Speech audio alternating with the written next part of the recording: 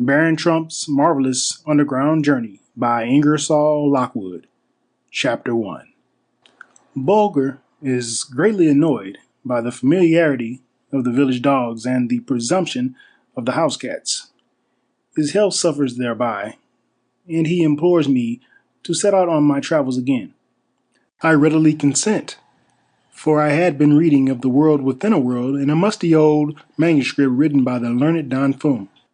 Parting interviews with the elder baron and the gracious baroness my mother. Preparations for departure. Bulger was not himself at all, dear friends. There was a lackluster look in his eyes, and his tail responded with only a half-hearted wag when I spoke to him. I say half-hearted, for I always had a notion that the other end of Bulger's tail was fastened to his heart. His appetite, too, had gone down with his spirits, and he rarely did anything more than sniff at the dainty food which I set before him, although I tried to tempt him with fried chicken livers and toasted coxcombs, two of his favorite dishes. There was evidently something on his mind, and yet it never occurred to me what that something was, for, to be honest about it, it was something which, of all things, I never should have dreamed of finding there. Possibly, I might have discovered at an earlier day what it was all about, had it not been that just at this time I was very busy, too busy, in fact, to pay much attention to anyone, even to my dear four-footed foster brother. As you may remember, dear friends, my brain is a very active one.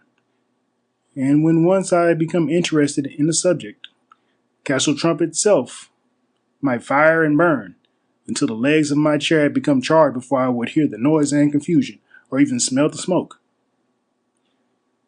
It so happened at the time of Bulger's low spirits that the elder baron had, through the kindness of an old school friend, come into possession of a 15th century manuscript from the pen of a no less celebrated thinker and philosopher than the learned Spaniard Don Constantino Bartolomeo Strepholofidgeguaneriusfum, commonly known among scholars as Don Fum, entitled A World Within a World. In this work, Don Fum advanced the wonderful theory that there is every reason to believe that the interior of our world is inhabited, that, as is well known, this vast earth ball is not solid. On the contrary, being in many places quite hollow. That ages and ages ago, terrible disturbances had taken place on its surface and had driven the inhabitants to seek refuge in these vast underground chambers. So vast, in fact, as well to merit the name of World Within a World. This book, with its crumpled, torn, and time-stained leaves, exhaling the odors of vaulted crypt and worm-eaten chest, exercised a peculiar fascination upon me. All day long, and often far into the night, I sat poring over its musty and mildewed pages, quite forgetful of the surface world, and with a plummet of thought sounding these subterranean depths, and with the eye and ear of fancy visiting them, and gazing upon and listening to the dwellers therein. While I would be thus engaged, Bulger's favorite position was on a quaintly embroidered leather cushion brought from the Orient by me on one of my journeys, and now placed on the end of my work table nearest the window. From this point of vantage, Bulger commanded a full view of the park and the terrace, and of the drive leading up to the porte cochere. Nothing escaped his watchful eye. Here he sat hour by hour, amusing himself by noting the comings and goings of all sorts of folk, from the hawkers of gewgaws to the noblest people in the shire. One day my attention was attracted by his suddenly leaping down from his cushion and giving a low growl of displeasure. I paid little heed to it, but to my surprise, the next day about the same hour it occurred again. My curiosity was now thoroughly aroused, and, laying down Don Fum's musty manuscript, I hastened to the window to learn the cause of Bulger's irritation. Lo, the secret was out. There stood half a dozen mongrel curs belonging to the tenantry of the baronial lands, looking up to the window, and by their barking and antics endeavoring to entice Bulger out for a romp. Dear friends, need I assure you that such familiarity was extremely distasteful to Bulger? Their impudence was just a little more than he could stand. Ringing my bell, I directed my servant to hunt them away, whereupon Bulger consented to resume his seat by the window. Next morning, just as I had settled myself down for a good long read, I was almost startled by Bulger bounding into the room with eyes flashing fire and teeth laid bare in anger. Laying hold of the skirt of my dressing gown, he gave it quite a savage tug, which meant, "Put thy book aside, little master, and follow me." I did so. He led me downstairs, across the hallway, and into the dining room, and then this new cause of discontent on his part became very apparent to me. There, grouped around his silver breakfast plate, sat an ancient tabby cat and 4 kittens, all calmly licking or lapping away at his breakfast. Looking up into my face, he uttered a sharp, complaining howl, as much as to say, "There, little master, look at that. Isn't that enough to roil the patience of a saint? Canst thou wonder that I am not happy with all these disagreeable things happening to me? I tell thee, little master, it is too much for flesh and blood to put up with." And I thought so too, and did all in my power to comfort my unhappy little friend. But judge of my surprise upon reaching my room and directing him to take his place on his cushion, to see him refuse to obey. It was something extraordinary, and set me to thinking. He noticed this and gave a joyful bark, then dashed into my sleeping apartment. He was gone for several moments, and then, returning bearing in his mouth a pair of oriental shoes, which he laid at my feet. Again and again he disappeared, coming back each time with some article of clothing in his mouth. In a few moments, he had laid a complete oriental costume on the floor before my eyes. And would you believe me, dear friends, it was the identical suit which I had worn on my last travels in faraway lands, when he and I had been wrecked on the island of Gugula, the land of the round bodies. What did it all mean? Why, this, to be sure. Little master, canst thou not understand thy dear Bulger? He is weary of this dull and spiritless existence. He is tired of this increasing familiarity on the part of these mongrel curs of the neighborhood, and of the audacity of these kitchen tabbies and their families. He implores thee to break away from this life of reverie and inaction, and for the honor of the trumps to be up and away again. Stooping down, and winding my arms around my dear Bulger, I cried out, "Yes, I understand thee now, faithful companion, and I promise thee that before this moon has filled her horns, we shall once more turn our backs on Castle Trump, up and away, in search of the portals to Don Fum's world within a world." Upon hearing these words, Bulger broke out into the wildest, maddest barking, bounding hither and thither as if the very spirit of mischief had suddenly nestled in his heart. In the midst of these mad gambols, a low rap on my chamber door caused me to call out, "Peace, peace, good Bulger. Someone knocks. Peace, I say." It was the elder Baron. With somber mien and stately tread, he advanced and took a seat beside me on the canopy.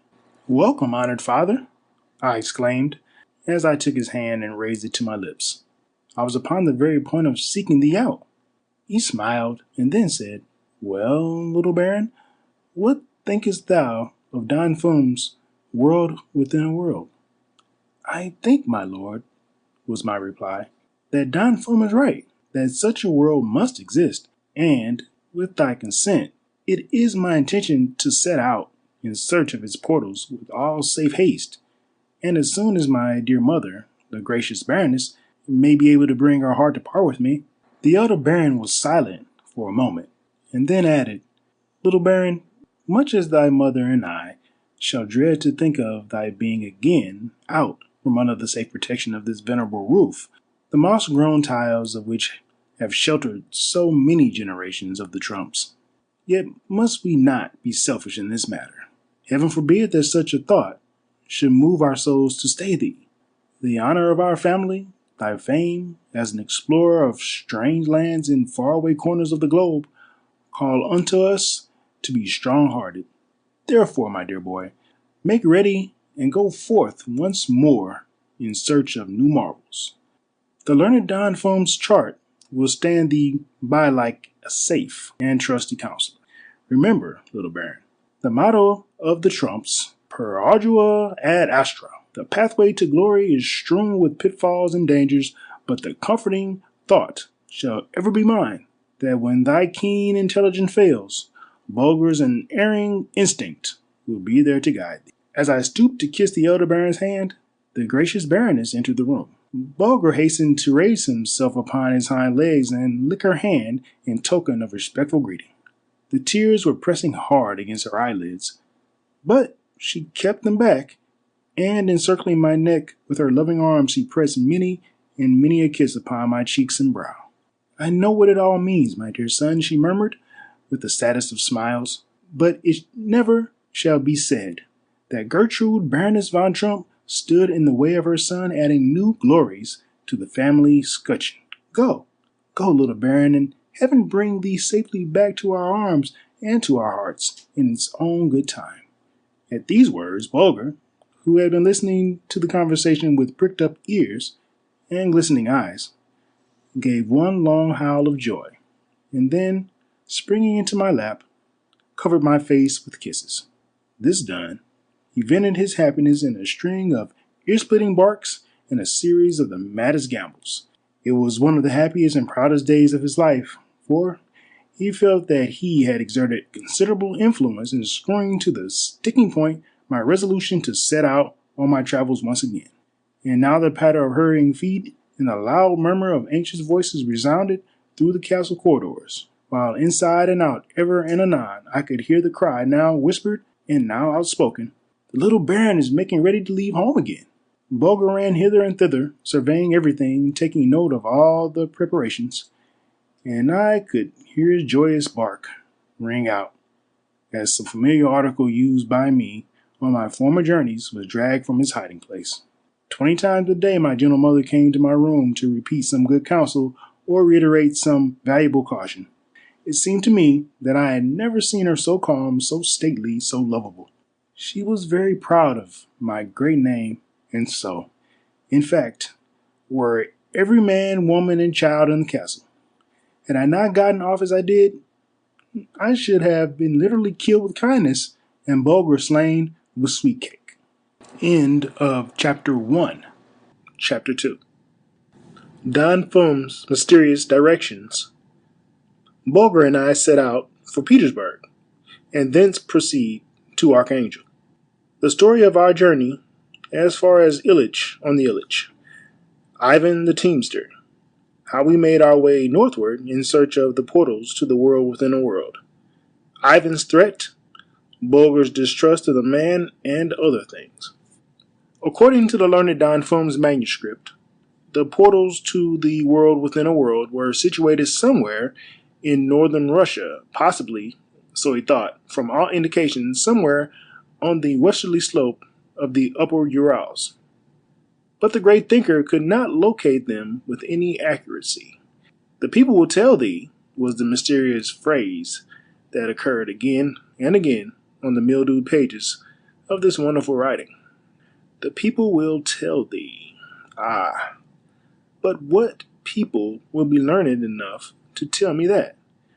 Was the brain-racking question which I asked myself, sleeping and waking, at sunrise, at high noon, and at sunset, at the crowing of the cock, and in the silent hours of the night. The people will tell thee, said learned Don Fum. Ah, but what people will tell me where to find the portals to the world within a world. Hitherto on my travels, I had made choice of a semi-oriental garb, both on account of its picturesqueness and its lightness and warmth. But now, as I was about to pass quite across Russia for a number of months, I resolved to don the Russian national costume. For speaking Russian fluently, as I did a score or more of languages, living and dead, I was thus being able to come and go without everlastingly displaying my passport or having my trains of thought constantly disturbed by inquisitive traveling companions. A very important thing to me, for my mind possessed the extraordinary power of working out automatically any task assigned to it by me, provided it was not suddenly thrown off its track by some ridiculous interruption. For instance, I was upon the very point one day of discovering perpetual motion when the gracious Baroness suddenly opened the door and asked me whether I had pared the nails on my great toes lately, as she had observed that I had worn holes in several pairs of my best stockings. It was about the middle of February when I set out from the Castle Trump, and I journeyed night and day in order to reach Petersburg by the 1st of March, for I knew that the government trains would leave that city for the White Sea during the first week of that month. Bulger and I were both in the best of health and spirits, and the fatigue of the journey didn't tell upon us in the least. The moment I arrived at the Russian capital, I applied to the Emperor for permission to join one of the government trains, which was most graciously accorded. Our route lay almost directly to the northward for several days, at the end of which time we reached the shores of Lake Ladoga. This we crossed on the ice with our sledges, as a few days later we did Lake Onega. Thence, by land again, we kept on our way until Onega Bay had been reached, crossing it, too, on the ice, and so reaching the station of the same name, where we halted for a day to give our horses a well-deserved rest. From this point, we proceeded in a straight line over the snowfields to Archangel, an important trading post on the White Sea. As this was the destination of the government train, I parted with its commandant after a few days' pleasant sojourn at the government house, and set out, attended only by my faithful Bulger and 2 servants, who had been assigned to me by the imperial commissioner. My course now carried me up the river Dwina as far as Sovitchegodsk. Thence I proceeded on my way over the frozen waters of the Wuchega River until we had reached the government post of Yarynsk, and from here on we headed due east until our hardy little horses had dragged us into the picturesque village of Ilich on the Ilich. Here we were obliged to abandon our sledges, for the snows had disappeared like magic, uncovering long vistas of green fields, which in a few days the May sun dotted with flowers and sweet shrubs. At Ilich, I was obliged to relinquish from my service the 2 faithful government retainers who had accompanied me from Archangel, for they had now reached the most westerly point which they had been commissioned to visit. I had become very much attached to them, and so had Bulger, and after their departure we both felt as if we were now, for the first time, among strangers in a strange land. But I succeeded in engaging, as I thought, a trustworthy teamster, Ivan by name, who made a contract with me for a goodly wage to carry me 100 miles farther north. "But not another step farther, little Baron," said the fellow doggedly. I was now really at the foothills of the northern Urals, for the rocky crests and snow-clad peaks were in full sight. I turned many a wistful look up toward the wild regions shut in by their sheer walls and parapets, shaggy and bristling with black pines, for a low mysterious voice came a whispering in my inward ear that somewhere, somewhere in that awful wilderness I should one day come upon the portals of the world within a world. In spite of all I could do, Bulger took a violent dislike to Ivan and Ivan to him, and if the bargain had not been made and the money paid over, I should have looked about me for another teamster. And yet it would have been a foolish thing to do, For Ivan had two excellent horses, as I saw at a glance, and, what's more, he took the best care of them, at every post rubbing them until they were quite dry, and never thinking of his own supper until they had been watered and fed. His tarantass, too, was quite new and solidly built and well furnished with soft blankets. All in all, as comfortable as you can make a wagon which has no other springs than the two long wooden supports that reach from axle to axle. True, they were somewhat elastic, but I could notice that Bulger was not overfond of riding in this curious vehicle with its rattly bang gait up and down these mountain roads, and often asked permission to leap out and follow on foot. At length, Ivan reported everything in readiness for the start, and although I would have fain taken my departure from Illich on the Illich in as quiet a manner as possible, yet the whole village turned out to see us off. Ivan's family, father, mother, sisters, and brothers, wife and children, uncles and aunts, and cousins by dozens alone, making up people enough to stock a small town. They cheered and waved their kerchiefs. Bulger barked, and I smiled and raised my cap with all the dignity of a trump. And so we got away at last from Illich on the Illich, Ivan on the box, and Bulger and I at the back, sitting close together like two brothers that we were, two breasts with but a single heartbeat, and two brains busy with the same thought, that come perils or come sudden attacks, come covert danger or bold and open-faced onslaught, we should stand together and fall together. Many and many a time, as Ivan's horses went crawling up the long stretches of mountain road, and I lay stretched upon the broad cushioned seat of the tarantass with the blanket rolled up for a pillow, I would find myself unconsciously repeating those mysterious words of Don Fum. The people will tell thee. The people will tell thee. So steep were the roads that some days we would not make more than 5 miles, and on others a halt of several hours would have to be made to enable Ivan to tighten his horse's shoes, grease the axles, or do some needful thing in or about his wagon. It was slow work. Aye, it was very slow and tedious. But what matters it how many or great the difficulties to a man who has made up his mind to accomplish a certain task?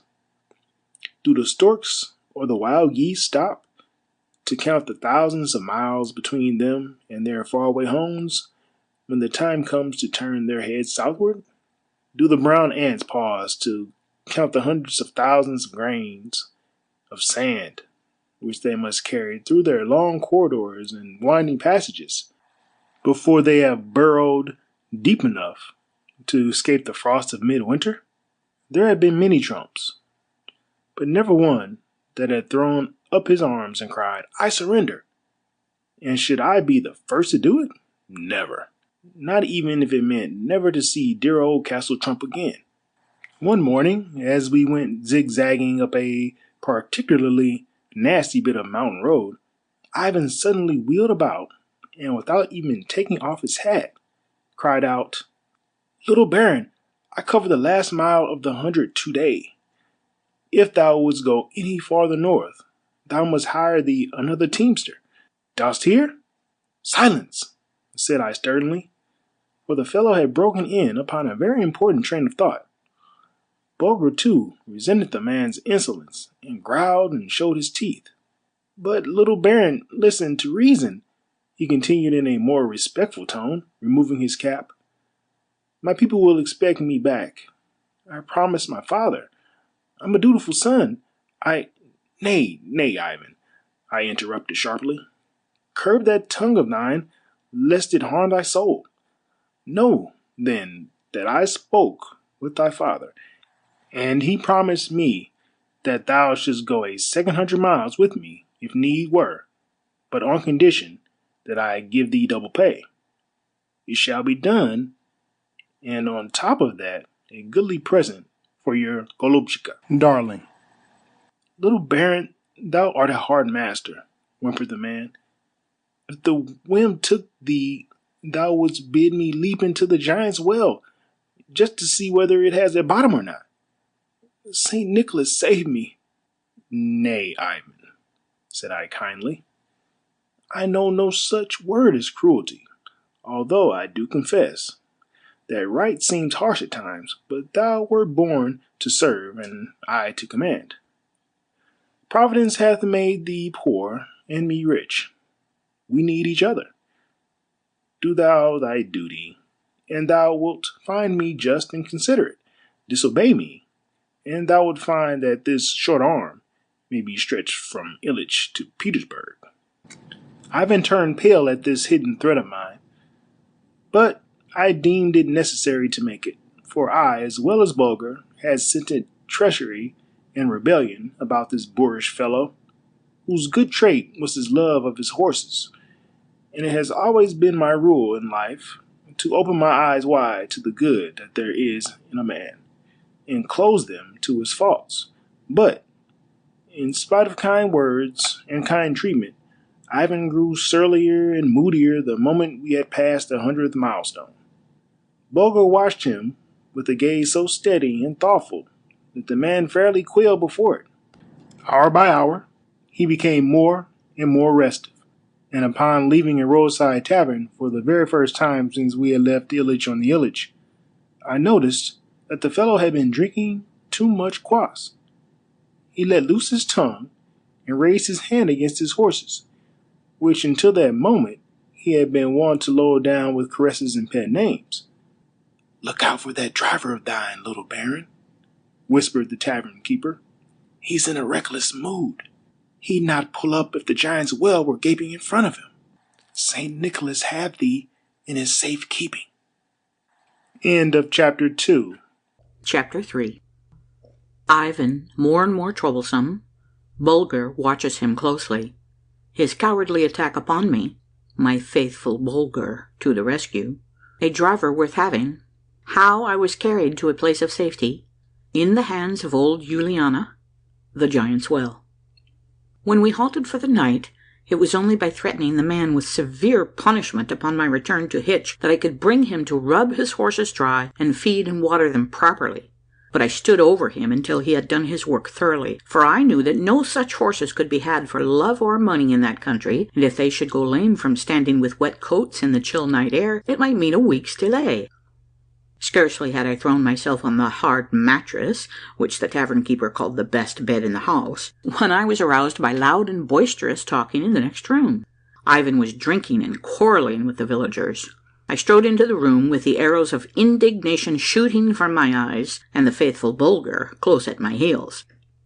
The moment Ivan set eyes upon us, he shrank away, half in earnest and half in jest, and called out, "Look at the mazunchik, the little dandy. How smart he looks, he frightens me. See his eyes, how they shine in the dark. Look at the little demon on 4 legs beside him. Save me, brother, save me. He will throw me down into the giant's well. Marianka will never see me again. Save me, brothers."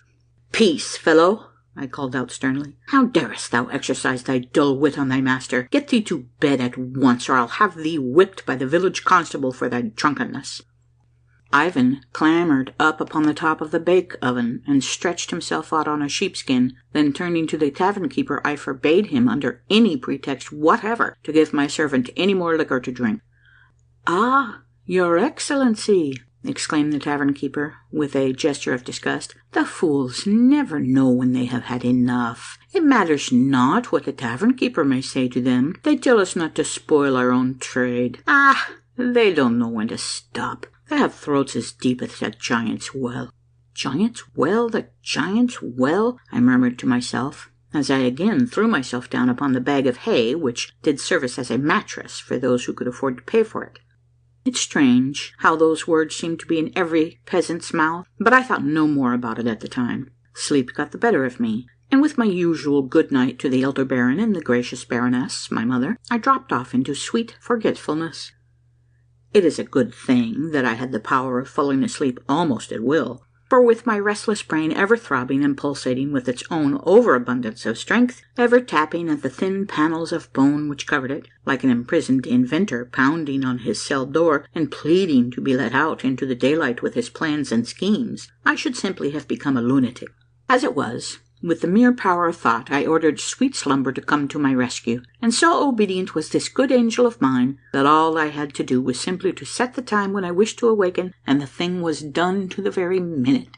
As for Bulger, I never pretended to lay down any rules for him. He made it a practice of catching 40 winks when he was persuaded that no danger of any kind threatened me, and even then I am half inclined to believe that, like an anxious mother over her babe, he never quite closed both eyes at once. Though entirely sobered by daybreak, yet Ivan went about the task of harnessing up with such an ill grace that I was obliged to reprove him several times before we had left the tavern yard. He was like a vicious but cowardly animal that quails before a strong and steady eye, but watches its opportunity to spring upon you when your back is turned.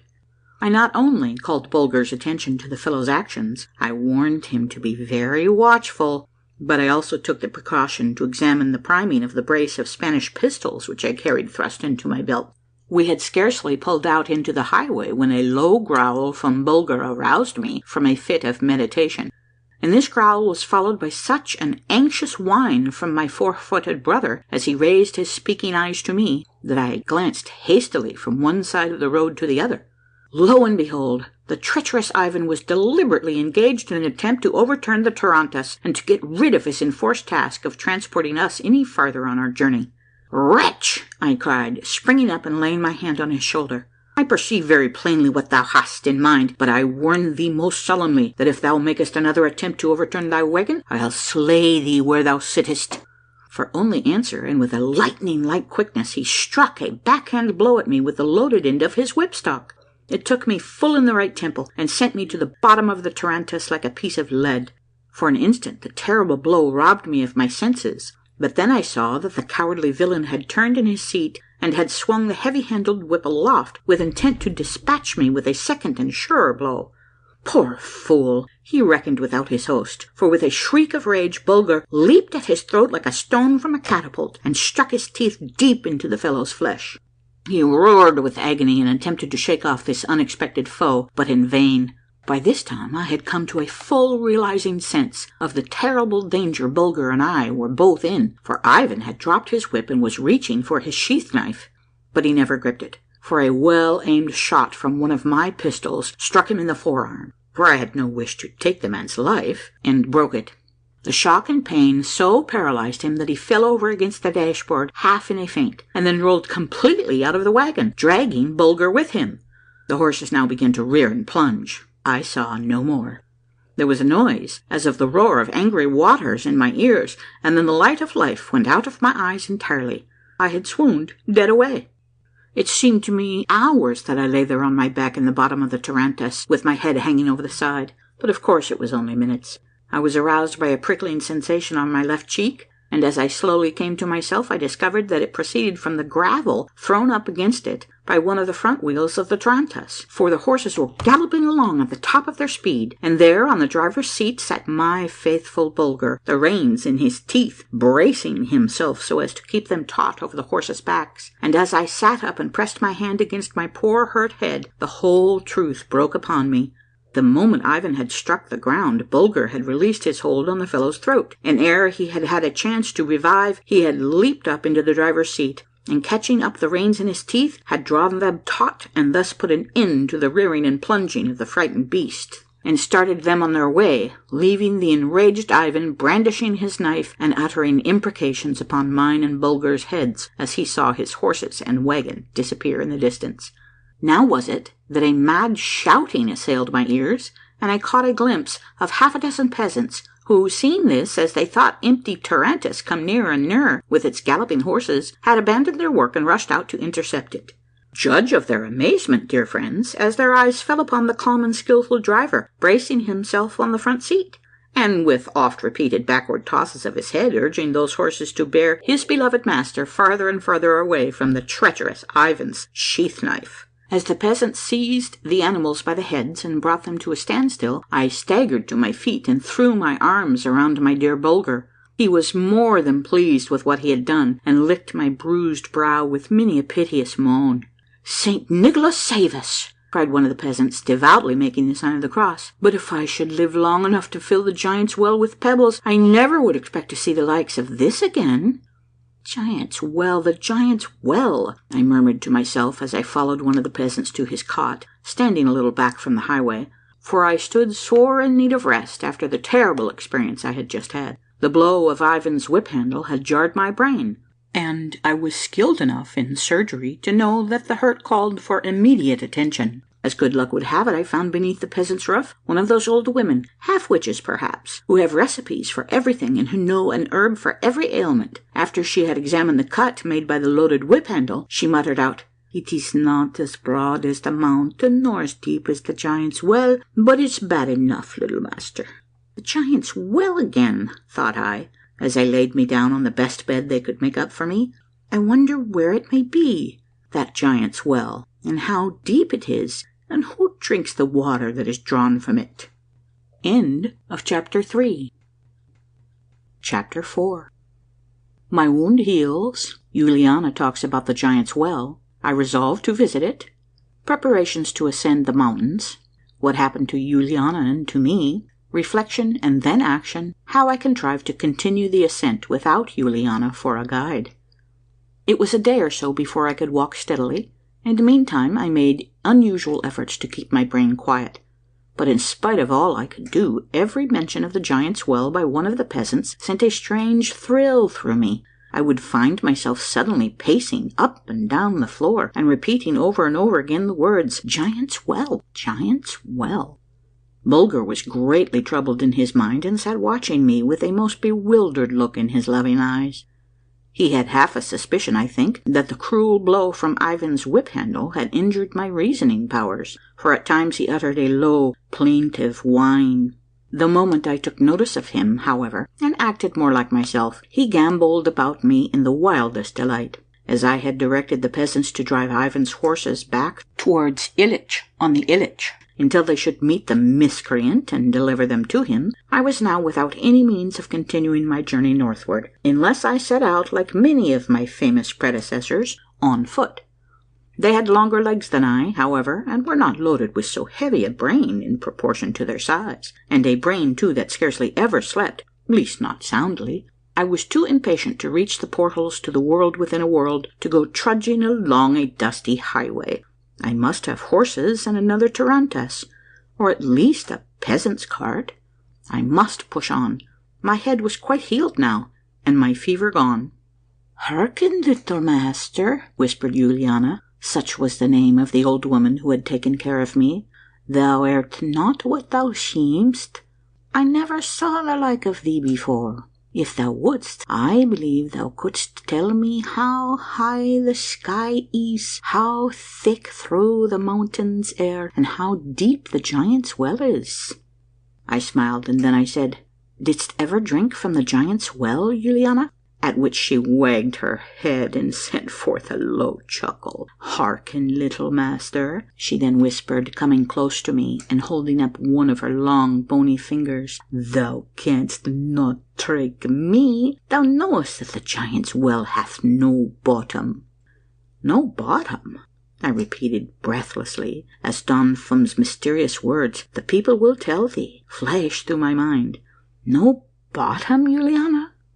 "Not unless thine eyes are better than mine, little master," she murmured, nodding her head slowly. "Listen, Juliana," I burst out impetuously. "Where is this bottomless well? Thou shalt lead me to it. I must see it. Come, let's start at once. Thou shalt be well paid for thy pains." "Nay, nay, little master, not so fast," she replied. "It's far up the mountains. The way is steep and rugged, the paths are narrow and winding. A false step might mean instant death, were there not some strong hand to save thee. Give up such a mad thought as ever getting there, except it be on the stout shoulders of some mountaineer." "Ah, good woman," was my reply, "thou hast just said that I am not what I seem, and thou saidest truly. Know then, thou seest before thee the world-renowned traveller Wilhelm Heinrich Sebastian von Trump, commonly called Little Baron Trump.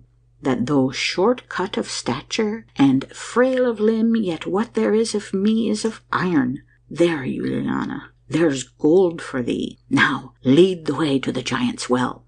"Gently, Gently, little baron," almost whispered the old peasant woman, as her shriveled hand closed upon the gold piece. "I have not told thee all.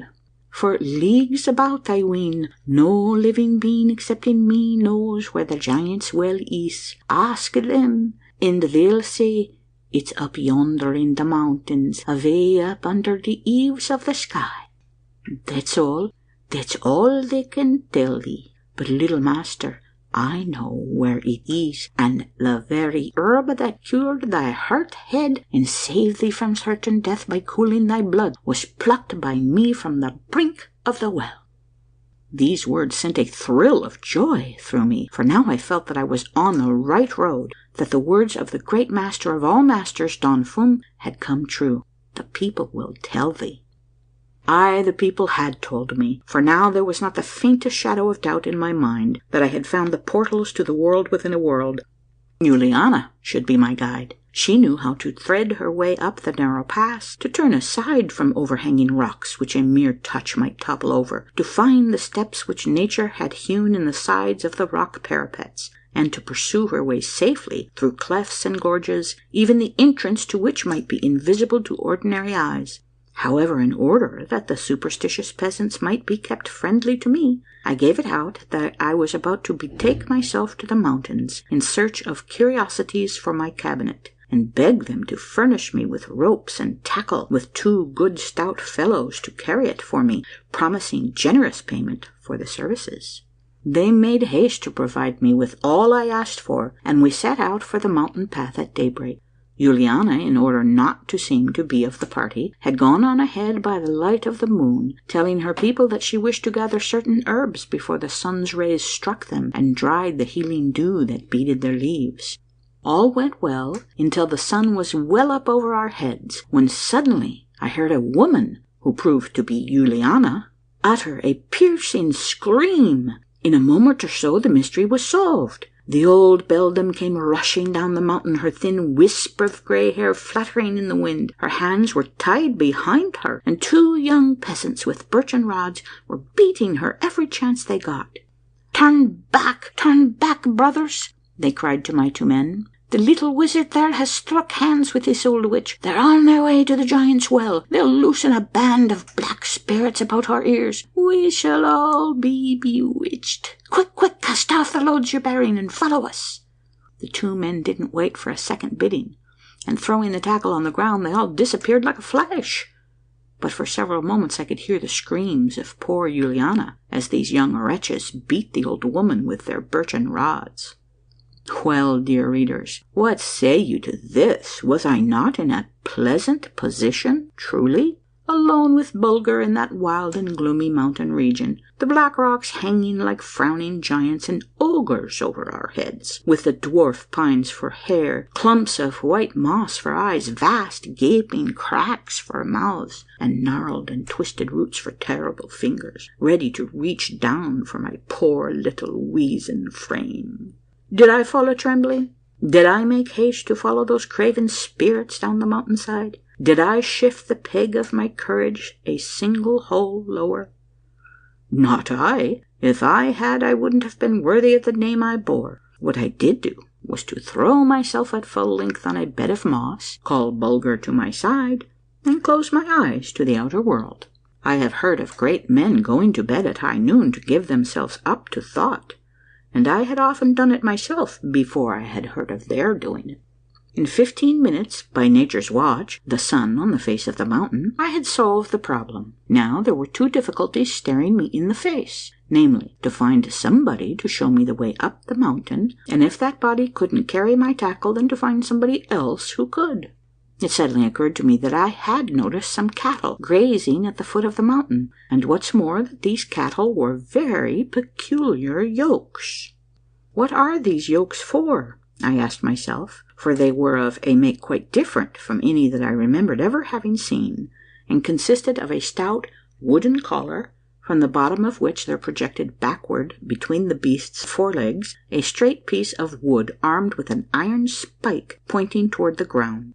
At the top the yoke was bound by a leather thong to the animal's horns, So long, therefore, as the beast held his head naturally, or even lowered it to graze, the yoke was drawn forward, and the hook was kept free from the ground. But the very moment the animal raised his head in the air, at once the hook was thrown into the ground, and he was prevented from taking another step forward.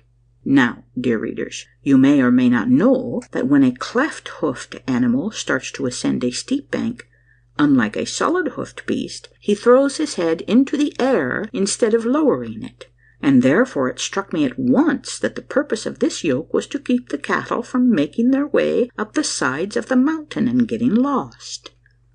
But why should they want to clamber up the mountain sides?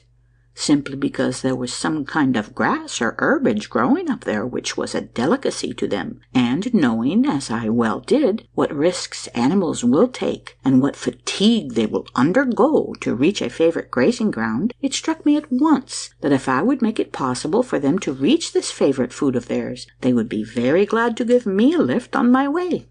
No sooner said than done. I forthwith retraced my steps until I fell in with a group of these cattle, and it did not take me many minutes to loosen their yokes from their horns and tie the hooks up under their bodies so that their progress uphill would not be interfered with. They were delighted to find themselves so unexpectedly freed from the hateful drawback which permitted them merely to view the coveted grazing grounds from afar, and then, having cut me a suitable goad, I again started up the mountain, driving my new friends leisurely on ahead of me. Upon reaching the spot where the superstitious peasants had thrown the tackle to the ground, I proceeded to load it upon the back of the gentlest beast of the lot, and was soon on my way again. End of Chapter 4. Chapter 5. Up and still up and through the quarries of the demons. How the cattle kept the trail, and how we came at last upon the brink of the giant's well. The terraces are safely passed, beginning of the descent into the well itself. All difficulties overcome, we reach the edge of Polyphemus's funnel. Generally speaking, people with very large heads are fitted out by nature with a pair of rather pipe-stemmy legs, but such was not my case. I was blessed with legs of the sturdiest sort, and found no difficulty in keeping pace with my new 4-footed friends, who, to my delight, were not long in convincing me that they had been there before. Not for an instant did they halt at any fork in the path, but kept continually on the move, often passing over stretches of ground where there was no trail visible, but coming upon it again with unfailing accuracy. Once only they halted, and that was to slake their thirst at a mountain rill. Bulger and I followed their example. It was only too evident to me that they had in mind a certain grazing ground, and were resolved to be satisfied with no other. So I let them have their own way, for as it was still up, up, up, I felt that it was perfectly safe to follow their lead. At last the mountainside began to take on quite another character. The gorges grew narrower, and at times overhanging rocks shut out the sunlight almost entirely. We were entering a region of peculiar wildness, of fantastic grandeur. I had often read of what travellers termed the quarries of the demons in the northern Urals, but never till now had I the faintest notion of what the expression meant. Imagine to yourself the usual look of ruin and devastation around and about a quarry worked by human hands. Then, in your thoughts, conceive every chip to be a block, and every block a mass. Add 4 times its size to every slab and post and puccument, and then turn a mighty torrent through the place, and roll and twist and lift them up in wild confusion, end on end and on each other piled, till these wild waters have builded fantastic portals to temples more fantastic, and arched wild gorges with roofs of rock which seem to hang so lightly that a breath or footfall might bring them down with terrible crash, and then, dear friends, you may succeed in getting a faint idea of the wild and awful grandeur of the scene which now lay spread out before me. Would the cattle that had now led Bulger and me so safely up the mountainside know where to find an entrance to this wilderness of broken rock, and what was more important still, would they, when once engaged within its winding courts and corridors, its darkened maze of wall and parapet, its streets and plazas roughly paved, as if by demon hands impatient of the task, know how to find their way out again? Dear friends, man has always been too distrustful of his four-footed companions. They have much that they might tell us, had they but speech to tell it with. I have often trusted them when it would have seemed foolhardy to you, and never once have I had cause to repent of doing so. So Bulger and I, with stout hearts, followed straight after these silent guides, although I must confess my legs were beginning to feel the terrible strain I had put them to, but I resolved to push on ahead, at least until we had cleared the demon's quarry, and then to bring my little herd to a halt and pass the rest of the day and the night season in well-earned repose. Once within the quarry, however, all sense of fatigue vanished, and my thankful mind, entranced and fascinated by the deep silence, the awful grandeur, the mysterious lights and shadows of the place, lent me new strength. At length we had traversed this city of silence and gloom, and once again we emerged into the full glory of the afternoon sun.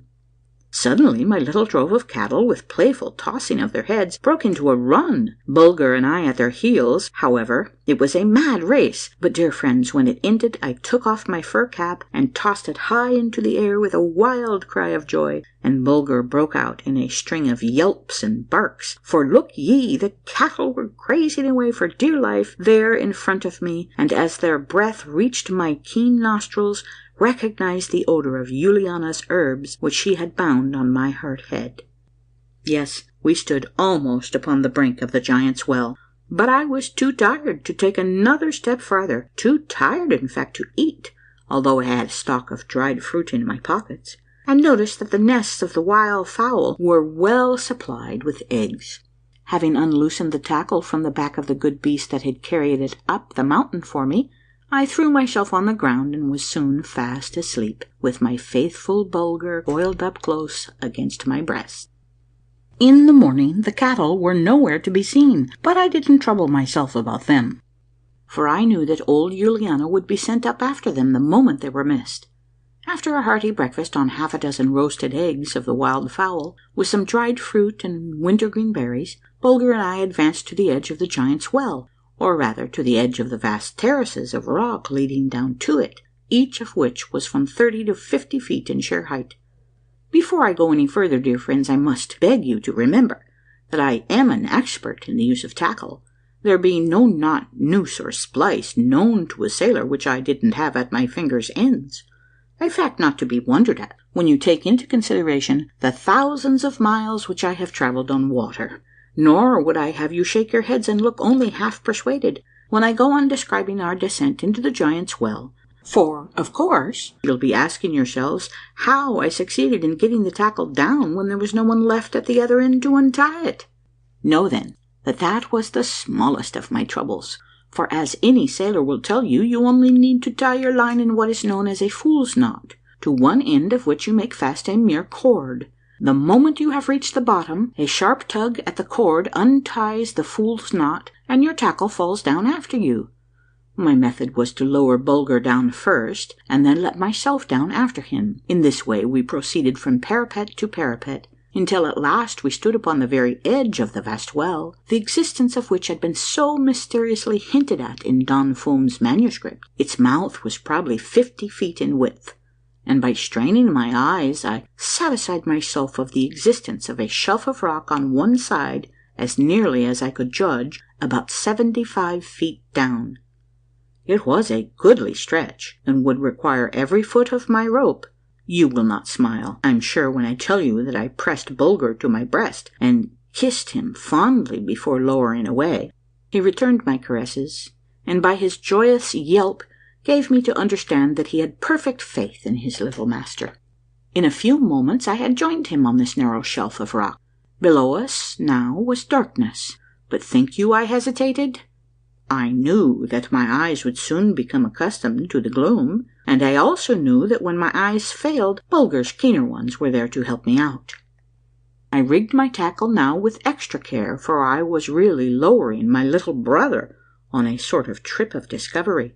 He was soon out of sight, and then in spite of my calmness I drew a quick breath, and my heart started upward a barleycorn or so.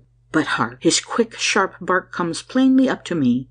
It means that he has landed upon a safe shelf or ledge, and the next moment my legs encircled the rope, and I began to glide noiselessly down into the stilly depths, his glad voice ringing in my ears. Again and again did I send my wise and watchful little brother down ahead of me, until at last, standing there and looking up, naught remained to me of the mighty outside world but a bright silver speck, like a tiny ray of light streaming through a pinhole in the curtains of your chamber. But stop! Have we reached the bottom of the Giant's Well? For with a trial plummet I find that the walls are no longer sheer. They slope inward, and gently too, almost so much so that I hardly need a line to continue my descent. Lighting one of my little tapers, I make my way cautiously around the edge. In half an hour I find myself back at the starting place. The curve to the path has always been the same, while my trial plummet at all times has indicated the same slope to the rocky basin. And then, for the first time, two certain words made use of by that learned master of masters, Don Fum, till then a mystery to me, stood out before my eyes as if written with a pen upon those black walls thousands of feet below the great world of light which I had quitted a few hours before. Those words were Polyphemus's funnel. Yes, there could be no doubt of it. I had reached the bottom of the Giant's Well. I stood upon the edge of Polyphemus's funnel. End of Chapter 5. Chapter 6. My despair upon finding the pipe of the funnel too small for my body. A ray of hope breaks in upon me. Full account of how I succeeded in entering the pipe of the funnel. My passage through it. Bulger's timely aid. The marble highway, and some curious things concerning the entrance to the world within a world. The rocky sides of Polyphemus's funnel were apparently as well polished as those of any tin funnel that I had ever seen hanging in the kitchen of Castle Trump. So, making fast my tackle, and taking Bulger in my arms, away we went sliding down the side, with the line passed under my arm for safety's sake. It was nearly 100 feet to the bottom, for I had measured off the full length of my line before I had come to the apex of this gigantic cone, and not caring to tumble headlong down its pipe, I proceeded to light a taper and look about me. Ah, dear friends, I can feel that shudder now, so terrible was it, and what wonder too, for a glance at the pipe of the funnel told me that it was too small to let my body pass through. The agonizing thought flashed through my mind that I had committed a terrible error, that I had mistaken some vast pit for the Giant's Well, that I had thrown Bulger's and my own life away in a mad and unreasoning haste, that I should never reach the wonderful world within a world, that there, in that thick gloom, we must lay our bodies and bones. Or, thought I, may not the learned master of masters, Don Fum, have made an error himself in holding out the idea that the pipe of Polyphemus's funnel was large enough to admit the passage of a man's body? In my almost frenzy, I advanced to the mouth of the pipe, and, lowering myself into it, let my body sink as far as it would. It caught at the shoulders, and after a careful examination I was forced to reach the brain-racking conclusion that my faithful Bulger and I had travelled our last mile together. There was nothing for us to do but to lie down and die. Lie down and die? Never! I had noticed in making the descent into the Giant's Well that its side had much the appearance of being walled around by blocks of stone. With Bulger strapped to my back, I would slowly climb up from shelf to shelf until my strength failed me, and then I would wait until I thought old Juliana had come back to gather herbs, and possibly I might make her hear me. In my despair I sighed and clutched my own arms, and as I did so, one of my hands came into contact with something cold and slippery, having the feel of tallow. Taking a pinch of the substance between my thumb and finger, I rubbed it thoughtfully for a moment, and then a ray of hope broke through the awful gloom that enshrouded me so piteously. It was black lead. There could be no doubt of it. It had made its way through a crack or crevice in Polyphemus's funnel, and I had rubbed it off in sliding down the side. With this greasy material to rub on the inside of the pipe to the funnel, and also to besmear myself with, mayhap I might yet slip through into the world within a world.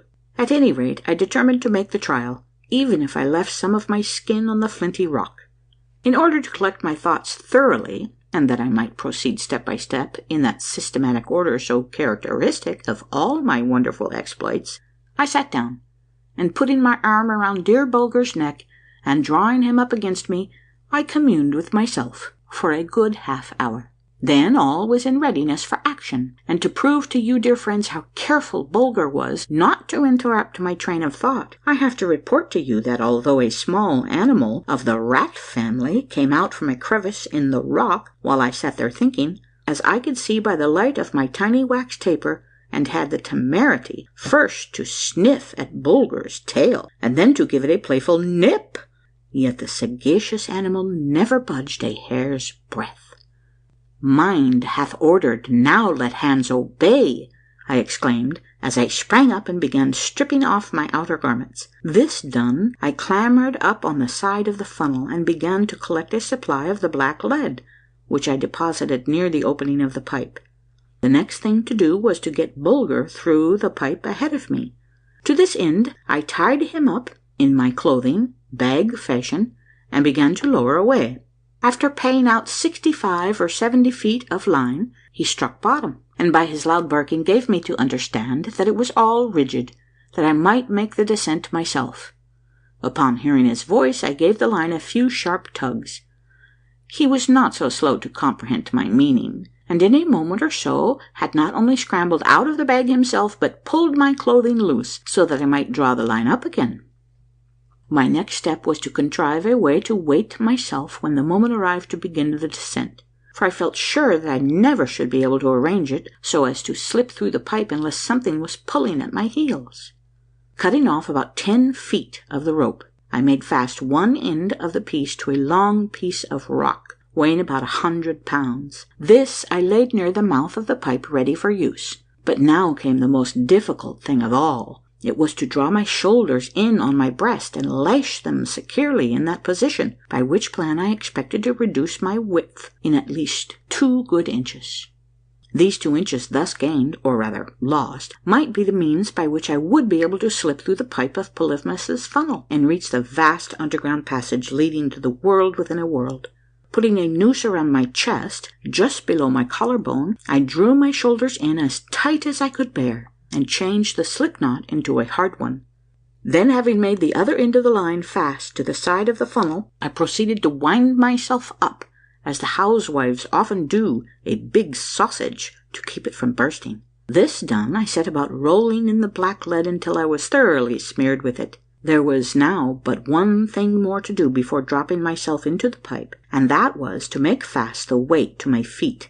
It was no easy task, wound up as I was with my arms lashed down against my body, but by the use of slip knots I finally accomplished the feat, and sitting down, put my legs into the pipe and drew a long breath, for I felt as if I was skewered up in a straitjacket. Bending down, I called out to Bulger. He answered with a yelp of joy that brought fresh vigor to my heart. Now was come the supreme moment, which was to witness success or failure. Failure? Oh, what a dread word is that! And yet how often must human lips pronounce it, and in so doing breathe out the sigh in which it ends. Quickly lowering the weight, I wriggled off the edge of the opening, and straightened myself out as I slipped into the pipe. Had I stopped it like a cork, or was I moving? Yes, down, down, gently, slowly, noiselessly, I went slipping through the pipe to Polyphemus's funnel. What did I care how that weight caused the line to cut into my ankles? I was moving. I was drawing nearer and nearer to Bulger, whose joyous bark I could hear now and then, nearer to the inner gates of the world within a world. But woe is me! I suddenly stop, and in spite of all my efforts to start again by twisting, turning, and shaking my body, it refused to sink another inch, and there I stick. "Oh, Bulger, Bulger!" I moan. "Faithful friend, if thou couldst but reach me, one tug from thee might save thy little master." In a sort of wild and desperate way, I now began to feel about me, as well as I could with my hands wedged in so close to my sides. But in a moment or so I had discovered the cause of my coming to such a sudden standstill. I had struck a portion of the pipe that had a thread to it, like that which encircles a bolt of iron and makes a screw of it. And the thought came to me that if I could only succeed in giving a revolving motion to my body, I would with every turn twist myself further down toward the end of the pipe. I could feel that my knuckles and fingertips were being bruised and lacerated by this arduous work, but what cared I for the keen pain that darted from hands to wrists and wrists to elbows? It was like twisting a screw slowly through a long nut, only the thread in this case was on the nut and the little grooves in the screw, and that screw was my poor bruised little body. All of a sudden, by the swinging of the weight, I could tell that it had passed out at the lower end of the pipe. It was pulling cruelly hard on my tender ankles, but I could twist myself no more. My strength was gone. I was at the point of swooning when I heard Bulger utter a loud yelp, and the next instant there was such a strong tug at my ankles that I sent forth a groan, but that tug saved me. It was Bulger, who had leaped into the air, and catching the rope in his teeth, had dragged his little master out of the pipe of Polyphemus's tunnel. We all fell into the same heap, Bulger and I, and the weight fully 10 feet. And very serious might have been the consequences for me had my fall not been broken by my striking on the pile of my clothing placed directly under the opening. And, dear friends, if you talked until the crack of doom, you could not make me believe that my 4-footed brother hadn't placed those clothes there to catch me. They weren't thrown higgledy-piggledy into a heap either, but were laid one upon the other, the heaviest at the bottom. Having unwound myself and lighted one of my wax tapers, I made haste to cast away the undergarment with its coating of black lead and resume my clothing. Then, stooping down, I made an examination of the floor. It was composed of huge blocks of marble of various colors, polished almost as smooth as if the hand of man had wrought the work. And then I knew that I was on nature's marble highway leading to the cities of the underworld, which Don Fum had mentioned in his book. And I remembered, too, that he had spoken of nature's mighty mosaics, huge, fantastic figures on the walls of these lofty corridors, made up of various colored blocks and fragments, laid one upon the other as if with design, and not by the wild, tempestuous whims of upbursting forces thousands of years ago, when the earth was in its mad and wayward youth. After a rest of several hours, during which I nursed my torn hands and bruised fingers, Bulger and I were up and off again along this broad and glorious marble highway. Strange to say, it was not the inky darkness of the ordinary cavern which filled these magnificent chambers, through which the marble highway went winding in stately and massive grandeur. Far from it. The gloom was tempered by a faint glow that met us on the way ever and anon, like a ray of twilight gone astray. Anyway, Bulger, I noticed, could see perfectly well. So, tying a bit of twine to his collar, I sent him on ahead, convinced that I could have no surer guide. At times our path would be lighted up for an instant by the bursting out of a little tongue of flame either on the sides or from the roof of the gallery. I was puzzled for quite a while to tell what it proceeded from, but at last I caught sight of the source, or rather the maker of this welcome illumination. It proceeded from a lizard-like animal, which, by suddenly uncoiling its tail, had the power to emit this extremely bright flash of phosphorescent light, and in so doing he made a sharp crack, for all the world like the noise of an electric spark. Bulger was delighted with this performance, and on one occasion, not being able to control his feelings, he uttered a sharp bark, whereupon apparently 10,000 of the little torchbearers snapped their tails at me at the same instant, and filled the vast place with a flash of light of almost lightning-like intensity. Bulger was so frightened by the result of his applause that he took good care to keep quiet after this. End of Chapter 6. Chapter 7. Our first night in the underworld, and how it was followed by the first break of day. Bulger's warning, and what it meant. We fall in with an inhabitant of the world within a world. His name and calling. Mysterious return of night. The land of beds, and how our new friend provided one for us. So heavy with sleep did my eyelids become at last, that I knew that it must be night in the outer world, and so we halted, and I stretched myself at full length on that marble floor, which, by the way, was pleasantly warm beneath us, and the air, too, was strangely comforting to the lungs, there being a complete absence of that smell of earth and odor of dampness so common in vast subterranean chambers. My sleep was long continued and most refreshing. Bulger was already awake, however, when I sat up and tried to look about me. He began tugging at the string which I had fastened to his collar, as if he wanted to lead me somewhere. so I humoured him and followed along after.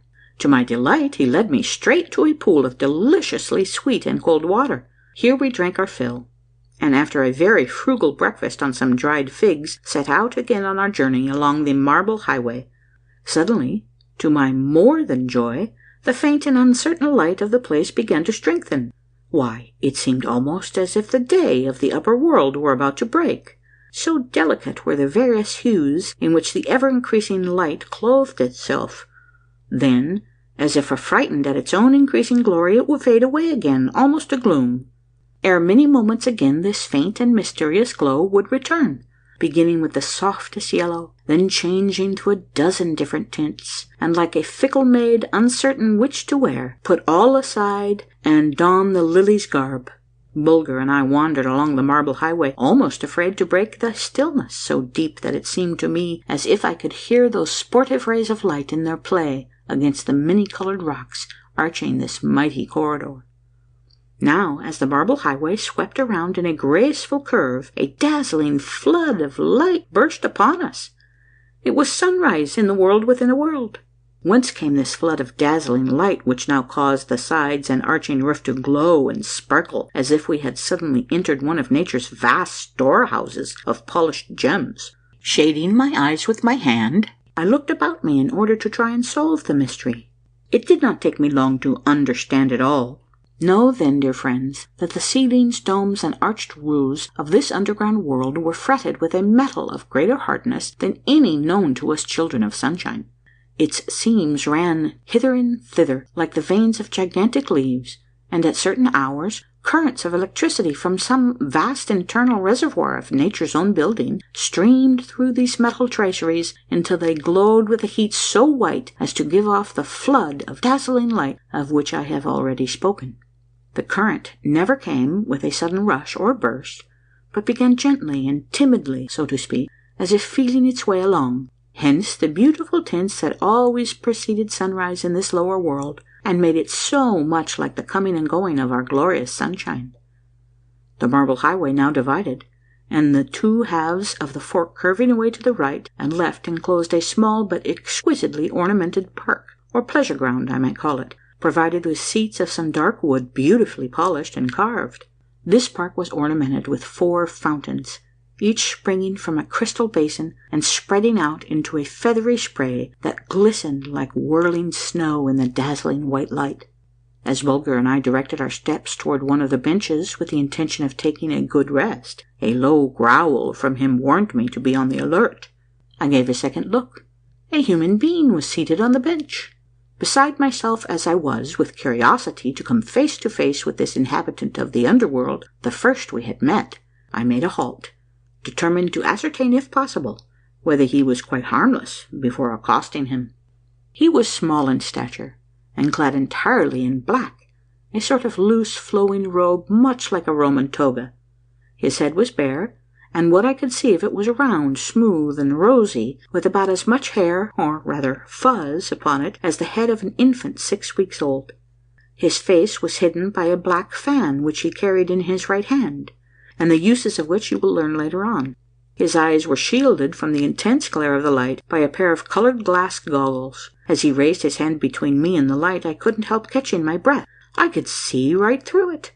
The bones were as clear as amber.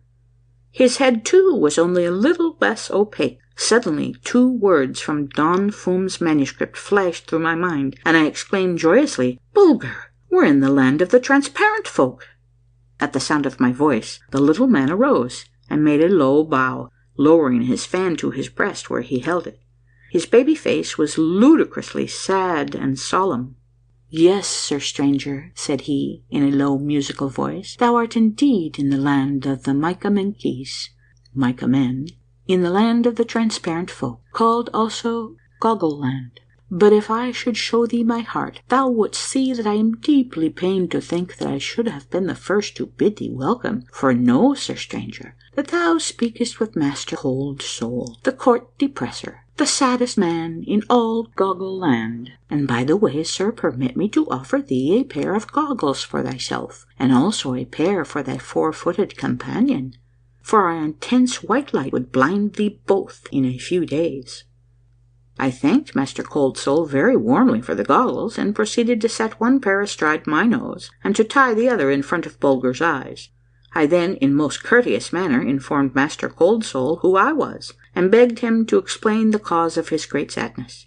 "Well, thou must know, little Baron," said he, after I had taken a seat beside him on the bench, "that we, the loving subjects of Queen Galaxa, whose royal heart is almost run down, excuse these tears, living as we do in this beautiful world, so unlike the one you inhabit, which our wise men tell us is built, strange to say, on the very outside of the earth's crust, where it is most exposed to the full sweep of blinding snow, freezing blast, pelting hail, drowning rain, and choking dust.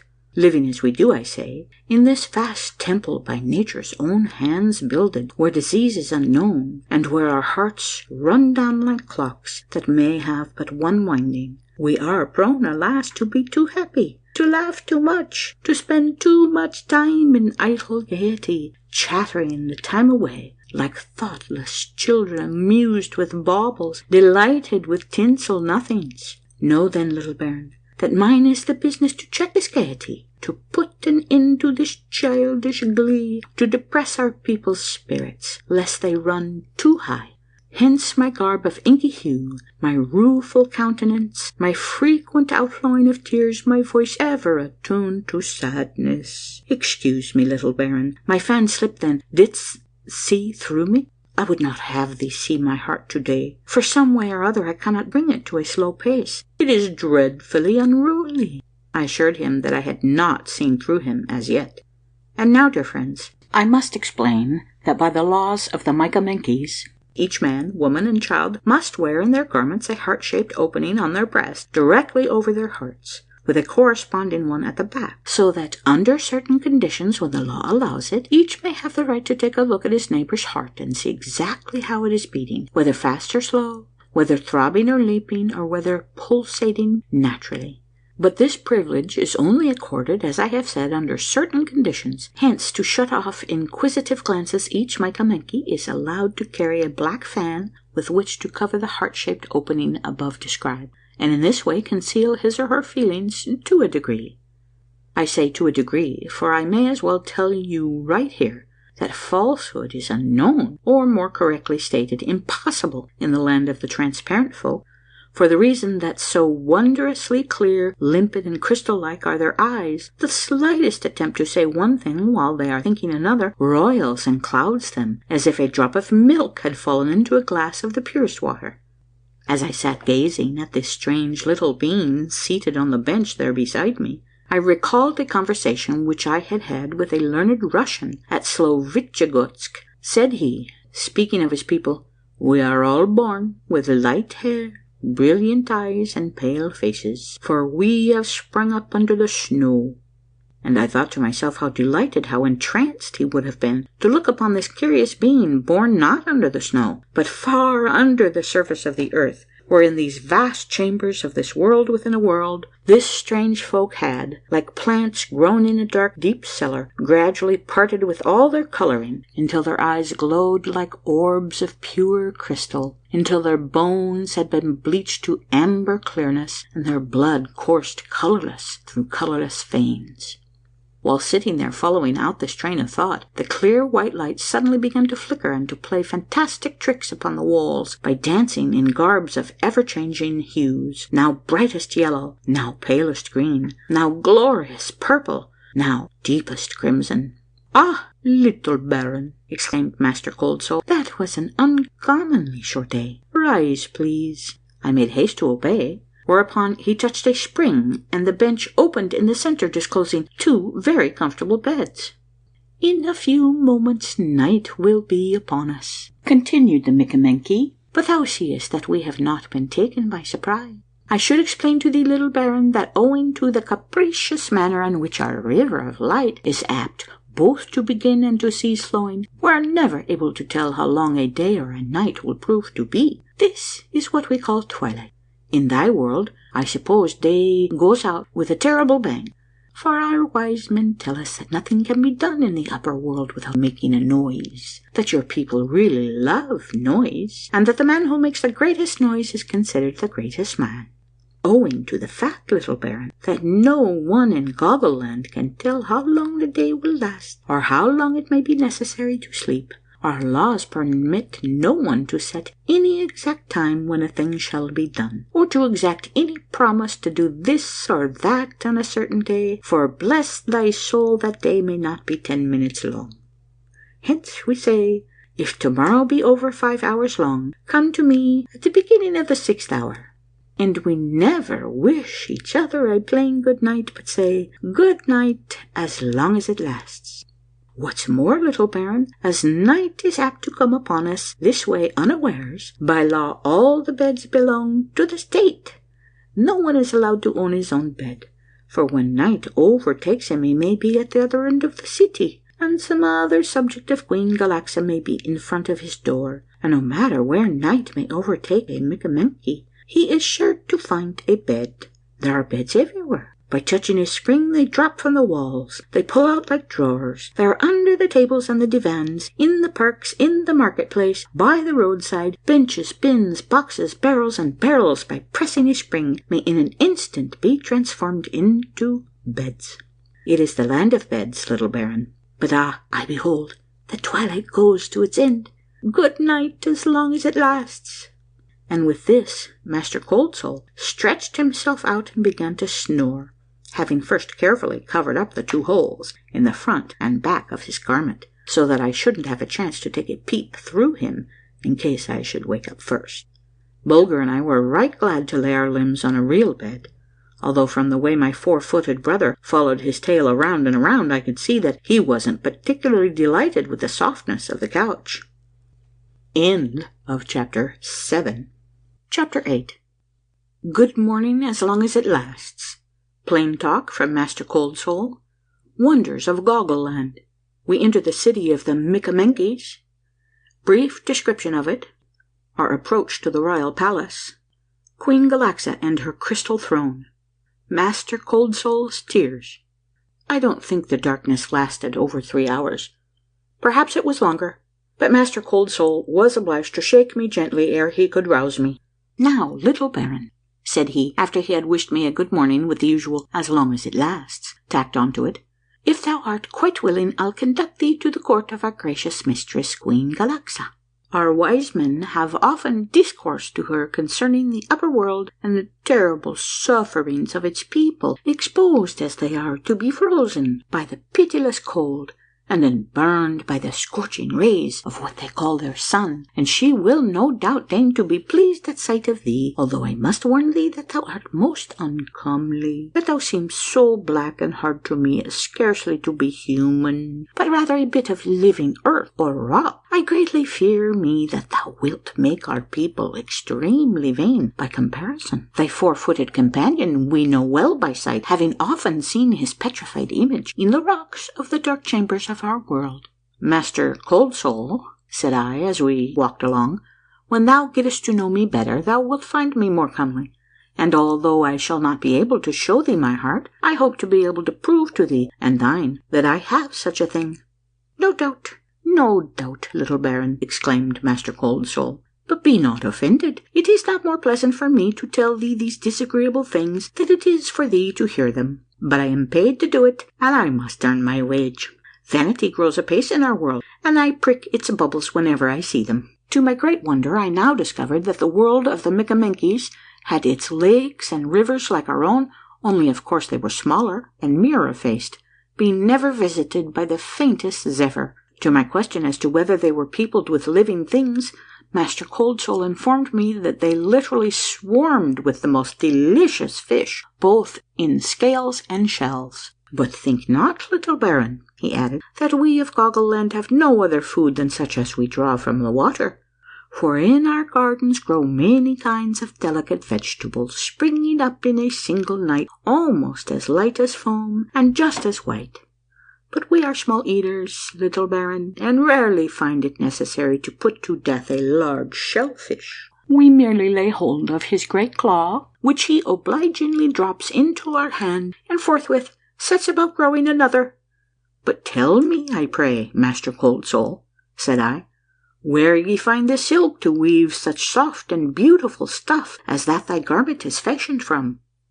"In this underworld of ours, little baron," replied Master Coldsoul, "there are many vast recesses not reached by the River of Light, and in these dark chambers flit about huge night moths, like restless spirits forever on the wing. But of course they are not, for we find their eggs glued against the rocky sides of these caverns, and collect them carefully. The worms that are hatched from them spin huge cocoons so large that one may not be hidden in my hand, and these unwound give unto our looms all the thread they need. And the beautiful wood," I continued, "which I see about me carved and fashioned into so many articles, whence comes it?" "From the quarries," answered Master Coldsoul. "Quarries?" I repeated wonderingly. "Why, yes, little baron," said he, "for we have quarries of wood, as no doubt thou hast quarries of stone. Our wise men tell us that thousands and thousands of years ago, vast forests grown in your world were in the upheavals and falling in of the earth's crust, thrust down into ours. The gigantic trunks wedged closely together and standing bolt upright, just as they grew. At least so we find them when we have dug away the hardened clay that has shut them in these many ages. But see, little baron, we are now entering the city. Yonder is the royal palace. Wilt walk with me thither? Ah, dear friends, would that I could make you see this beautiful city of the underworld just as it showed itself to me then, spread out so gloriously beneath the glittering domes and vaulted corridors, from which poured down upon the exquisitely carved and polished entrances to the living chambers of this happy folk a flood of white light apparently more dazzling than our noonday sun, so strangely beautiful that many times I paused to gaze upon it. Young and old, all clad in the same gracefully flowing garbs of silk, now purple, now royal blue, and now rich vermilion, were hurrying hither and thither, each armed with the inevitable black fan, and the baby face of each aglow with life and sweet content, while 100 fountains springing from crystal basins glistened in the dazzling white light, and 10 times 100 flags amid gonfalons hung listless but rich in splendor from invisible wires. Strange music came floating along from the gracefully shaped barges with silken awnings which were gliding noiselessly over the surface of the winding river, the oars stirring the waters until the wake seemed a path through molten silver. As Bulger and I followed Master Coldsoul along the streets of polished marble, it was not long before a crowd of Micamenkies was at our heels, whispering all sorts of uncomplimentary things about us, mingled with not a few fits of suppressed laughter. The court depressor reproved them sternly. "Cease your ill-timed mirth," said he, "and go about your business. Must I pause and tell you a gruesome tale to check your foolish gaiety? Know ye not that all silly mirth doth quicken your hearts and make them run down just so much sooner?" At these words of Master Coldsoul they fell back and put an end to their giggling, but it was only for a moment, and by the time we reached the portal of the royal palace, a still louder and noisier crowd was close behind us. Master Coldsoul suddenly halted, and drawing forth a huge pocket handkerchief, began to weep furiously. It was not without its effect, and from that moment I could see that the Micamenkies were inclined to take a more serious view of my arrival in their city, although it was only Coldsoul's presence that kept them from bursting out into fits of violent laughter. Above the portals of the Queen's palace there were large openings hewn in the rock for the purpose of admitting light into the royal apartments. But these windows, if they may be called such, were hung with silken curtains of delicate colours, so that the light which entered the throne room was tempered and softened. The room itself was likewise hung with silken stuffs, which gave it a look of oriental splendour. But never in my travels among strange peoples of faraway lands had my eyes ever rested upon any work of art that equalled the crystal throne upon which sat Galaxa, Queen of the Micamenkies.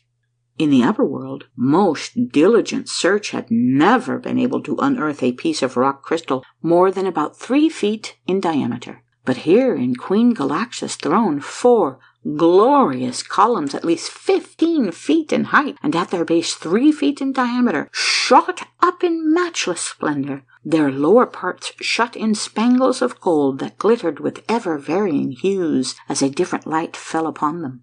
The cross pieces and pieces making up the back and arms had been chosen on account of the exquisitely beautiful hair and needle-shaped crystals of other metals which they enclosed.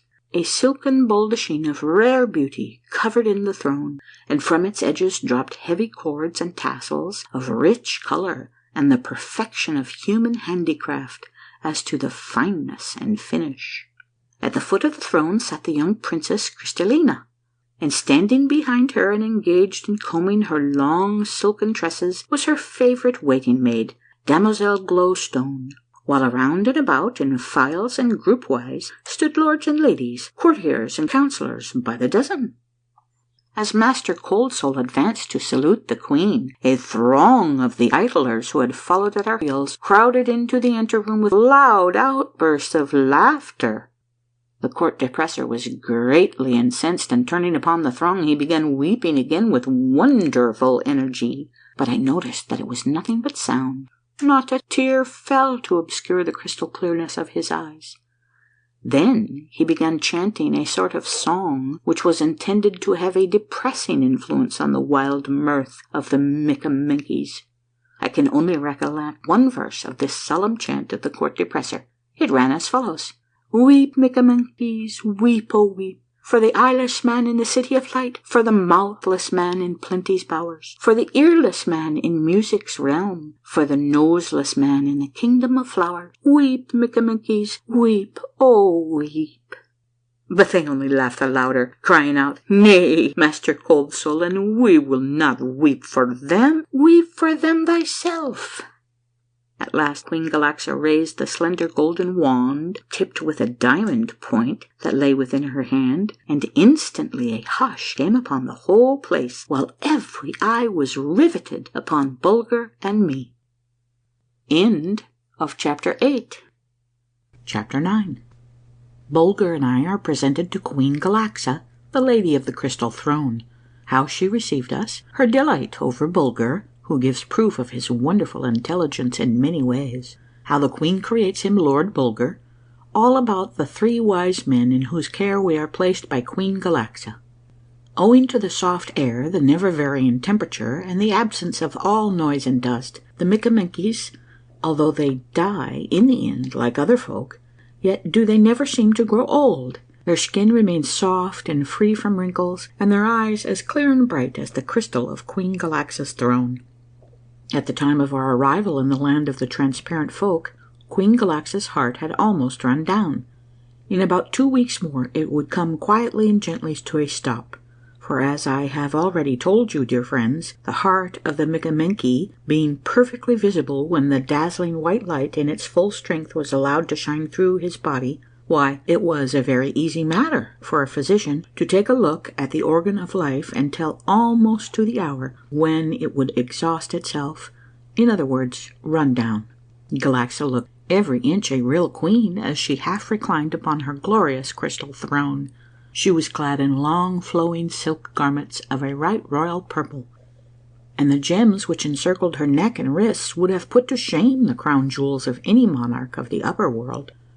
Her garb had very much the cut and style of the ancient Greek costume, and the gold sandals worn by her added to the resemblance. But the one thing that excited my wonder more than all the others put together was her hair. So long, so fine and silken it was, such a mass of it was there, and so dazzling white was it, not the blue or yellow white that comes of age in our world, but a milk white, a cotton white. And as we drew near, to Bulger's but not to my amazement, her hair began to quiver and rustle and rise, until it buried her whole throne completely out of sight. Of course I knew that, seated as she was upon a throne of glass, it was only necessary to send a gentle current of electricity through her to make her wonderful head of hair stand up in this manner, like the white and filmy tentacles of some gigantic creature of the sea, half plant, half animal. "Rise, little baron," said Queen Galaxa, as I dropped upon my right knee on the lowest step of the throne, and be welcome to our kingdom. While thou may be pleased to tarry here, my people shall bestir themselves to show thee all that may seem wonderful in thine eyes. For although our wise men have often discussed to us of the upper world, yet art thou its first inhabitant to visit us, and thy wonderful companion is right welcome too. Can he talk, little Baron?" "Not exactly, Queen Galaxa," said I with low obeisance, "yet he can understand me and I him." "He is quite harmless, is he not?" asked the Queen. You may try to imagine how I felt, dear friends, when, as I was about to say, "Perfectly so, royal lady," to my amazement I saw Bulger advance and sniff at the Princess Crystallina, and then draw back and show his teeth as she stretched out her hand to caress him. Bending over him, I reproved him in a whisper, and bade him kneel before the Queen. This he proceeded to do, saluting her with 3 very stately bows, at which everyone laughed heartily. "I would have him come nearer," said the Queen, "so that I may lay my hand upon him." At a sign from me, Bulger began to lick his forepaws very carefully, and then, having wiped them on the rug, sprang up the steps of the throne and placed his front feet upon Queen Galaxa's lap. The fair ruler of the Mickamenkes was delighted with this sample of Bulger's fine manners, and in order to amuse her still further, I proceeded to put Bulger through many of his quaint tricks and curious feats, bidding him say his prayers, feign death, weep for his sweetheart, count 10, walk upright, go lame and cry to tell how it hurts. Scarcely had he gone half around the circle, feigning lameness, when the damoiselle Glowstone began to weep herself, and stooping down commenced to caress Bulger and to kiss his lame foot, caresses which, to my more than surprise, Bulger was not slow in returning, and later too, when I bade him choose the maiden he loved best and kiss her hand, he bounded straight toward Glowstone, and bestowed not 1 but 20 kisses upon her outstretched hand, while the Princess Crystallina shrank away in fear and disgust from the ugly beast, as she termed him. "Bid him bring my handkerchief to me, little Baron," cried Galaxa, throwing it on the floor. I did as Queen commanded, but Bulger refused to obey. "Thou seest, Queen Galaxa," said I with a low bow, "he refuses to lift the handkerchief without a command from thy royal self," which delicate compliment pleased the lady mightily. "How comes it, little Baron," she asked, "that thou shouldst be of noble lineage, and thy brother, as thou callest him, plain Bulger?" "It comes, royal lady," said I right humbly, "as it often comes in the world which I inhabit, that honours go to them that least deserve them." "Well then, little Baron," cried Galaxa gaily, "though I be but a petty sovereign compared with thine, yet may small rulers do acts of great justice. Bid thy 4-footed brother kneel before us." At a word from me, Bulger prostrated himself on the steps of Galaxa's crystal throne and laid his head at her very feet. Leaning forward, she touched him lightly with her golden wand and exclaimed, "Rise, Lord Bulger, rise." Queen Galaxa, seated on her crystal throne, bids Lord Bulger rise. In an instant, Bulger raised himself up on his hind feet and laid his head in the Queen's lap, while the whole room rang with loud huzzas, and every lady gently clapped her frail and glass-like hands, save the Princess Crystallina, who feigned to be asleep. Queen Galaxa now undid a string of pearls from her neck and tied them with her own hands around Lord Bulger's, and so it was that my 4-footed brother ceased to be plain Bulger. Then, turning to her councillors of state, Queen Galaxa bade them assign a royal apartment to Lord Bulger and me, and gave strict orders that the severest punishment be at once visited upon any Mickamenke who should dare to laugh at us or to make disrespectful remarks concerning our dark eyes and skins and weather-beaten appearance. For, as the royal lady said to her people, ye might look worse than they were ye compelled to live on the outside instead of the inside of the world, exposed to biting blasts, piercing cold, and clouds of suffocating dust. By the Queen's orders, 3 of the wisest of the Mickamenkes were selected to attend Bulger and me, look after our wants, explain everything to us, in a word, do all in their power to make our stay in Goggleland as pleasant as possible. Their names, as nearly as I can translate them, were Dr. Nebulosus, Sir Amber Opaque, and Lord Cornucore. I should explain to you, dear friends, the meaning of these names, for you might be inclined to think that Dr. Somewhat Cloudy, Sir Clear as Amber, and Lord Heart of Horn might indicate that they were more or less muddled in their intellects. Far from it. I have already stated to you they were 3 of the very wisest men in the land of the transparent folk, and the lack of clearness indicated by their names had reference solely to their eyes. Now, as you know, the learned men of our upper world have a different look from ordinary folk. They are stoop-shouldered, shaggy eyebrowed, long-haired, purse-lipped, near-sighted, shambling-gaited. Well, the only effect that long years of deep study had upon the Micamenkies was to rob their beautiful crystal-like eyes of more or less their clearness. Now, I think you'll understand why these 3 learned Micamenkies were named as they were. At any rate, they were, in spite of their strange names, 3 most charming gentlemen, and no matter how many times I might ask the same question over again, they were always ready with an answer quite as polite as the one first given me. They did everything that I had a right possibly to expect them to do. Indeed, there was but one single thing which I would have fain had them do, and that was to let me look through them. This they most carefully avoided doing, and no matter how warmed up they might become in their descriptions, and no matter how on the alert I was to catch the coveted peep, the inevitable black fan was always in the way. Naturally, not only they, but all the transparent folk felt a repugnance to have a perfect stranger look through them, and I couldn't blame them for it either.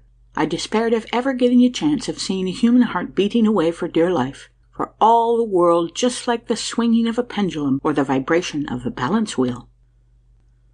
End of Chapter 9. Chapter 10. A brief account of my conversations with Dr. Nebulosus, Sir Amber O'Pake, and Lord Cornucore, who tell me many things that I never knew before, for which I was very grateful. Lord Bulger and I were more than pleased with our new friends, Dr. Nebulosus, Sir Amber O'Pake, and Lord Cornucore, although so eager were they to make us thoroughly comfortable that they overdid the matter at times, and left me scarcely a moment to myself in which to make an entry in my notebook. They were extremely solicitous lest in my ignorance I should set down something wrong about them. For, said Sir Amber O'Pake, now that thou hast found the way to this underworld of ours, little baron, I feel assured that we shall have a number of visitors from thy people every year or so, and I have already issued orders to have extra beds made as soon as the wood can be quarried. Dr. Nebulosus gave me a very interesting account of the various ailments which the Micamenkies suffer from. All sickness among our people, little baron, said he, is purely mental or emotional, that is, of the mind or feelings. There is no such thing as bodily infirmity among us. Wine and strong drink are unknown in our world, and the food we eat is light and easily digested. We are never exposed to the danger of breathing a dust-laden atmosphere. And while we are an active and industrious people, yet we sleep a great deal, for as our laws forbid the use of lamps or torches, except for the use of those toiling in the dark chambers, it is not possible for us to ruin our health by turning night into day. We go to bed the very moment the river of light ceases to flow. The only ailment that ever gives me the least trouble is Iberieufrosnian. Pray, what is the nature of that ailment? I asked. It is an inclination to be too happy, replied Dr. Nebulosus gravely, and I regret to say that several of our people attacked with this ailment have shortened their lives by refusing to take my remedies. It usually develops very slowly, beginning with an inclination to giggle, which after a while is succeeded by violent fits of laughter. For instance, little baron, when thou earnest among us, many of our people were attacked with a violent form of Iberieufrosnia, and although Master Cold Soul, the court depressor, made great efforts to check it, yet he was quite powerless to do so. It spread over the city with remarkable rapidity. Without knowing why, our workmen at their work, our children at their play, our people indoors and out began to laugh and to be dangerously happy. I made examinations of several of the worst cases, and discovered that, at the rate they were beating, the hearts of most of them would run down in a single week. It was terrible. A council was hastily held, and it was determined to conceal thee and Lord Bulger from the public view, but happily my skill got the upper hand of the attack. Didst increase the number of pills to be taken? I asked.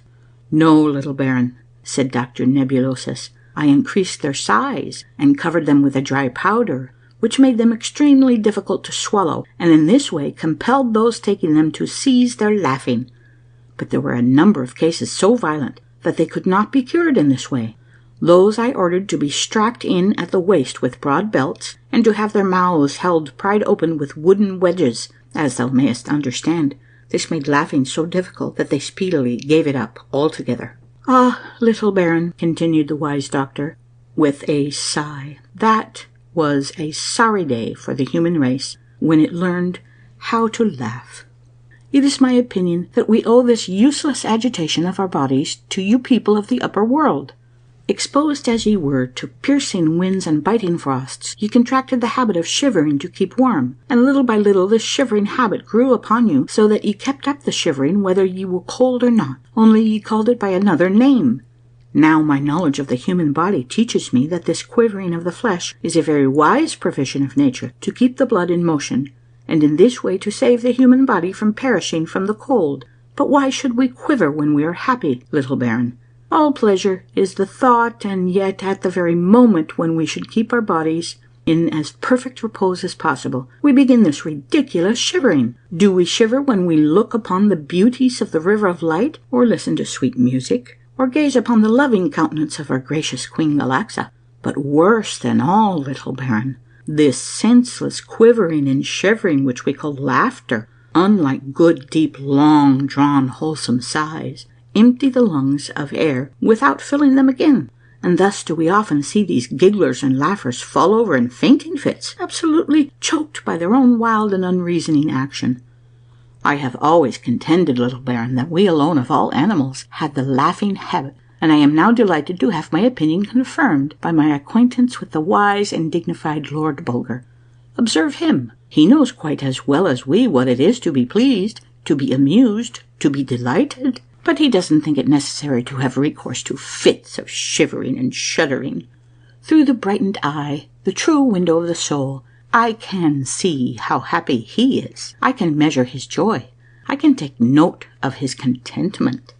I was delighted with this learned discourse of the gentle Dr. Nebulosus, and made notes of it, lest the points of his argument might escape my memory. The more pleased was I in that he proved my faithful Bulger to be so wisely constructed and regulated by nature.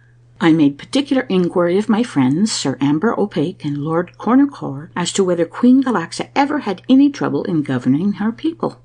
None whatever, was the answer. In many a long year has it only been necessary on 1 or 2 occasions to summon a Micamenke before the magistrate and examine his heart under a strong light. The only punishment allowed by our laws is confinement for a shorter or longer time in one of the dark chambers. The severest sentence ever known to have been passed by one of our magistrates was 12 hours in length. But in all honesty, we must admit, little Baron, that falsehood and deception are unknown amongst us, for the simple reason that, being transparent, it is impossible for a Micamenke to deceive a brother without being caught in the act. Therefore, why make the attempt? The very moment one of us begins to say one thing while he is thinking another, his eyes cloud up and betray him, just as the crystal clear weather glass clouds up at the approach of a storm in the upper world. But this, of course, little Baron, is only true of our thoughts. Our laws allow us to hide our feelings by the use of the black fan. No one may look upon another's heart unless its owner wills it. It is a very grave offence for one Micamenke to look through another without that one's permission. But as thou wilt readily understand, inasmuch as we are by nature transparent, it is utterly impossible for a marriage to prove an unhappy one, for the reason that when a youth declares his love for a maiden, they both have the right by law to look upon each other's hearts, and in this way they can tell exactly the strength of the love they have for each other. This and many other strange and interesting things did my new friends, Dr. Nebulosus, Sir Amber Opaque, and Lord Cornucore, impart unto me, and right grateful was I to good Queen Galaxa for having chosen them for me. Good friends are better than gold, although we may not think it at the time. End of Chapter 10. Chapter 11. Pleasant days passed among the Micamenkes, and wonderful things seen by us. The spectral garden, and a description of it, our meeting with Damozel Glowstone, and what came of it. From now on, Lord Bulger and I made ourselves perfectly at home among the Micamenkes. One of the royal barges was placed at our disposal, and when we grew tired of walking about and gazing at the wonders of this beautiful city of the underworld, we stepped aboard our barge, and were rowed hither and thither on the glassy river. And if I had not seen it myself, I never would have believed that any kind of shellfish could ever be taught to be so obliging as to swim to the surface and offer one of their huge claws for our dinner, politely dropping it in our hand the moment we laid hold of it. On one of the river banks I noticed a long row of wooden compartments, looking very much like a grocer's bins. But you may think how amused Bulger and I were upon coming closer to this long row of little houses to find that they were turtle nests, and that quite a number of the turtles were sitting comfortably in their nests, busy laying their eggs, which, let me assure you, were the most dainty tidbits I ever tasted. I think I informed you that the river flowing through Goggleland was fairly swarming with delicious fish, the carp and sole being particularly delicate in flavour. And knowing as I did what a tender-hearted folk the Mickamenkis are, I had been not a little puzzled in my mind as to how they had ever been able to summon up courage enough to drive a spear into one of these fish, which were as tame and playful as a lot of kittens or puppies, and followed our barge hither and thither, snapping at the food we tossed to them, and leaping into the air where they glistened like burnished silver as the white light sparkled on their scales. But the mystery was solved one day, when I saw one of the fishermen decoying a score or more of fish into a sort of pen, shut off from the river by a wire netting. Scarcely had he closed the gates when, to my amazement, I saw the fish one after the other come to the surface and float about on their sides, stone dead. "This, little baron," explained the man in charge, "is the death chamber. Hidden at the bottom of this dark pool lie several electric eels of great size and power. And when our people want a fresh supper of fish, we simply open these gates and decoy a shoal of them inside by tossing their favourite food into the water. The executioners are awaiting them, and in a few instants the fish, while enjoying their repast and suspecting no harm, are painlessly put to death, as thou hast seen." One part of the city of the transparent folk which attracted Bulger and me very much was the Royal Gardens. It was a weird and uncanny place, and upon my first visit I walked through its paths and beneath its arbours upon my toes, and with bated breath, as you might steal into some bit of fairyland, looking anxiously from side to side, as if at every step you expected some sprite or goblin to trip you up with a tough spider web, or brush your cheeks with their cold and satiny wings. Now, dear friends, you must first be told that with the loss of sunshine and the open air, the flowers and shrubs and vines of this underground world gradually parted with their perfumes and colours, their leaves and petals and stems and tendrils growing paler and paler in hue, like lovelorn maids whose sweethearts had never come back from the war.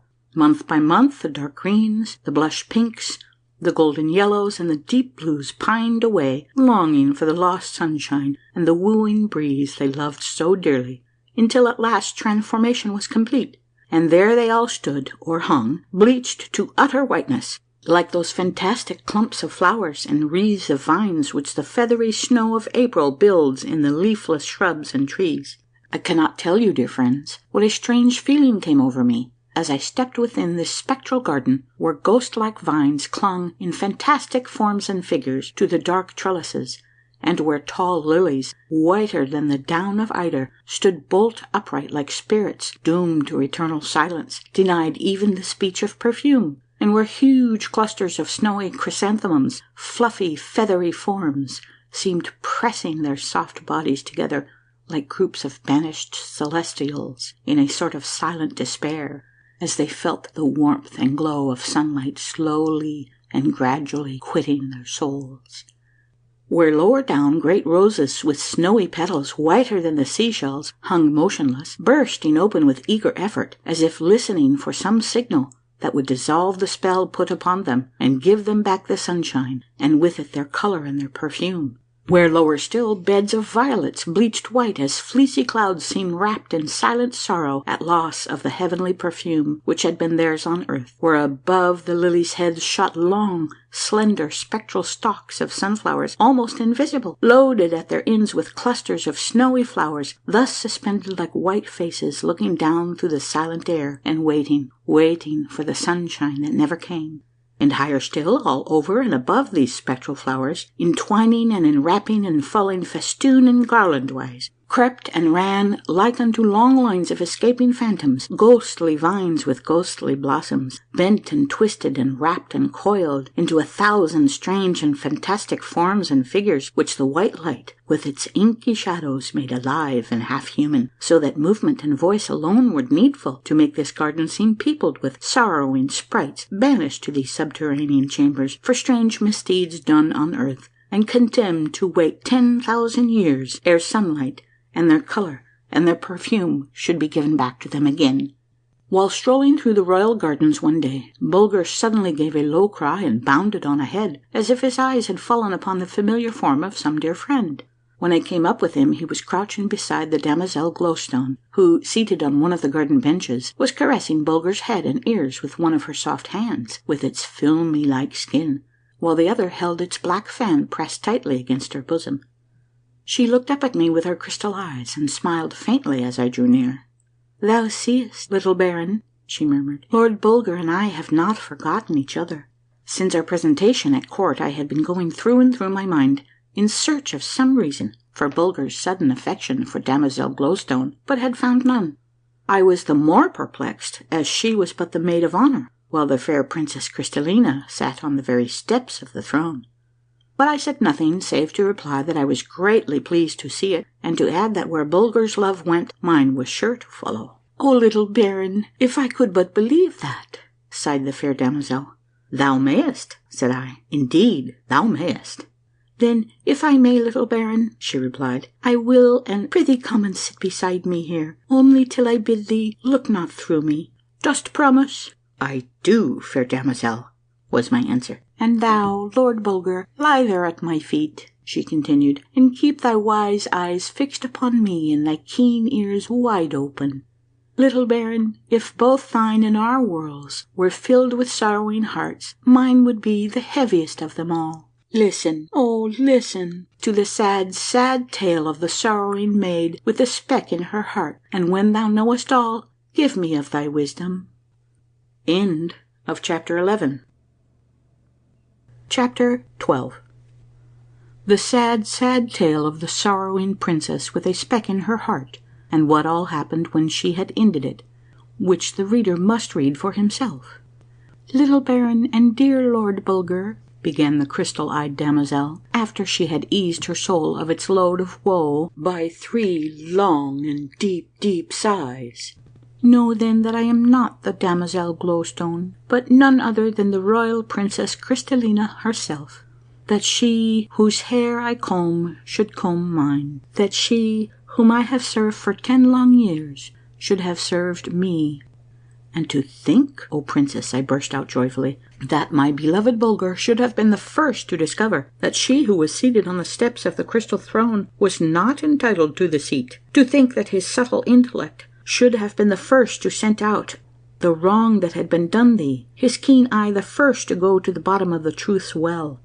But, fair Princess, I am bursting with impatience to know how thou thyself did ever discover the wrong that has been done thee." "That thou shalt speedily know, little Baron," answered Crystallina, "and that thou mayest know all that I know. I'll begin at the very beginning. The day I was born there was great rejoicing in the land of the Micamenkes, and the people gathered in front of the royal palace and laughed and cried by turns, so happy were they to think they were to be governed by another princess after Queen Galaxa's heart should run down. For many years ago a bad king had made them very unhappy, and they had hoped and prayed that no more such would come to reign over them. And pretty soon one of them began to tell the others what he thought the little princess would be like. She will be the fairest that ever sat upon the crystal throne. Her hands and feet will be like pearls tipped with coral, her hair whiter than the river's foam, and from her beautiful eyes will burst the radiance of her pure soul. And her heart, oh, her heart will be like a little lump of frozen water, so clear and so transparent will it be, so like a bit of purest crystal, bright and flawless as a diamond of the first water. And therefore let her be called the Princess Crystallina, or the maid with the crystal heart." Forthwith the cry went up, "Aye, let her be called Crystallina, or the maid with the crystal heart." And Queen Galaxa heard the cry of her people, and sent them word that it should be as they wished, that I should be the Princess Crystallina. But ah me, that I should have lived to tell it! After a few days the nurse came to my royal mother, wringing her hands and pouring down a flood of tears. Throwing herself on her knees, she whispered to the queen, "Royal mistress, bid me die rather than tell thee what I know." Being ordered to speak, the nurse informed Queen Galaxa that she had that day for the first time held me up to the light and had discovered that there was a speck in my heart. The queen uttered a cry of horror and swooned. When she came to herself, she directed that I should be brought to her and held up to the light so that she might see for herself. Alas, too true, there was a speck in my heart, sure enough. I was not worthy of the sweet name which her loving people had bestowed upon me. They would turn from me with horror. They would never consent to have me for their queen when the truth should become known. They would not be moved by a mother's prayers. They would turn a deaf ear to everyone who should be bold enough to advise them to accept a princess with a speck in her heart, when they had thought they were getting one well deserving of the title they had bestowed upon her.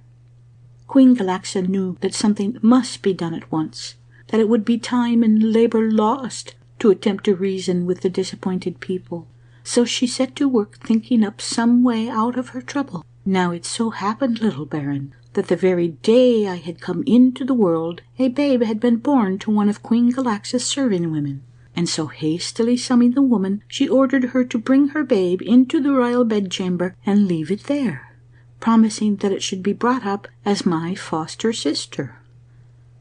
But no sooner had the serving woman gone her way, rejoicing, than the nurse was ordered to change the children in the cradle, and in a few moments Glowstone was wrapped in my richly embroidered blanket, and I swathed up in her plain coverlets. How things went for several years I know not, but one day, how well I recollect it, my little mind was puzzled by hearing Crystallina cry out, "Nay, nay, dear mamma, 'tis not fair, I like it not. Each day when thou comest to us thou givest Glowstone 10 kisses, and me but single one." Then would Queen Galaxa smile a sad smile, and bestow some bauble upon Crystallina to coax her back to contentment again. And so we went on, Crystallina and I, from one year to another until we were little maids well grown, and she sat on the throne and wore royal purple stitched with gold, and I plain white.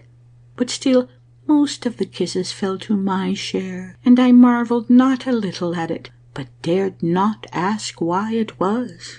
However, once, when I was alone with Queen Galaxa, seated on my cushion in the corner, plying my needle and thinking of the sail we were to have on the river that day, suddenly I was startled to see the queen throw herself on her knees in front of me, and to feel her clasp me in her arms and cover my face and head with tears and kisses as she sobbed and moaned, "Oh, my babe, my lost babe, my blessing and my joy, wilt never, never, never come back to me? Art gone forever? Must I give thee up? Oh, must I?"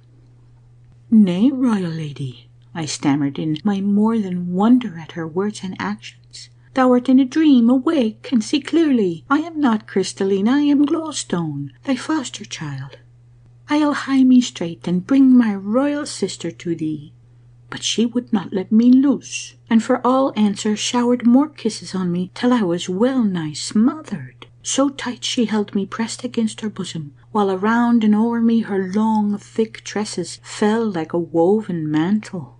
And then she told me all that I have told thee, little Baron, and charged me never to impart it unto any soul in Goggleland. And I made a solemn promise unto her that I never would. "And thou hast kept thy word like a true princess as thou art," said I cheerily, "for I am not of thy world, fair Crystallina."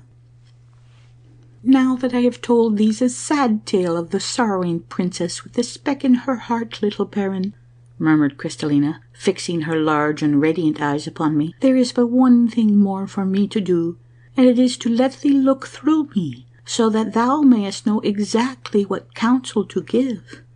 And so saying, the fair princess rose from her seat, and having placed herself in front of me with a flood of white light falling full upon her back, she lowered her black fan, and bade me gaze upon the heavy heart which she had carried about with her all those years, and tell her exactly how large the speck was, and where it lay, and what colour it was.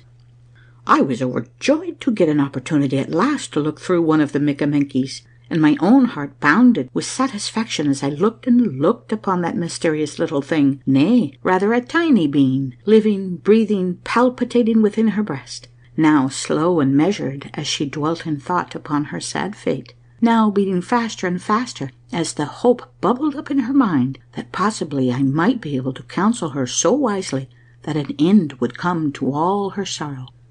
"Well, wise little baron," she murmured anxiously, "what seest thou? Is it very large? In what part is it? Is it black as night, or some colour less fatal?"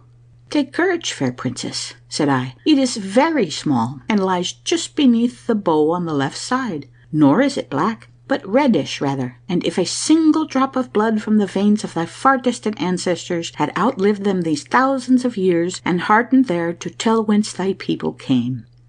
The princess wept tears of joy upon hearing these comforting words. "If it had been black," she whispered, "I would have lain me down in this bed of violets, and never risen more till my people had come to bear me to my grave in the silent burial chamber, unvisited by the river of light." At this sad outbreak, Bulger whined piteously and licked the princess's hands as he looked up at her with his dark eyes radiant with sympathy. She was greatly cheered by this message of comfort, and it moved me too by its heartiness.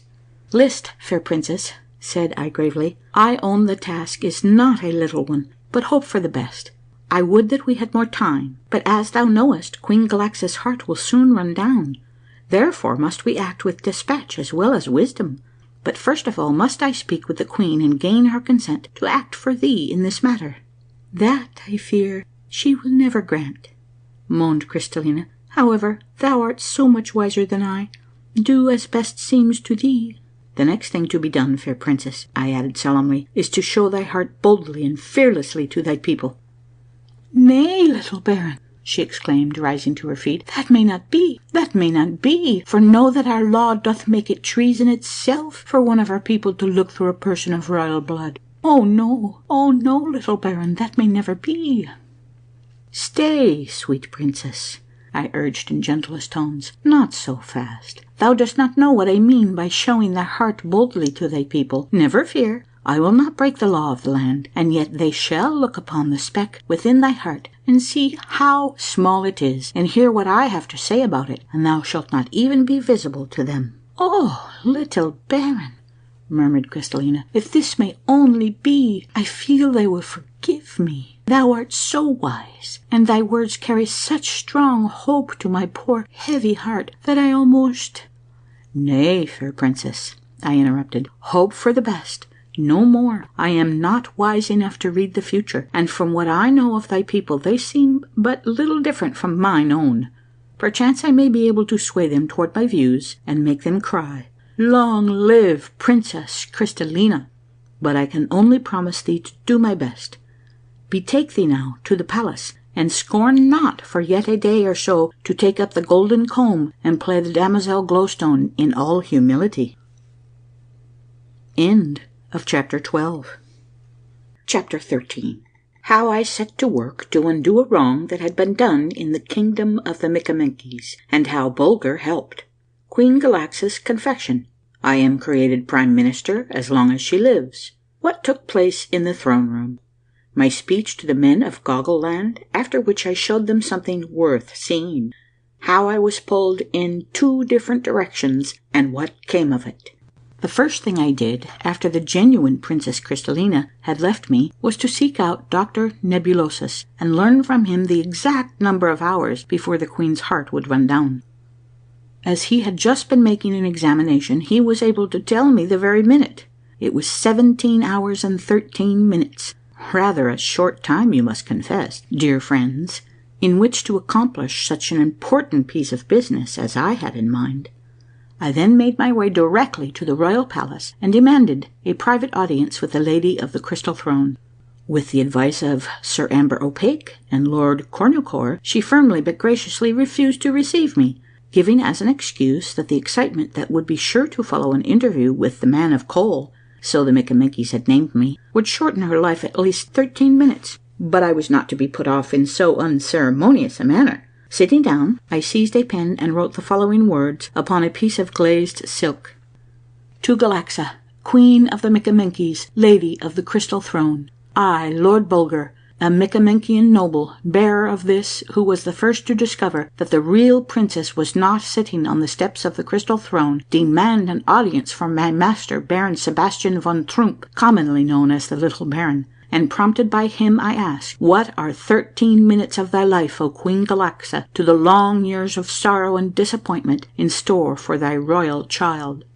Taking this letter in his mouth, Bulger sprang away with long and rapid bounds. In a few minutes he was in the presence of the Queen, for the guards had fallen back affrighted as they saw him draw near, with his dark eyes flashing indignation.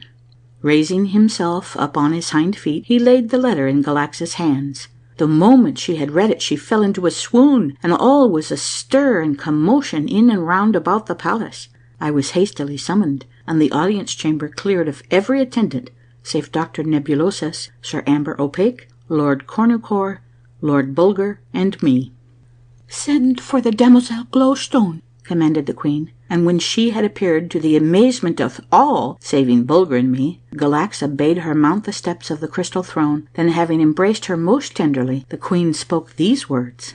O faithful counselors and wise friends from the upper world, this is the real Princess Crystallina, whom I have for all these years wickedly and wrongfully kept from her high state and royal privileges. She was born with a speck in her heart, and I feared that it would be useless to ask my people to accept her as my successor. Oh, Lady of the Crystal Throne, exclaimed Lord Cornucore, thou hast wisely done. Thy people would never have received her as Princess Crystallina, for being by the laws of our land denied the privilege to look for themselves, they never would have believed that this spot in the princess's heart was but a tiny speck, like a single hair crystal in the arm of thy magnificent throne. Therefore, O Queen, we counsel thee not to embitter thy last hours by differences with thy loving subjects. My Lord Cornucore, said I with a low bow, I make bold to raise my voice against thine, and crave permission from Queen Galaxa to parley with her people. Forbid it, royal lady, cried Sir Amber O'Pake savagely, at which Bulger gave a low growl and showed his teeth. Queen Galaxa, I added gravely, a wrong confessed is half redressed. This fair princess, 'tis true, hath a speck in her heart which ill accords with the name bestowed upon her by thy people. Bid me be master until thy heart run down, and by the knighthood of all the trumps I promise thee that thou shalt have 3 hours of happiness ere thy royal heart has ceased to beat. Be it so, little baron, exclaimed Galaxa joyfully. I proclaim thee prime minister for the rest of my life. At these words Bulger broke out into a series of glad barks, and raising upon his hind legs, licked the Queen's hand in token of his gratitude, while the fair princess looked a love at me that was too deep to put into words.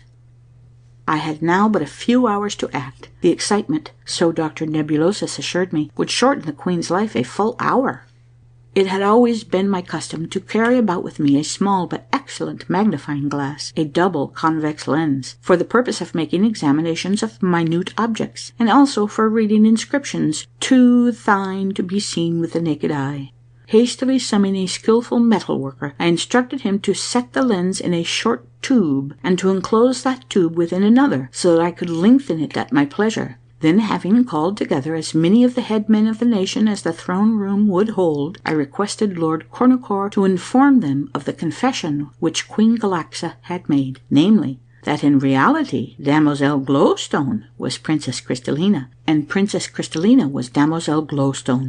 They were stricken speechless by this piece of information. But when Lord Cornucore went on to tell the whole story, and to explain to them why the Queen had practiced this deception upon them, they broke out into the wildest lamentation, rejecting it over and over again in piteous tones. A speck in her heart, a speck in her heart, O dire misfortune, O woeful day! She can never be our princess if she hath a speck in her heart. By this time my arrangements were complete. I had placed the Princess Crystallina just outside the door of the throne room, where she stood concealed behind the thick hangings, and near her I had stationed Dr. Nebulosus with a large circular mirror of burnished silver in his hand. Calling out in a loud voice for silence, I thus addressed the weeping subjects of Queen Galaxa. O Micamenkes, men of Goggleland, transparent folk, I count myself most happy to be among you at this hour, and to be permitted by your gracious queen to raise my voice in defense of the unfortunate princess with a speck in her heart.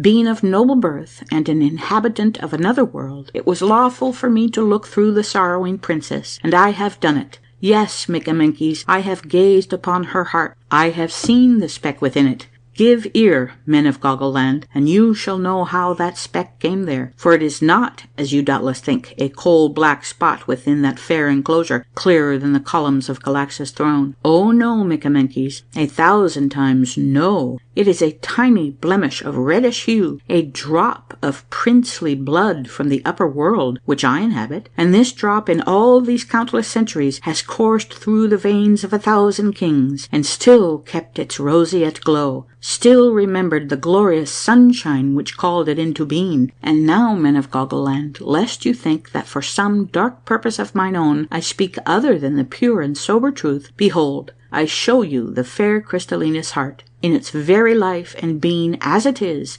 beating and throbbing with hope and fear commingled. Look and judge for yourselves. And with this I signaled to those on the outside of the palace to carry out my instructions. In an instant the thick curtains were drawn, and the throne room was wrapped in darkness. And at the same moment Dr. Nebulosus, with his mirror, caught the strong white rays of light and threw them upon Crystallina's body, while I, through an opening in the hangings, made haste to apply the tube to which the lens had been fitted, and, catching the reflected image of her heart, threw it up in plain and startling view upon the opposite wall of the throne room. Upon seeing how small the speck was, and how truthfully I had described it, the Micamenkes fell a weeping for purest joy, and then, as if with one voice, they burst out, "Long live the fair Princess Crystallina, with the ruby speck in her heart, and 10,000 blessings on the head of little Baron Trump and Lord Bulger for saving our land from cruel dissensions." The people on the outside took up the cry, and in a few moments the whole city was thronged with bands of Queen Galaxa's subjects, singing and dancing and telling of their love for the fair princess with the ruby speck in her heart. I had kept my word. Queen Galaxa would have at least 3 hours of complete happiness ere her heart ran down. But suddenly the river of light began to flicker and dim its flood of brilliant white rays. Night was coming. Noiselessly, as if by magic, the Micamenkes faded from my sight, stealing away in search of beds. And as the gloom crept into the great throne room, someone plucked me gently by the hand, and a soft voice whispered, I love thee. Oh, who other than I can tell how I love thee?" And then a grip stronger than the gentle hand seized me by the skirt of my coat and dragged me away slowly but surely away, through the darkness, through the gloom, out into the silent streets, ever away until at last that soft voice, choking with a sob, ceased its pleading and gasped, "Farewell. Oh, farewell. I dare go no farther." And so Bulger, in his wisdom, led me on and ever on out of the city of the Micamenkes, out upon the marble highway. End of chapter 13.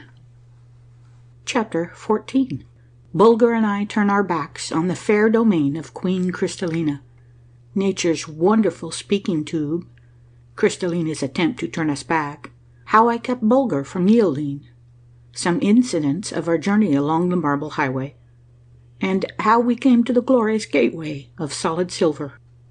Me, the sorrowing Sebastian, loaded with as heavy a heart as ever a mortal of my size had borne away with him, did the wise Bulger lead along the broad and silent highway, farther and yet farther from the city of the Micamenkes, until at last the music of the fountains pattering in their crystal basins died away in the distance, and the darkness far behind me.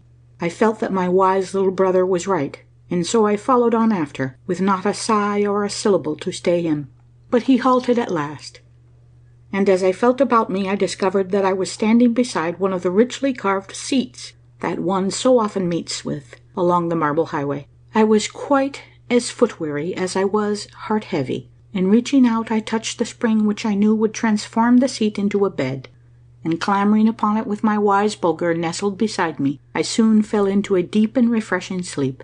When I awoke, and sitting up looked back toward Queen Crystallina's capital, I could see the river of light pouring down its flood of white rays far away in the distance, but only a faint reflection came out to where we had passed the night, and then I knew that my faithful companion had led me to the very uttermost limits of the Micamenke domain before he had halted.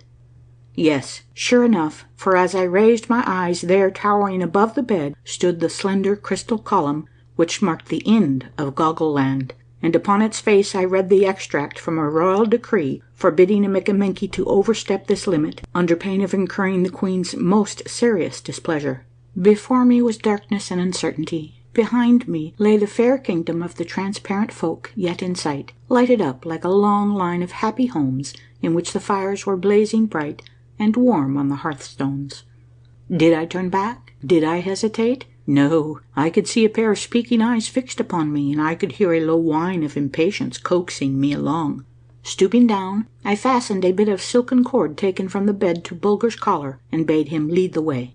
It was a long while before the light of Queen Crystallina's city faded away entirely, and even when it ceased to be of any service in making known to me the grandeur and beauty of the vast underground passage, I could still see it glitter like a silver star away, away behind me. But it disappeared at last, and then I felt that I had parted forever with the dear little princess with the speck in her heart. Bulger didn't seem to have the slightest difficulty in keeping in the center of the marble highway, and never allowed the leading string to slack up for a moment. However, it was by no means a tramp through utter darkness, for the lizards of which I have already spoken, aroused by the sound of my footfalls, snapped their tails and lighted up their tiny flash torches in eager attempts to discover whence the noise proceeded, and what sort of a being it was that had invaded their silent domains. We had covered possibly 2 leagues when suddenly a low and mysterious voice, as soft and gentle as if it had dropped from the clear starry heavens of my own beautiful world, reached my ear. "Sebastian, Sebastian," it murmured. Before I could stop to think, I uttered a cry of wonder, and the noise of my voice seemed to awake 10,000 of the tiny living flashlights inhabiting the cracks and crevices of the vast arched corridor, flooding it for a moment or so with a soft and roseate radiance. "Sebastian, Sebastian," again murmured the mellow and echo-like voice, coming from the very walls of rock beside me. Hastily drawing near to the spot whence the words seemed to come, I laid my ear against the smooth face of the rock. Again the same soft, sighing voice pronounced my name so clearly and so close beside me that I reached out to grasp Crystallina's hand, for hers was the voice, the same low, sweet voice that had told me of her sorrow in the spectral garden. But there was no one there. In reaching out, however, I had passed my left hand along the face of the wall, and it had marked the presence of a round, smooth opening in its rock face, an opening about the size of a rainwater pipe in the upper world. Instantly it flashed upon my mind that through some whim of nature, this opening extended for leagues back towards the city of the Micamenkes through the miles of solid rock, and opened in the very throne room of the Princess Crystallina. Yes, I was right, for after a moment or so, again the same low, sweet voice came through the speaking tube of nature's own making and fell upon my ear. I waited until it had ceased, and setting my mouth in front of the opening, I murmured in strong but gentle tones, "Farewell, dear Princess Crystallina. Bulger and the little Baron both bid thee a long farewell." And then, raising Bulger in my arms, I bade him weep for his royal friend whom he would never see again. He gave a long, low, piteous cry, half whine, half howl, and then I listened for Crystallina's voice. It was not long in coming. "Farewell, dear Bulger. Farewell, dear Sebastian. Crystallina will never forget you until her poor heart with the speck in it runs down, and the crystal throne knows her no more." Poor Bulger! It now became my turn to tear him from this spot, for Crystallina's voice, sounding thus unexpectedly in his ears, had aroused all the deep affection which he had so ruthlessly smothered in order to bring his little master to his senses and free him from the charm of Crystallina's grace and beauty. But in vain. All my strength, all my entreaties were powerless to move him from the place. Evidently Crystallina had heard me pleading with Bulger, and had imagined that I now would waver and stand irresolute. "Heed dear Bulger's prayer, O beloved," she pleaded, "and turn back to thy disconsolate Crystallina, whom thou madest so happy for a brief moment. Turn back, oh, turn back." Bulger now began to whine and cry most piteously. I felt that something must be done at once, or the most direful consequences might ensue, that Bulger, crazed by the sweet tones of Crystallina's voice, might break away from me and dart away in mad race back to the city of the Micamenkes, back to the fair young queen of the crystal throne. It became necessary for me to resort to trick and artifice to save my dear little brother from his own loving heart. Drawing his head up against my body and covering his eyes with my left arm, I quickly unloosened my neckerchief and, thrusting it into this wonderful speaking tube, closed it effectively. And thus I saved my faithful Bulger from himself. Thus I closed his ears to the music of Crystallina's voice. But it was not until after a good hour's waiting that he could bring himself to believe that his beloved friend would speak no more. After several hours more of journeying along the marble highway, a speck of light caught my eye, far on ahead, and I redoubled my pace to reach it quickly. I was soon rewarded for my trouble by entering a wonderful chamber, circular in form with a domed roof. In the center of this fair temple of the underground world sprang a glorious fountain with a mighty rush of waters, which brought with them such a phosphorescence that this vast round chamber was lighted up with a pale yellow light, in which the countless crystals of the roof and sides sparkled magnificently. Here we passed the night, or what I called the night, refreshing ourselves with food which I had brought from the kingdom of the Micamenkes, and drinking and bathing in the wonderful fountain, which leaped into the air with a rush and a whir and filled it with a strange and fitful radiance. Upon awaking, both Bulger and I felt greatly refreshed both in body and mind, and we made haste to seek out the lofty portal opening upon the marble highway, and were soon trudging along it again. Hour after hour we kept on our feet, for something told me that we could not be far away from the confines of some other domain of this world within a world, and this inward prompting of mine proved to be correct, for Bulger suddenly gave a joyful bark and began to caper about as much as to say, "O little master, if thou only hadst my consent, thou wouldst know that we are drawing near to human habitations of some kind." Sure enough, in a few moments a faint light came creeping in beneath the mighty arches of the broad corridor, and every instant it gathered in strength, until now I could see clearly about me, and then all of a sudden I caught sight of the source of this shy and unsteady light. There in front of me towered two gigantic candelabra of carved and chased and polished silver, both crowned with 100 lights, one on each side of the marble highway, not the dull soft flames of oil or wax, but the white tongues of fire produced by ignited gas escaping from the chemist's retort. It was marvelous, it was magnificent, and I stood looking up at these great clusters of tongues of flames, spellbound by the glorious illumination thus set in silent majesty at this gateway to some city of the underworld. Bulger's warning growl brought me to myself, but I must end this chapter here, dear friends, and halt to collect my thoughts before I proceed to tell you what I saw after passing this glorious gateway illumined by these two gigantic candelabra of solid silver. End of chapter 14. Chapter 15. The guards at the silver gateway. What they were like. Our reception by them. I make a wonderful discovery. The world's first telephone. Bulger and I succeed in making friends with these strangers. A brief description of the pseudopsies, that is, make-believe eyes, or the formifolk, that is, ant people. How a blind man may read your writing. O great Don Fum, master of all masters, what do I not owe thee for having made known unto me the existence of this wonderful world within a world? Would that I had been a worker in metal, I would not have passed the glorious portal at which I had halted without having set in deep intaglio upon its silver columns the full name of the most glorious scholar whom the world has ever known. Bulger had warned me that this gateway was guarded, and therefore I entered it cautiously, taking care to peer into the dark corners lest I might be a target for some invisible enemy to hurl a weapon. No sooner had I passed the gateway than 3 curious little beings of about my own height threw themselves swiftly and silently across the pathway.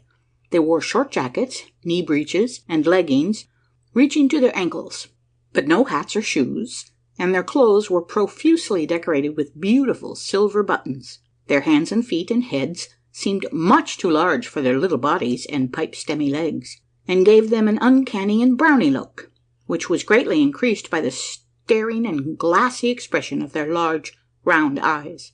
When I first caught sight of them, they had hold of hands, but now they stood each with his pair stretched out toward Bulger and me, waving them strangely in the air and agitating their long fingers as if they were endeavoring to set a spell upon us. I imagined that I could feel a sensation of drowsiness creeping over me, and made haste to call out, "Nay, good people, do not strive to set a spell upon me. I am the illustrious explorer from the upper world, Sebastian von Trump, and come to you with most peaceful intent." But they paid no heed to my words, merely advancing a few inches, and with outstretched hands continued to beat and claw the air, pausing only to signal to each other by touching each other's hands or different parts of each other's bodies. I was deeply perplexed by their actions, and took a step or 2 forward, when instantly they fell back the same distance. "All men are brothers," I exclaimed in a loud tone, "and carry the same shaped hearts in their breasts. Why do you fear me? You are thrice my number in your own home. I pray you stand fast and speak to me." As I was pronouncing these words, they kept jerking their heads back, as if the sound of my voice were smiting them in the face.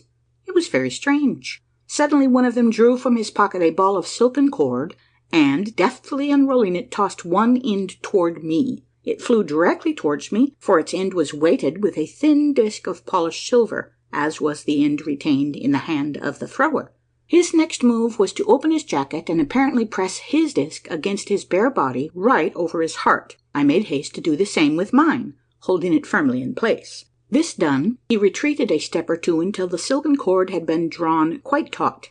Then he paused and stood for several instants without moving a muscle, after which he passed the disc to one of his companions, who, having pressed it against his heart in turn, passed it to the third of the group. With the quickness of thought, the truth now burst upon me. The 3 brownie-like creatures in front of me were not only blind, but they were deaf and dumb. The one sense upon which they relied, and which in them was of most marvellous keenness, was the sense of feeling. The strange motions of their hands and fingers, so much like the beating and waving of an insect's feelers, were simply to intercept and measure the vibrations of the air set in motion by the movements of my body. Their large round eyes, too, had but the sense of feeling, but so wondrously acute was it, that it was almost like the power of sight, enabling them by the vibration of the air upon the balls to tell exactly how near a moving object is to them. Their purpose in throwing the silken cord and silver disc to me was by measuring the beating of my heart and comparing it with their own to determine whether I was human like them. Judge of my astonishment, dear friends, upon seeing one of their number point to the silver disc and, by means of sign language, give me to understand that they wanted to feel the heart of the living creature in my company. Stooping down, I hastened to gratify their curiosity by applying it over my dear Bulger's heart. At once there was an expression of most comical amazement depicted on their faces, as they passed the disc from one to the other and pressed it against different parts of their bodies, now against their breasts, now against their cheeks, and even against their closed eyelids. Of course I knew that their amazement proceeded from the rapid beating of Bulger's heart, and I enjoyed their childlike surprise very much. All expression of fear now vanished from their faces, and I was delighted with the look of sweet temper and good humour that played about their features. Slowly and on tiptoe they drew near to Bulger and me, and for several minutes amused themselves mightily by running their long flexible fingers hither and thither over our bodies. It did not take them long to discover that I was, to all intents and purposes, a creature of their own kind, but not so with Bulger. Their round faces became seamed and lined with wonder, as they made themselves acquainted with his, to them, strange build, and ever and anon, as they felt him over, would they pause, and in lightning like motions of their fingers on each other's hands and arms and faces, exchange thoughts as to the wonderful being which had entered the portal of their city. No doubt you are dying of impatience, dear friends, to be told something more definite concerning these strange people among whom I had fallen.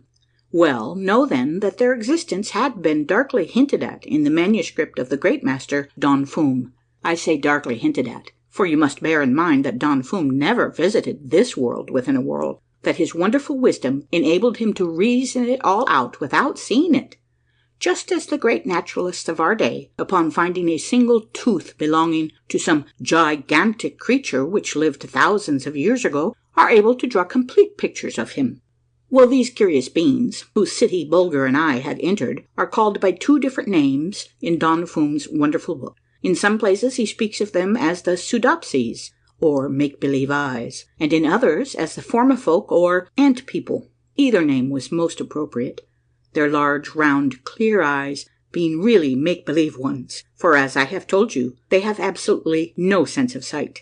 While, on the other hand, the fact that they were deaf, dumb, and blind, and lived in underground homes, made them well entitled to the name of ant people. In a few moments, the three Pseudopsies had succeeded in teaching me the main principles of their pressure language, so that I was, to their great delight, enabled to answer a number of their questions. But think not, dear friends, that these very wise and active little folk, skilled in so many arts, have no other language than one consisting of pressures of different degree made by their fingertips upon each other's bodies.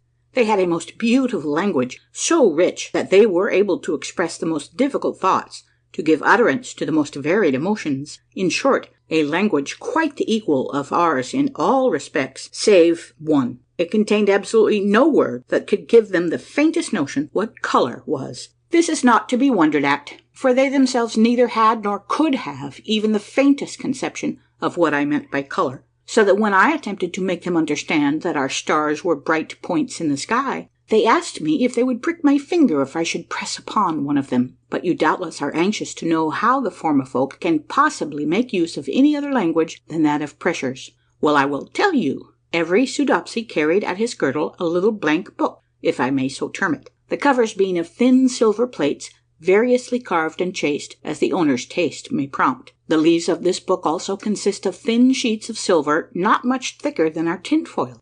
Also fastened to his girdle by a silken cord hangs a silver pen, or rather a stylus. Now, when a Pseudopsy wishes to say something to one of his people, something too difficult to express by pressures of the fingertips, he simply turns over a leaf of the silver against the inside of either cover, both of which are slightly padded, and taking up his stylus proceeds to write out what he wishes to say.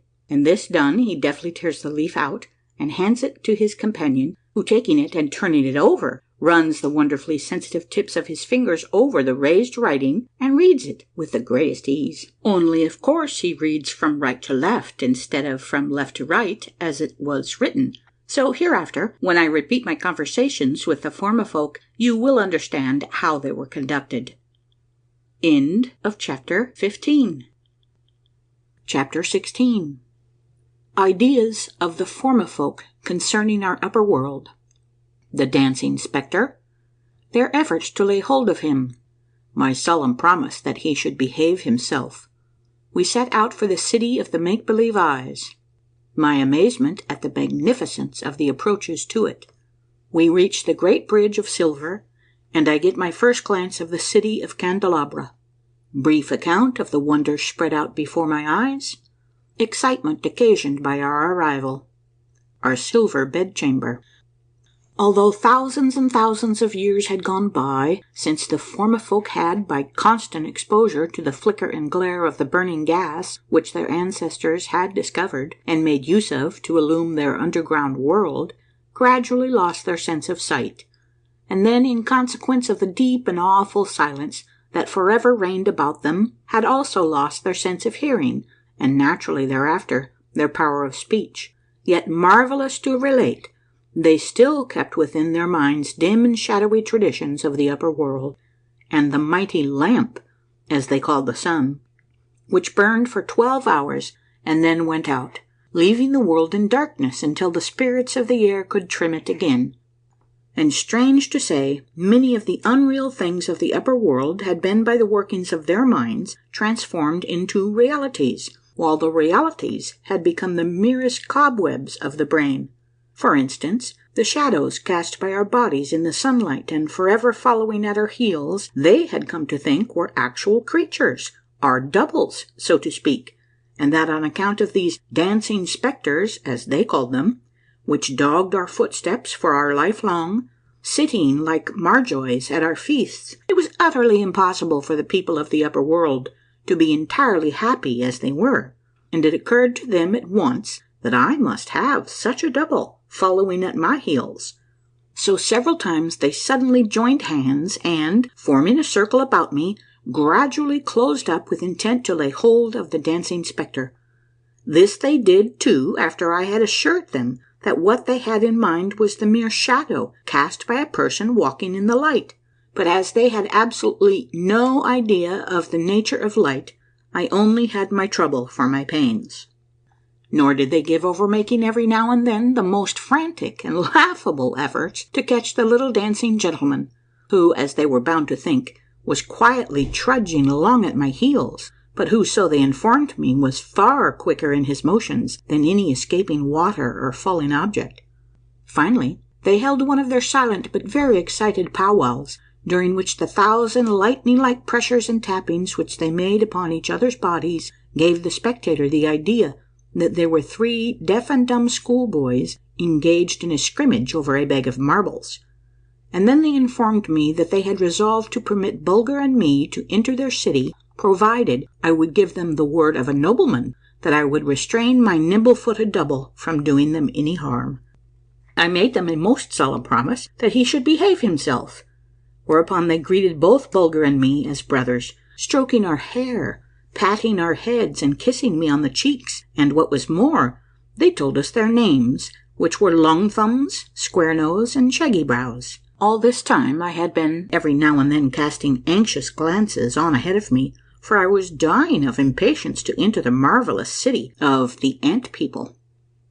I say marvelous, dear friends, for though many had been the wonderful things I had seen in my lifetime in the faraway corners of the upper world, yet here was a sight which, as it gradually unfolded itself before my eyes, shackled my very heart and caused me to gasp for breath. It was with no little surprise, at the very outset, that I discovered that the walls and floor of the beautiful passage through which the Soodopsies were leading Bulger and me were of pure silver, the former being composed of polished panels, ornamented with finely executed chasings and carvings, and the latter, as had in fact all the floors and streets and passages of the city, having upon their polished surfaces slightly raised characters, which I will explain later. But as one passage opened into another, and then 4 or more all centered in a vast circular chamber which we traversed with our 3 silent guides, only to enter chambers and corridors of greater size and beauty, all brilliantly lighted by rows of the same glorious candelabra, upholding clusters of tongues of flame, I could compare the scene to nothing save a series of magnificent ballrooms and banquet halls, out of which the happy guests had been suddenly driven by the deep and awful rumble of an earthquake shock, the lights having been left burning. Now the scene began to change. Long Thumbs, who was leading the way, and in whose large palm my little hand lay completely lost, suddenly turned to the right and led me up an arched way. I saw that we were crossing a bridge over a stream as black and sluggish as the Lethe itself. But such a bridge! Never had my eye rested upon so light and airy a span, springing from bank to bank. Not the plain and solid work of the stonemason, but the fair and cunning result of the metal worker's skill, like the labor of love, delicate, yet strong, and almost too beautiful for use. 2 rows of silver lamps of exquisite workmanship crowned its gracefully arching sides, and when we stood upon its highest bend, Long Thumbs halted and wrote upon his tablet, "Now, little baron, we are about to enter the dwelling place of our people. Thy head is large, and there is no doubt much of wisdom stored away in thy brain. Make such use of it as not to disturb the perfect happiness of our nation, for no doubt many of our people will be suspicious of thee, and for the first time in thousands of years a Soodopsy will lay him down to sleep, and in his dreams feel the touch of the dancing spectre of the upper world." I promised Longthumbs that he should have no reason to be dissatisfied with me, and then, making an excuse that I was aweary, I feasted my eyes for several moments upon the glorious scene spread out before me.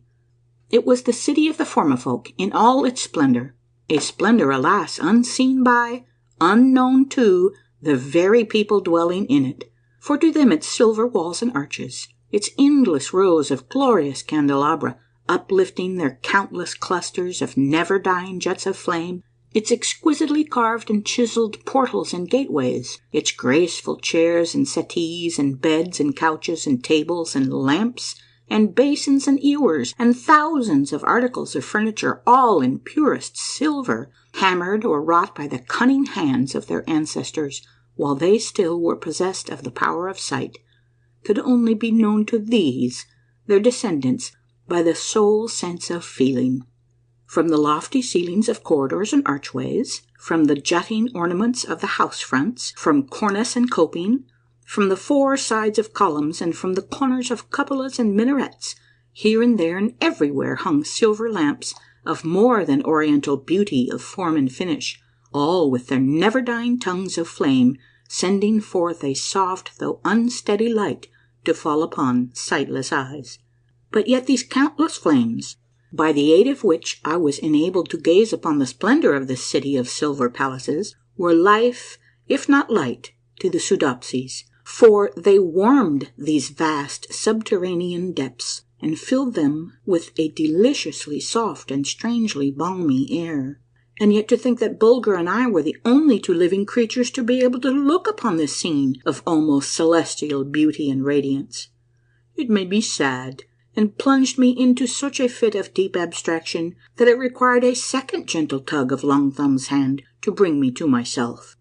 As we crossed the bridge and entered the city proper, I was delighted to note that the streets and open squares were ornamented with hundreds of statues, all in solid silver, and that they represented specimens of a race of great beauty of person. And then it occurred to me how fortunate it was that the Soodopsies could not gaze upon these images of their ancestors, and thus become living witnesses of their own woeful falling away from the former physical grace of their race. Now, like human ants that they were, the Formifolk began to swarm forth from their dwellings on every side of the city, and my keen ear caught the low shuffling sound of their bare feet over the silver streets as they closed in about us, their arms flashing in the light and their faces lined with strange emotions as they learned of the arrival among them of two creatures from the upper world. They were all clad, men and women alike, in silk garments of a chestnut brown, and I had at once concluded that they drew this material from the same sources as the Micamenkies. For, dear friends, you must not get an idea that the Formifolk were not well deserving of the name which Don Fum had bestowed upon them.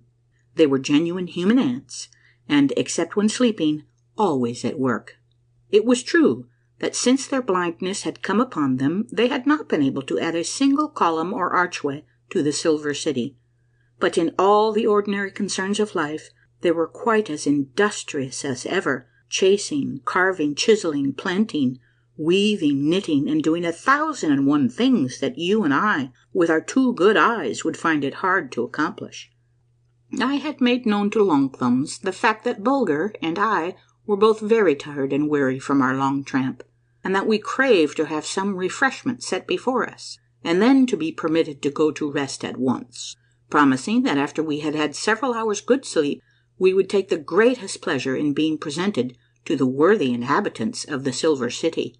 It was astonishing with what rapidity this request of mine spread from man to man. Longthumbs made it known to 2 at the same time, and these 2 to 4, and these 4 to 8, and these 8 to 16, and so on. You see, it wouldn't take long at that rate to tell 1,000,000. Like magic, the Formifolk disappeared from the streets, and in a sort of orderly confusion faded from my sight. Bulger and I were right glad to be conducted to a silver bedchamber, where the traveller's every want seemed to be anticipated. The only thing that bothered us was we had not been accustomed to keep the light burning upon going to bed, and this made us both a little wakeful at first. But we were too tired to let it keep us from dropping off after a few moments, for the mattress was soft and springy enough to satisfy anyone, and I'm sure that no one could have complained that the house wasn't quiet enough. End of chapter 16. Chapter 17. In which you read, dear friends, something about a live alarm clock and a Soodopsy bather and rubber, our first breakfast in the city of silver, a new way to catch fish without hurting their feelings, how the streets and houses were numbered, and where the signboards were, a very original library in which books never get dog-eared, how Velvet Souls enjoyed her favorite poets. I am presented to the learned Barrelbrow, who proceeds to give me his views of the upper world. They entertained me amazingly and may interest you. I can't tell you, dear friends, exactly how long Bulger and I slept, but it must have been a good while, for when I was awakened I felt thoroughly refreshed. I say awakened, for I was awakened by a gentle tapping on the back of my hand, 6 taps. At first I thought I was dreaming, but upon rubbing my eyes I saw standing by the side of my bed one of the Soodopsies who, feeling me stir, took up his tablet and wrote as follows. My name is Taphard. I am a clock. There is a score of us. We keep the time for our people by counting the swing of the pendulum in the time house. It swings about as fast as we breathe. There are 100 breaths to a minute, and 100 minutes to an hour. Our day is divided into 6 hours work time and 6 hours sleep time. It is now the rising hour. If thou wilt be pleased to rise, one of our people from the health house will rub all the tired out of thy limbs. I touched Taphard's heart to thank him, and made haste to scramble out of bed. Now, for the first time, I looked about the silver chamber in which I had slept.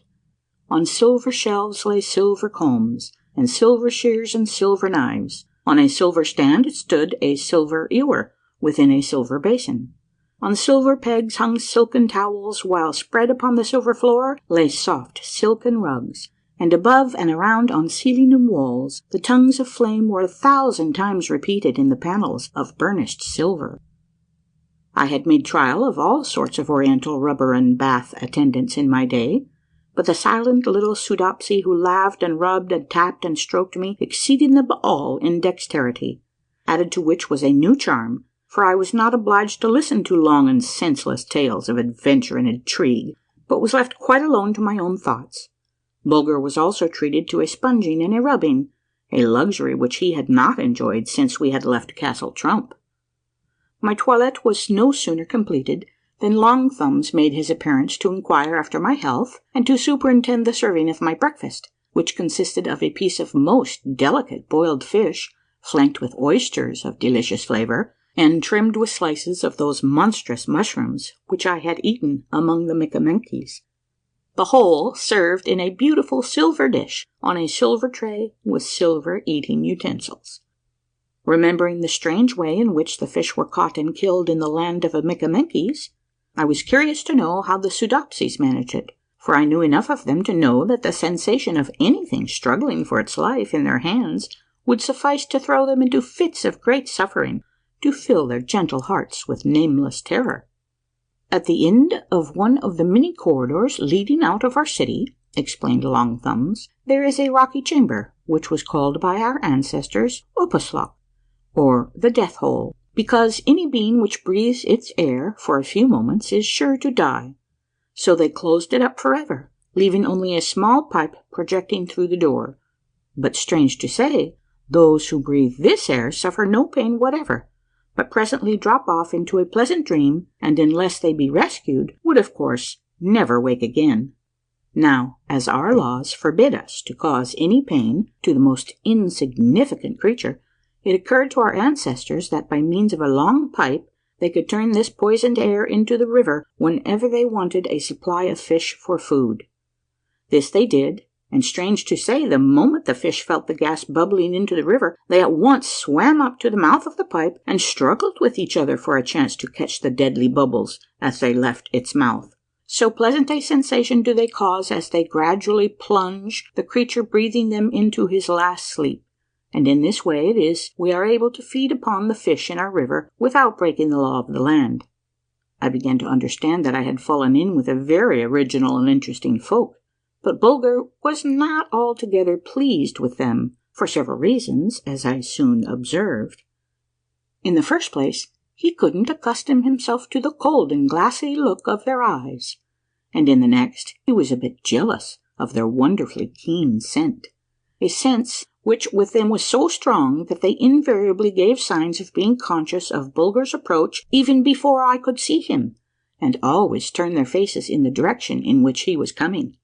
You will remember, dear friends, that I mentioned the fact that the Formifolk went barefoot, and that their feet as well as their hands seemed altogether too large for their bodies, and I wish to add that while Bulger and I were being led through the long corridors and winding passages on our way into the City of Silver, the three Soodopsies frequently half halted and seemed to be feeling on the floor for something with the balls of their feet. I thought no more about it until Bulger and I started out for our first stroll through their wonderful town, when, to my great delight, I made the discovery that the numbers of the houses, the names of the occupants, the names of the streets, as well as all signboards, so to speak, and all guideposts, were in slightly raised letters on the floors and pavements. And then the truth dawned upon me that Longthumbs and his companions were simply halting now and then to read the names of the streets with the balls of their feet, in order to know if they were taking the right road. More than this, dear friends, the first time Bulger and I passed through one of the open squares of the City of Silver, you may imagine my satisfaction upon the discovery that the silver pavements were literally covered with the writings of the Soodopsy authors in raised characters. Now, in Don Fum's wonderful book he had, in his masterly manner, given me the key to the language of the Formifolk, so that with very slight effort I was able to make the additional discovery that some of the streets were given up to the writers of history, and some to story writers, while others were filled with the learned works of philosophers, and others still contained many thousands of lines from the best poets which the nation had produced.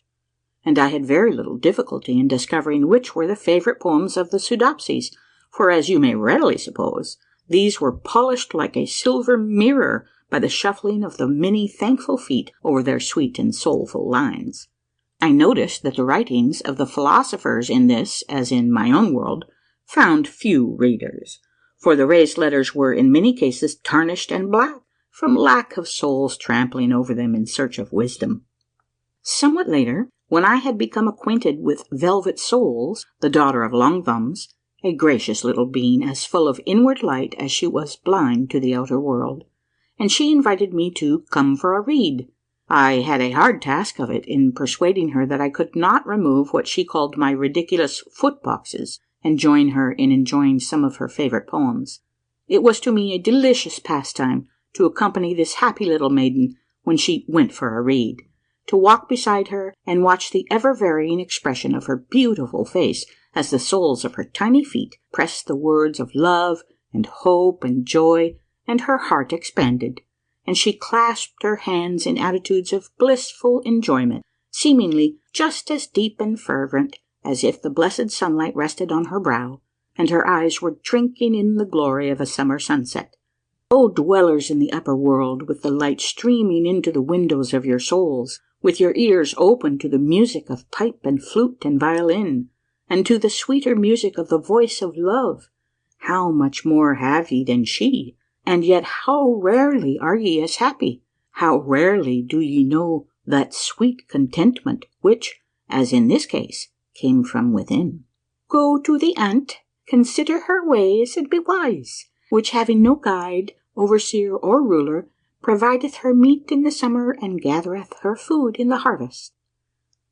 In a short time the Formifolk seemed to become quite accustomed to having Bulger and me among them, and they apparently touched hands with me in quite as friendly a fashion as if I had been one of them. One day Longthumbs conducted me to the house of the most aged and learned of the Soodopsies, Barrelbrow by name.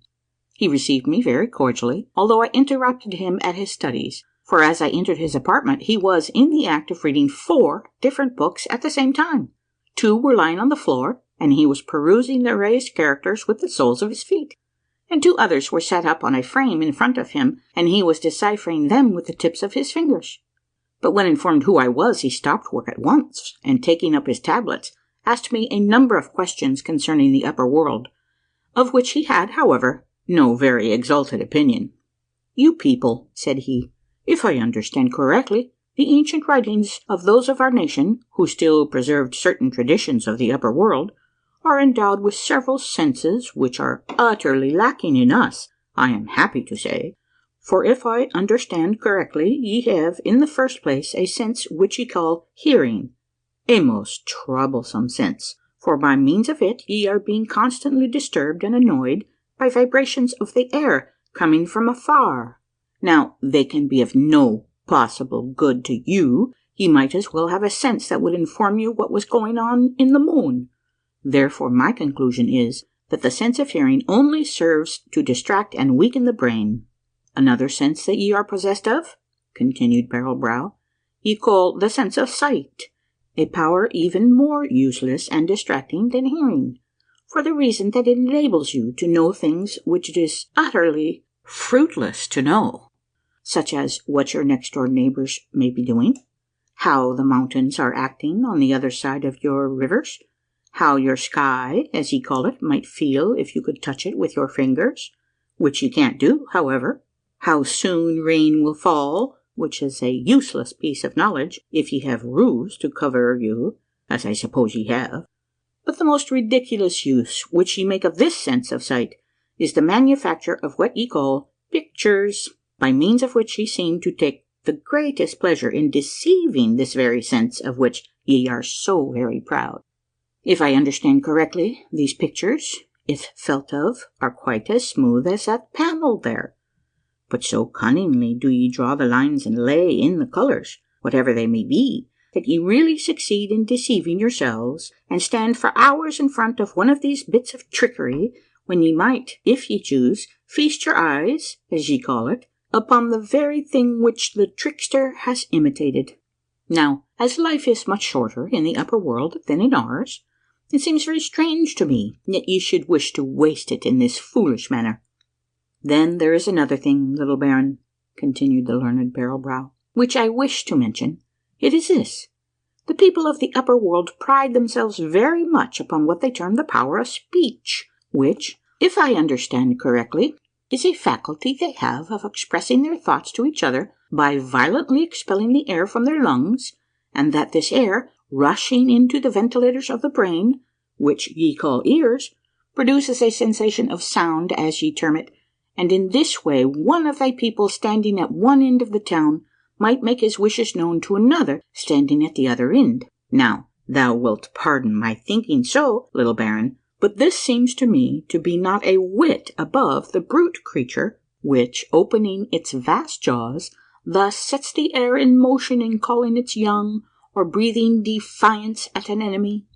And if I understand correctly, little baron, so proud are thy people of this power of speech that they insist upon making use of it at all times and upon all occasions, and strange to say, these talkers can always find plenty of people to open their ears to these vibrations of the air, although the effect is so wearying to the brain that in the end they invariably fall asleep.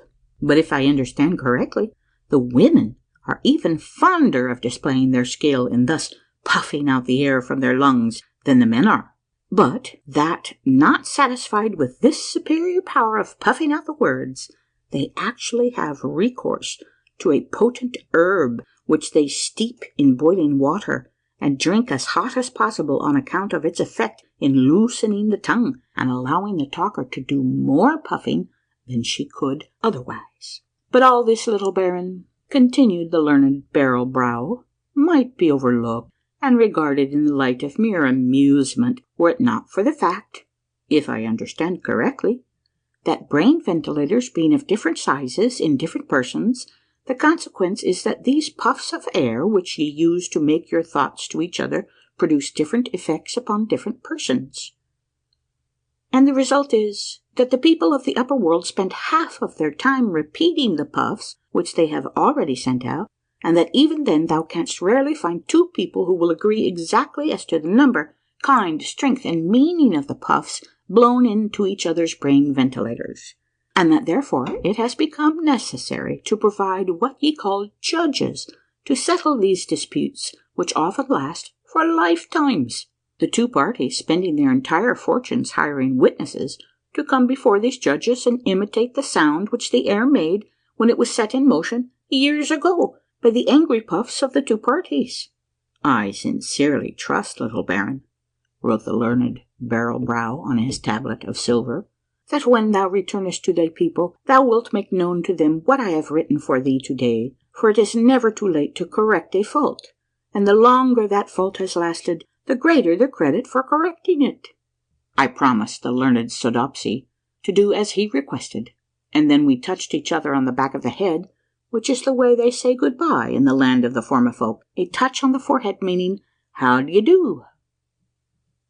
End of chapter 17. Chapter 18. Early history of the Soodopsies as related by Barrel-brow. How they were driven to take refuge in the underworld, and how they came upon the Marble Highway. Their discovery of natural gas, which yields them light and warmth, and of nature's magnificent treasure house. How they replaced their tattered garments and began to build the city of silver. The strange misfortunes that came upon them, and how they rose superior to them, terrible as they were. And no doubt, dear friends, you would be glad to hear something about the early history of the Soodopsies, who they were, where they came from, and how they happened to find their way down into the world within a world. At least this was the way I felt after I had been presented to the learned Barrel-brow, and so the next time I called upon him I waited patiently for him to finish reading the 4 books in front of him, and then I said, Be pleased, dear master, to tell me something concerning the early history of thy people, and to explain to me how they came to make their way down into this underground world. Ages and ages ago, wrote the learned Barrel-brow, my people lived upon the shores of a beautiful land with a vast ocean to the north of it, and in those days they had the same senses as the other people of the upper world. It was a very fair land indeed, so fair that in the words of the ancient chronicles, the sun looked in vain for a fairer. Its rivers were deep and broad, its plains were rich and fertile, and its mountains stored full of silver and gold and copper and tin, and so easily mined were these metals that our people became famous as metal workers, so deft in their workmanship that the other nations from far and near came to us for swords and shields and spearheads and suits of armor and table service and armlets and bracelets, and above all for lamps most gloriously chased and carved to hang in their palaces and temples. And so we were very happy until one terrible day the great round world gave a twist, and we were turned away from the sun, so that its rays went slantingly over our heads and gave us no warmth. Ah me, I could weep now, exclaimed the learned Barrel-brow, after all these centuries, when I think of the cruel fate that overtook my people. In a few months the whole face of our fair land was covered with ice and snow, and our cattle died, and many of our people too, before they could weave thick cloth to keep their delicate bodies from the pinching cold. But this was not all. The great blue ocean, which had until then dashed its warm waves and white foam up against our shores, now breathed its icy breath full upon us, driving us into our cellars to escape its fury. And in a few brief months, to our horror, there came drifting down upon us fields and mountains of ice, which the tempestuous waters cast up against our shores with deafening crash. To remain there meant death, swift and terrible, so the command was given to abandon homes and firesides and escape to the southward, and this most of them did. But it so happened that several hundred families belonging to the metal-working guilds, who knew the underground passages to the mines as foresters know the trackless wood, had taken refuge in the vast underground caverns with all the goods they could carry, Poor deluded creatures! They thought that this sudden coming of the winter blast, of the blinding snow and vast floating fields of ice, was but a freak of nature, and that in a few months the old warmth and the old sunshine would come back again. Alas! Months went by, and their supply of food was almost exhausted, and the entrances to the mines were closed by gigantic blocks of ice cemented into one great mass by the snow which the grey clouds had sifted down upon them. There was now no escape that way. Their only hope was to make their way underground to some portal to the upper world. So, with lighted torches, but with hearts plunged in the darkness of despair, they kept on their way, when one day or one night, they knew not which, their leaders suddenly came upon a broad street of marble opened by nature's own hands. It was skirted by a softly flowing river that swarmed with fish in scales and shells and skin, and here our people halted to eat and drink and rest. And while one of their number was striking his flint on one occasion to make a fire to cook a meal, to his surprise and delight a tongue of flame darted up from the rocky floor and continued to burn, giving light and warmth to them.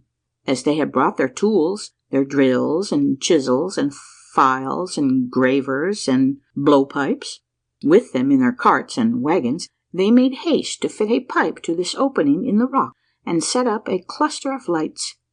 With food and water and warmth and light, their hearts grew lighter, especially as they soon discovered that in many of the vast caverns gigantic mushrooms grew in the wildest profusion. The wisest of them, continued the learned Barrelbrow, at once made up their minds that there must be reservoirs of this gas farther along on this beautiful marble highway. So day by day they pushed farther into this world within a world, halting every now and then to set up a lighthouse, as they called it. After advancing several leagues, the exploring party, upon lighting a cluster of gas jets, were stricken almost speechless with wonder at finding themselves upon the very sill of a tower portal opening into a succession of vast chambers, some with flat ceiling, some arched, some domed, upon the floors and walls of which lay and hung inexhaustible quantities of pure silver. Those magnificent caverns were in reality nature's vast storehouses of the glorious white metal, and our people made haste to set up clusters of gas jets here and there so that they might view the wondrous treasure house. Here they determined to remain, for here was food and water and never-failing supplies, and here they would have light and warmth, and here they could forget their miseries by working at their calling, using the precious metal with lavish hand to build them living chambers, and to fashion the 1,001 things necessary for everyday life. So great was their delight as metal workers to come upon this exhaustless supply of pure silver that they could hardly sleep until they had set up clusters of gas jets throughout these vast caverns. For no doubt, little Baron, thou hast already guessed that this is the spot I am telling thee of, that right here it was where our people halted to build the city of silver. But one thought troubled them, and that was where to find needful clothing, for the old was fast falling into shreds and tatters, when to their delight they came upon a bed of mineral wool. With this they managed to weave some cloth, although it was rather stiff and harsh, yet it was better than none. While exploring a new cavern one day, one of my wise ancestors saw a large night moth alight near him, and gently loosening some of its eggs, he carried them home, more as a curiosity than aught else. Imagine how rejoiced he was, however, to see one of the worms which hatched out set to work spinning a cocoon of silk half as big as his fist. There was great feasting and merrymaking among our people upon hearing of this glad news, and it was not very long before many a silver shuttle was rattling in a silver loom, and the soft bodies of our people were warmly and comfortably clad. Now, long periods of time went by, which, cut up into your months, would have made many, many years. Our people had everything but sunlight, and this, of course, those who were born in the underworld knew nothing about, and therefore did not miss. But as was to be expected, great changes gradually took place in our people. To their inexpressible grief, they noticed that as they busied themselves beautifying their new homes by erecting arches and bridges and terraces, and lining them with glorious candelabra and statues, all in cast and wrought or hammered silver, their sight was gradually failing them, and that in not a very great length of time they should be totally blind. This result, little Baron, continued the learned Barrel-brow, was very natural, for the sense of sight was in reality created for sunlight. For as thou no doubt knowest, all the fish that swim in our rivers have no eyes, having no need of them. It happened just as they had expected. In a few generations more our people discovered that their eyes could no longer see things as thou dost, but yet they could feel them, if they were not too far away, just as I can feel thy presence now, and tell where thou sittest, and how tall thou art, and how broad thou art, and whether thou movest right or left, forward or backward. But I cannot tell exactly how thou art made until I reach out and touch thee. Then I know all. Yes, far better than thou canst know, for our sense of feeling is keener than thy so-called sight. One of my people can feel a grain or roughness upon a silver mirror, which to thy eyes seems smoother than glass. Well, strange to relate, and yet not strange, our ancestors, with the going out of their sense of sight, also felt their sense of hearing on the wane. Our ears, as thou callest them, having nothing more to listen to, for eternal silence, as thou knowest, reigns in this underworld, became as useless to us as the tail of the pollywog would be to the full-grown frog. And of course, with the loss of our sense of hearing, our children were soon unable to learn to talk, and in a certain lapse of time we came to merit full well our new name of farmerfolk, or ant people, for we were now blind and deaf and dumb. It is long, very, very long, little Baron, continued the learned Soodopsy, since all recollection of sunlight, of colour, of sound, died out of our minds. Today my people don't even know the names of these things, and thou wouldst have as much chance of success wert thou to attempt to tell them what light or sound is, as thou wouldst have it thou shouldst try to explain to a savage that there is nothing under the world to hold it up, and yet it doesn't fall.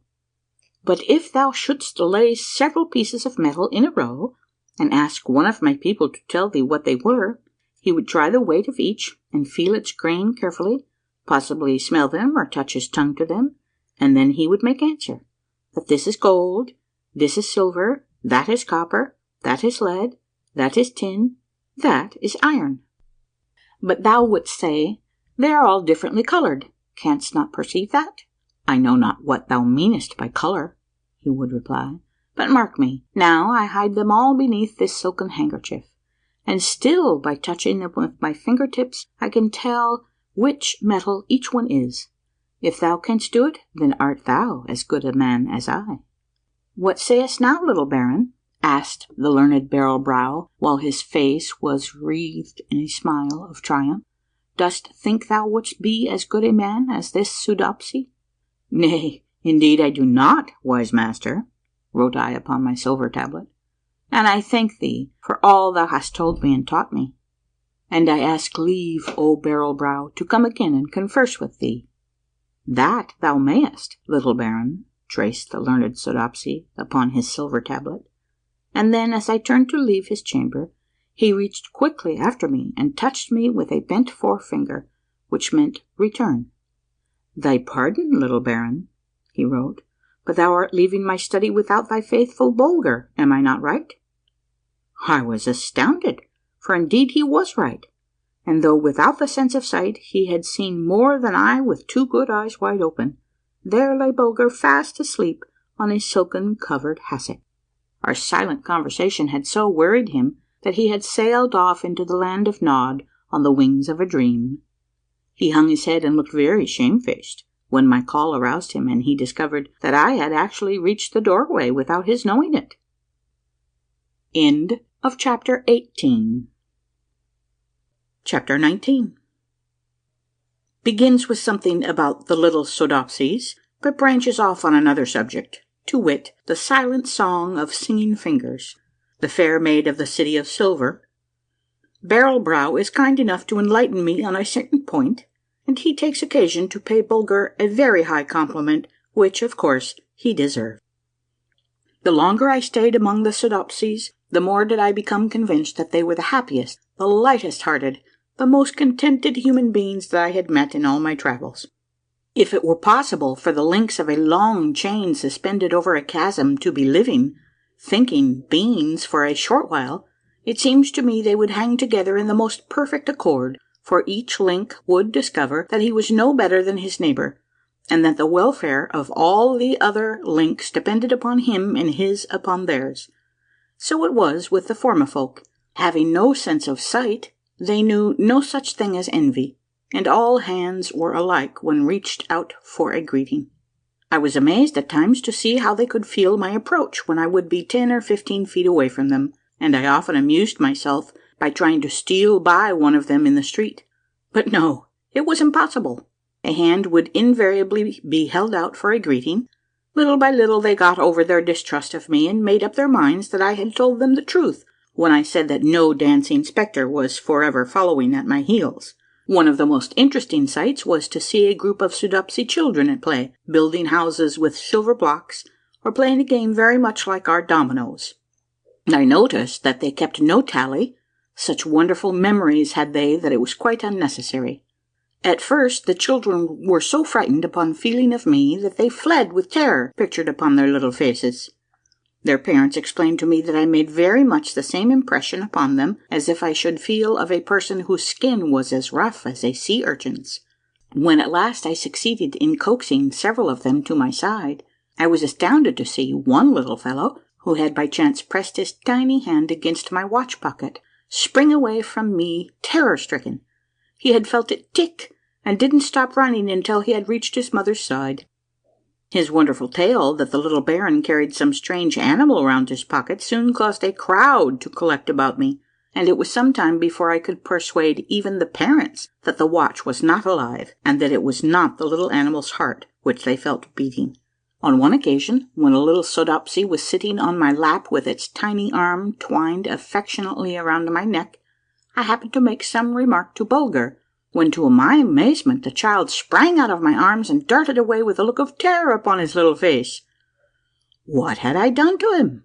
Why, it seems that by the merest chance his tiny hand had been pressed against my throat, and that he had been terrified by feeling the strange vibration caused by my voice. Immediately the report was spread about that the little baron carried another little baron around in his throat, that anyone could feel him if I would only consent. It took me a long while to convince them that what they felt was not another little baron, but merely the vibration caused by my expelling my breath in a way peculiar to the people of the upper world. But all the same I was obliged to say many hundreds of useless things to Bulger in order to give their little hands a chance to feel something so wonderful. From the little I have told you about the names of the Formifolk, dear friends, you have no doubt understood that their names took their rise from some physical quality, defect, or peculiarity. Besides the names I have already mentioned, I remember Sharp Chin, Long Nose, Silk Ears, Smooth Palms, Big Knuckle, Nail Off, Hammer Fist, Soft Touch, Hole in Cheek, or Hole in Chin, Dimple, Crooked Hair, Cowlick, and so on and so on. But, to my amazement, one day when asking the name of a young girl whose long and delicate fingers had attracted my attention, I was informed that her name was Singing Fingers, or possibly I might translate it Music Fingers. I had noticed that the Soodopsies had some idea of music, for the children often amused themselves dancing, and while so engaged, beat time with their fingertips on each other's cheeks or foreheads. But I was completely in the dark as to what they meant by Singing Fingers, or why the young girl should have been so named. Hence I was greatly pleased to hear the maiden's mother ask me whether I would like to feel one of her daughter's songs, as she termed it. Upon my acquiescing, The mother approached me and proceeded to roll up the sleeves of my coat until she had laid my arms bare to the elbow. Then she took my arms and clasped them across my breast, one above the other. Bulger watched this proceeding with somewhat of displeasure in his eyes. He had half an idea that these silent people might play some hurtful trick upon his little master, but my smile soon disarmed his suspicion. Singing Fingers now drew near, and as her sweet face, with its sightless eyes, turned full upon me, I could hardly keep back the tears. And yet, why grieve for anyone who seemed to be so perfectly happy? A smile played around her dainty little mouth, disclosing her tiny, silvery white teeth like so many real pearls, and her bosom rose and fell quickly, sending forth a faint breathing sound. She looked so like a radiant child of some other world that before I thought, I cried out, "Speak, oh, speak, beautiful child!"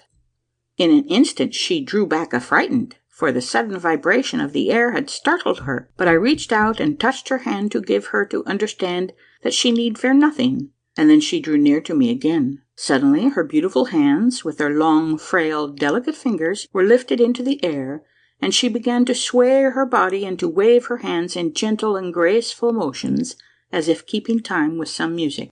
Gradually she drew nearer to me, and ever and anon her silken fingertips touched my hands or arms as if they were a keyboard, and she was about to begin to execute a soft and dainty bit of music.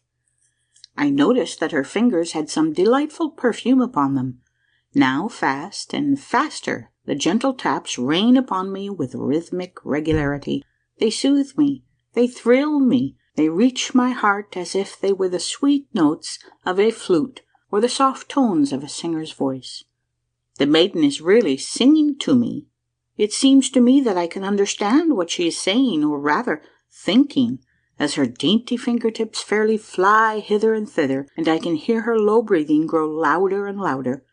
Suddenly she leaves my hands and arms, and I feel her gentle tapping on my cheeks and brow. So gently, oh, so gently and soothingly her fingers touch me, that at last they feel like rose leaves dragged across my face.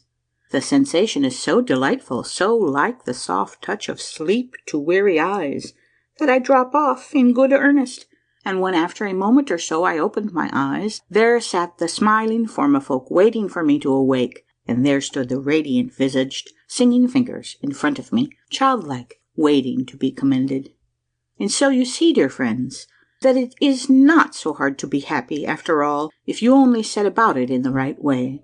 The Formifolk seemed to have set about it in the right way, judging by results, and they are the only things we have to judge by. Some men will fish all day and not have a bite, and some people will try their whole lives to catch happiness and not get any more than a nibble. They don't use the right kind of bait. Let him try a kind act, a live one. There was something I wanted to ask of the learned Barrelbrow, so the next call I made on him I put this question to him. Is it possible, learned master, that thy people have absolutely no guide, no overseer, no rulers? The great scholar of the Formifolk ceased reading the 4 books which lay opened before him, one under each hand and one under each foot, as I handed him my silver tablet.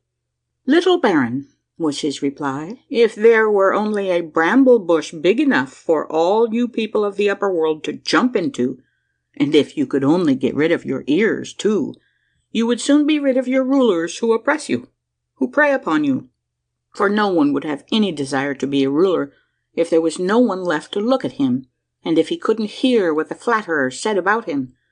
Vanity is the soil that rulers spring from, as the mushrooms spring from the rich loam of our dark caverns. They pretend that it is the exercise of power that they are so fond of. Believe them not. It is the gratification of their vanity, and nothing else. If it were only in thy power to say to every man who itched to be a ruler, well and good, brother, a ruler thou shalt be, but bear in mind, weak man, that when thou hast donned thy gaudy uniform and mounted thy gaily caparisoned steed, when thou ridest at the head of troop and cavalcade with 10,000 armed men following thee on foot as slaves their master, and the plaudits of the foolish multitude rend the air, no eye shall witness the splendor of thy triumph, No ear catch a sound of the deafening cheers. Take my word for it, little baron, no one would want to be a ruler any more. Where there are no rulers, little baron, continued the learned Barrel-brow, there can be no followers. Where there are no followers, there will be no quarrelling. When it becomes necessary in our nation, we form the Great Circle for deliberation. Each man writes out what he thinks on his tablet. Then the opinions are read and counted, and the majority rules. But we form the Great Circle only in times of urgent need. Generally speaking, the smaller circles answer all the purposes. In fact, the family circle is in most cases quite sufficient. I touched first Barrel-brow's heart in token of my gratitude for the many things which he had taught me, and then the back of his head to bid him good night. You may imagine his and my delight, dear friends, when the wise Bulger raised himself on his hind legs, and with his right paw also thanked the learned Barrel-brow, and then bade him good night by a light tap on the back of his head. Fortunate the traveller, wrote the learned Soodopsy, attended by so wise and watchful a companion. True, like a child he goes on all fours, but by so doing he brings his heart and his brains on the same level. The only way for a man to wear them if he would do his fellow creatures any good. The trouble with thy people in the upper world, little baron, is that they think too much. They clasp minds instead of clasping hands. They send messengers with gifts instead of giving themselves.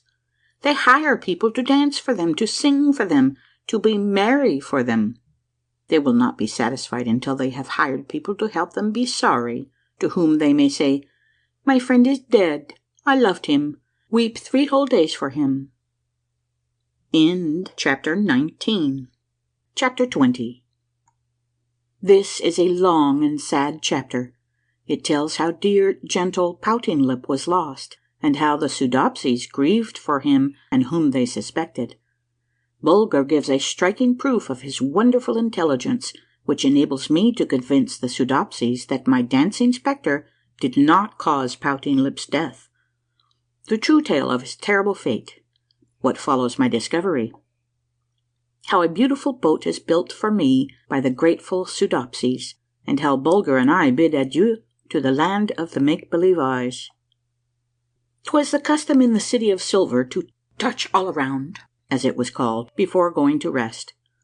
The touch all around began in a certain quarter of the city and passed with wonderful rapidity from man to man. Exactly how it was done I never could understand, but the purpose of the mysterious signalling was to make an actual count of all the Formifolk. If a single one were missing, it would be most surely discovered by the time the touch all around had been completed. It proceeded with lightning-like rapidity throughout the city, and then, if no return signal was made, the people knew that everyone was in his proper place, and that no Soodopsy had lost his way or fallen ill in some unfrequented passage. I don't think that I had more than dropped off to sleep when I was aroused by Bulger's gentle tugging at my sleeve. Rubbing my eyes, I sat up in bed and listened. Instantly my ear caught that faint shuffling sound which was always perceptible when any number of the Formifolk were hurrying hither and thither over the polished silver pavement. I sprang out of bed and rushed to the door, Bulger close at my heels. What a strange sight confronted me! I could compare it to nothing save to the appearance of a large ant-hill when some mischievous boy suddenly drops a stone among the crowd of petty, patient, plodding people peacefully pursuing their work. In an instant all is changed. Lines are broken, workmen jostle workmen, order becomes disorder, regularity is changed to confusion. Hither and thither the affrighted creatures rush with waving feelers, seeking for the cause of the mad outburst of terror. So it was with the Formifolk as I looked out upon them.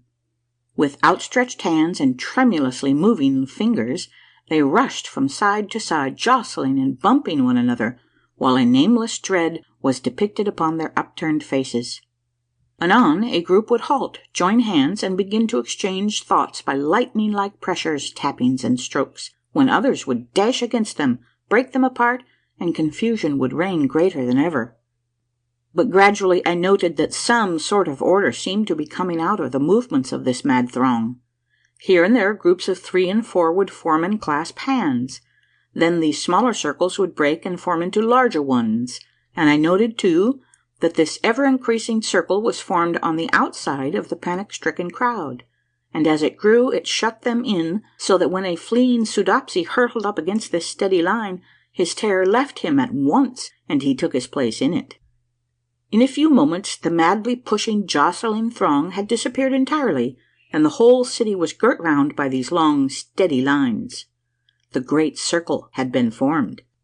After half an hour the deliberation was completed, and to my surprise the great circle broke up into squads and companies of 4s and 6s and 10s, and then each disappeared slowly and steadily, with lockstep, passing out of the city into dark or only partially lighted chambers and passages that surrounded it. The search for the missing Soodopsy had been begun.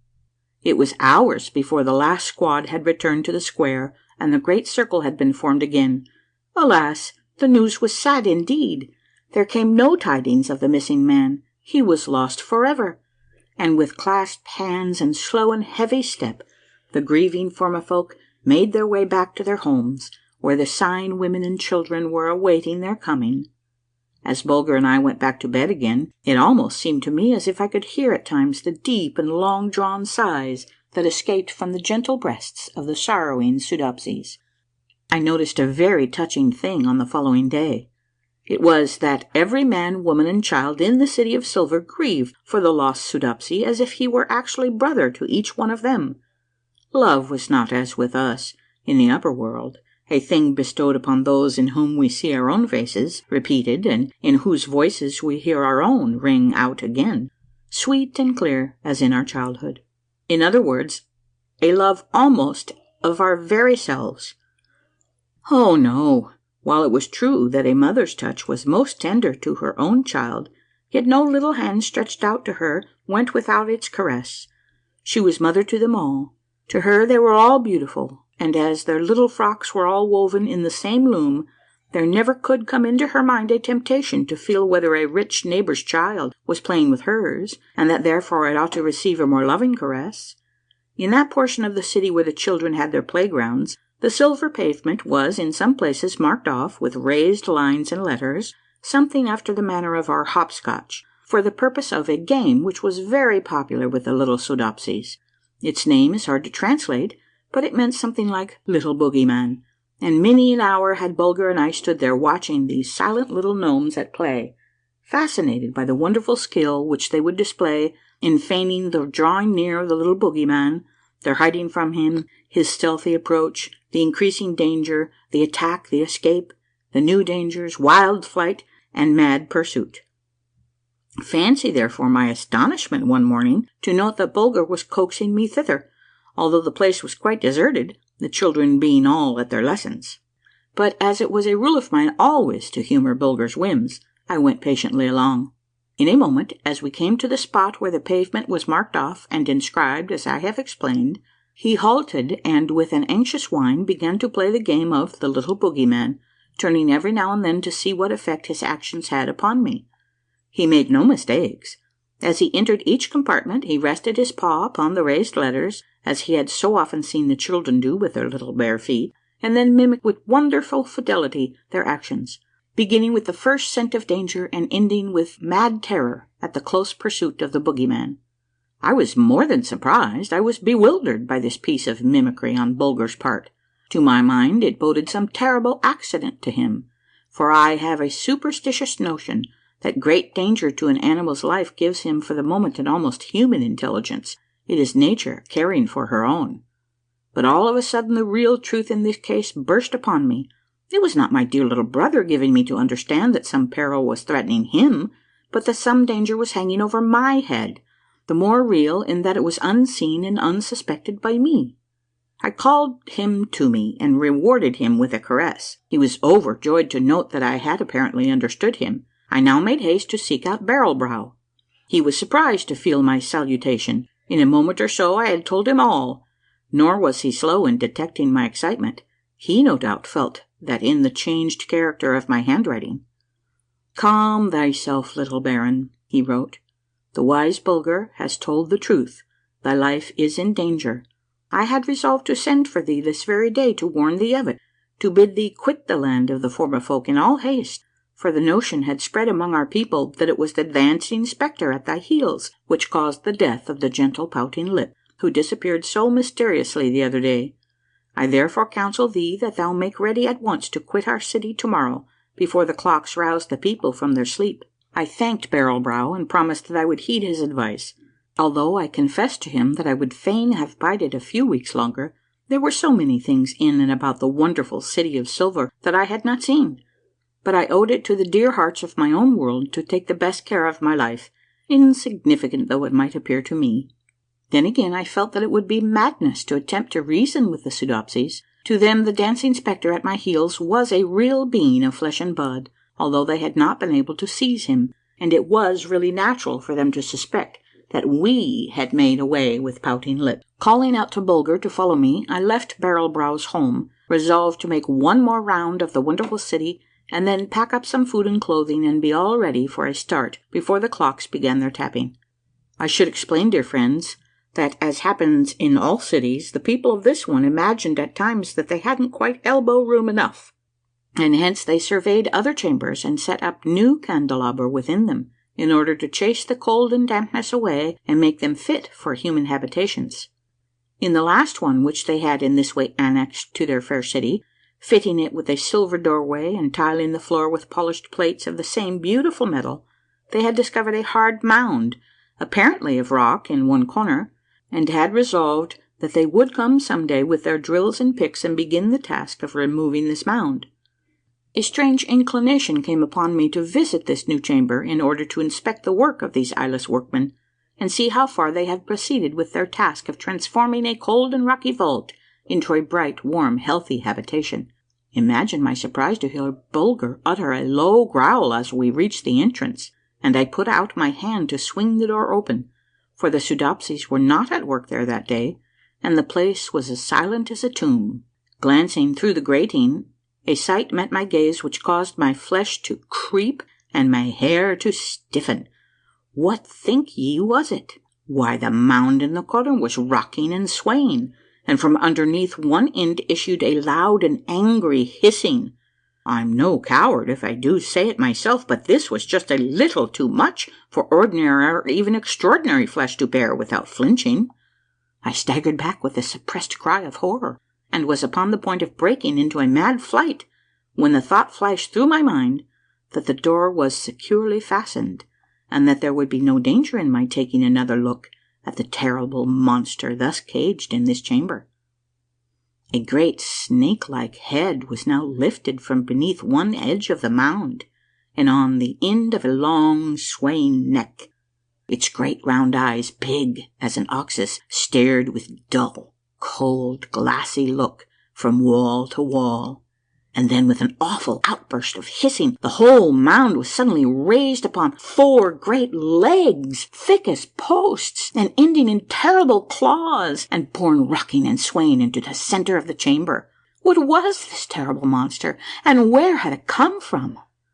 Why, I saw through it all now at a glance. It was a gigantic tortoise, 8 feet long by 5 wide at least, and once an inhabitant of the upper world.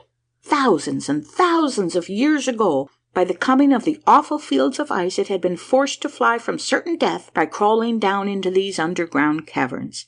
Here, chilled and numbed by the dampness and cold, it had fallen asleep, and would have continued to sleep on for other ages to come, had not the industrious Formifolk lighted the clusters of burning jets of gas in the monster's bedroom. Gradually the warmth had penetrated the roof of shell, made thicker by earth and layer of broken rock, which the tooth of time had dropped upon it, and reached his great heart, and set it beating again, slowly, very slowly, but faster and faster, until he really felt that he had awakened from his long sleep. By a terrible misfortune, Pouting Lip, the gentle Soodopsy, had happened to be left behind when his brother labourers quit work, and the new silver doors of the chamber had been closed upon him. Oh, it was terrible to think of, but true it must have been. The poor little Soodopsy, shut in by his own eyeless folk in this chamber, which he was helping to beautify by his patient skill, had served to satisfy the hunger of this awful monster after his long ages of fasting. But why, you ask, dear friends, was all this not discovered when the great circle had been formed, and the search was made for him? Simply because the monster, after devouring the lost Soodopsy, retreated to his nest and drew the dirt and crumbled rock up around him with his gigantic flippers and went to sleep again, as all gorged reptiles do, so that when the searchers entered the new chamber all was as they had left it, the mound of rock, as they had supposed it to be, in the corner, undisturbed. With Bulger at my heels, I now turned and ran with such mad haste to Barrel Brows that the whole city was thrown into the wildest disorder, for of course they had felt me fly past them. With all the quickness I could command, I wrote an account of what I had witnessed, and when Barrel Brow communicated it to the assembled Soodopsies, 1,000 hands flew into the air in token of mingled fright and wonder, and a wild rush was made for Bulger and me, and we were well nigh smothered with kisses and caresses. The moment the excitement had quieted down a little, a great circle was immediately formed, and I was honored with a place in it, and when my tablet was passed about, 1,000 hands made signs of assent. My plan was a simple one. It was to make a pipe connection between Uphaslok and the new chamber, and to turn the deadly vapor into the sleeping apartment of the gigantic monster. In this manner his dispatch would be a happy one, merely a beginning of another one of his long naps, so far as he would know anything about it. This was done at once, care first being taken to make the doors of the new chamber perfectly airtight. I was the first to enter the cavern after the execution of the monster, and found, to my delight, that my estimate of his length and width was correct almost to an inch. I had always had a wonderful eye for dimension and distances. Seeing Bulger raising himself upon his hind legs and make an effort to dislodge something from the wall, I drew near to assist him. Alas! It was dear, gentle, pouting lips' tablet. He had been writing upon it, and as the terrible monster advanced upon him, he had reached up and hung it upon a silver pin on the wall. When the Soodopsies read what their poor brother had written, there they all sat down and wrung their hands in silent but awful grief. It ran as follows: "O my people, why have ye abandoned me? The air trembles, the whole place is filled with suffocating odor. Must I die? Alas, I fear it, and yet I would so love to feel my dear ones touch us once more. The ground trembles. A stifling breath is puffed into my face. I am wearied, almost fainting by trying to escape it. I can write no more. Don't grieve too long over me. It was my fault. I stayed behind when I should have followed. Oh, horrible, horrible. Farewell. I'm going now. A loving touch to all. Farewell." After waiting a few days for the grief of the Formifolk to lighten a little, I asked them to send a number of their most skillful workmen to assist me in removing the magnificent shell from the dead monster whose body was fed to the fishes. They not only did this, but they also offered to transform the shell into a beautiful boat for me, so that when I resolved to bid them adieu, I might sail away from the City of Silver and not be obliged to trudge along the marble highway. The work went on apace. At first the polishers began their task, and in a few days the mighty carapace glowed like a lady's comb. Then the dainty and cunning craftsmen in silver began their part of the work, and ere many days the shell was fitted with a silver prow curiously wrought, like a swan's neck and head, while quaintly carved trimmings ran here and there, and a dainty pair of silver sculls with a silver rudder, beautifully chased, from which ran 2 little silken ropes, were added to the outfit. I never had seen anything half so rich and rare, and I was as proud of it as a young king of his throne before he finds it is so much like my ship of shell. And last the day came when I was to bid the gentle Soodopsies a long farewell. They lined the shore as Bulger and I proceeded to take our place in the bark of shell, which sat upon the water like a thing of life. It was with great show of dignity that Bulger took his position in the stern, with the tiller ropes in his mouth, ready to pull on either side as I might direct, and setting the silver oars in place, I threw my weight upon them, and away we glided, swiftly and noiselessly over the surface of the dark and sluggish stream. In a few moments nothing but a faint glimmer was left to remind us of the wonderful city of silver, where the silent Formifolk live and love and labor without ever a thought that human beings could be any happier than they. Dear, happy folk, they have solved a mighty problem of which we of the upper world are still struggling over. End of Chapter 20. Chapter 21. How we were lighted on our way down the dark and silent river. Sudden and fierce onslaught upon our beautiful boat of shell. A fight for life against terrible odds, and how Bulger stood by me through it all. Cold air and lumps of ice. Our entry into the cavern whence they came. The boat of shell comes to the end of its voyage. Sunlight in the world within a world, and all about the wonderful window through which it poured, and the mysterious land it lighted. I dare say, dear friends, that you are puzzling your brains to think out how it was possible for me to row away from the wonderful city of the Formifolk without running our boat continually ashore. Ah, you forget that the keen-eyed Bulger was at the helm, and that it was not the first time that he had piloted me through darkness impenetrable to my eyes. But more than this, I soon discovered that the plashing of my silver oars kept my little friends, the fire lizards, in a constant state of alarm, and although I couldn't hear the crackling of their tails, yet the tiny flashes of light served to outline the shore admirably.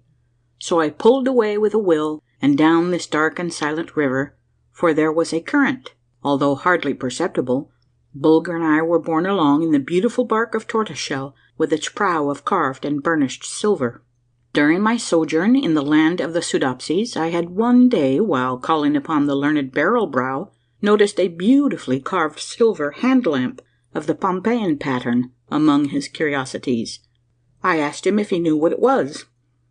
He replied that he did, adding that it had doubtless been brought from the upper world by his people, and he begged me to accept it as a keepsake. I did so, and upon leaving the city of silver I filled it with fish oil and fitted a silken wick to it. It was well that I had done so, for after a while the fire lizards disappeared entirely, and Bulger and I would have been left in total darkness had I not drawn forth my beautiful silver lamp, lighted it, and suspended it from the beak of the silver swan which curved its graceful neck above the bow of our boat. After lying on my oars long enough to set some food before Bulger and partake of some myself, I again started on my voyage down the silent river, no longer shrouded in impenetrable gloom. I had not taken over half a dozen strokes when suddenly one of my oars was almost twisted out of my hand by a vicious tug from some inhabitant of these dark and sluggish waters.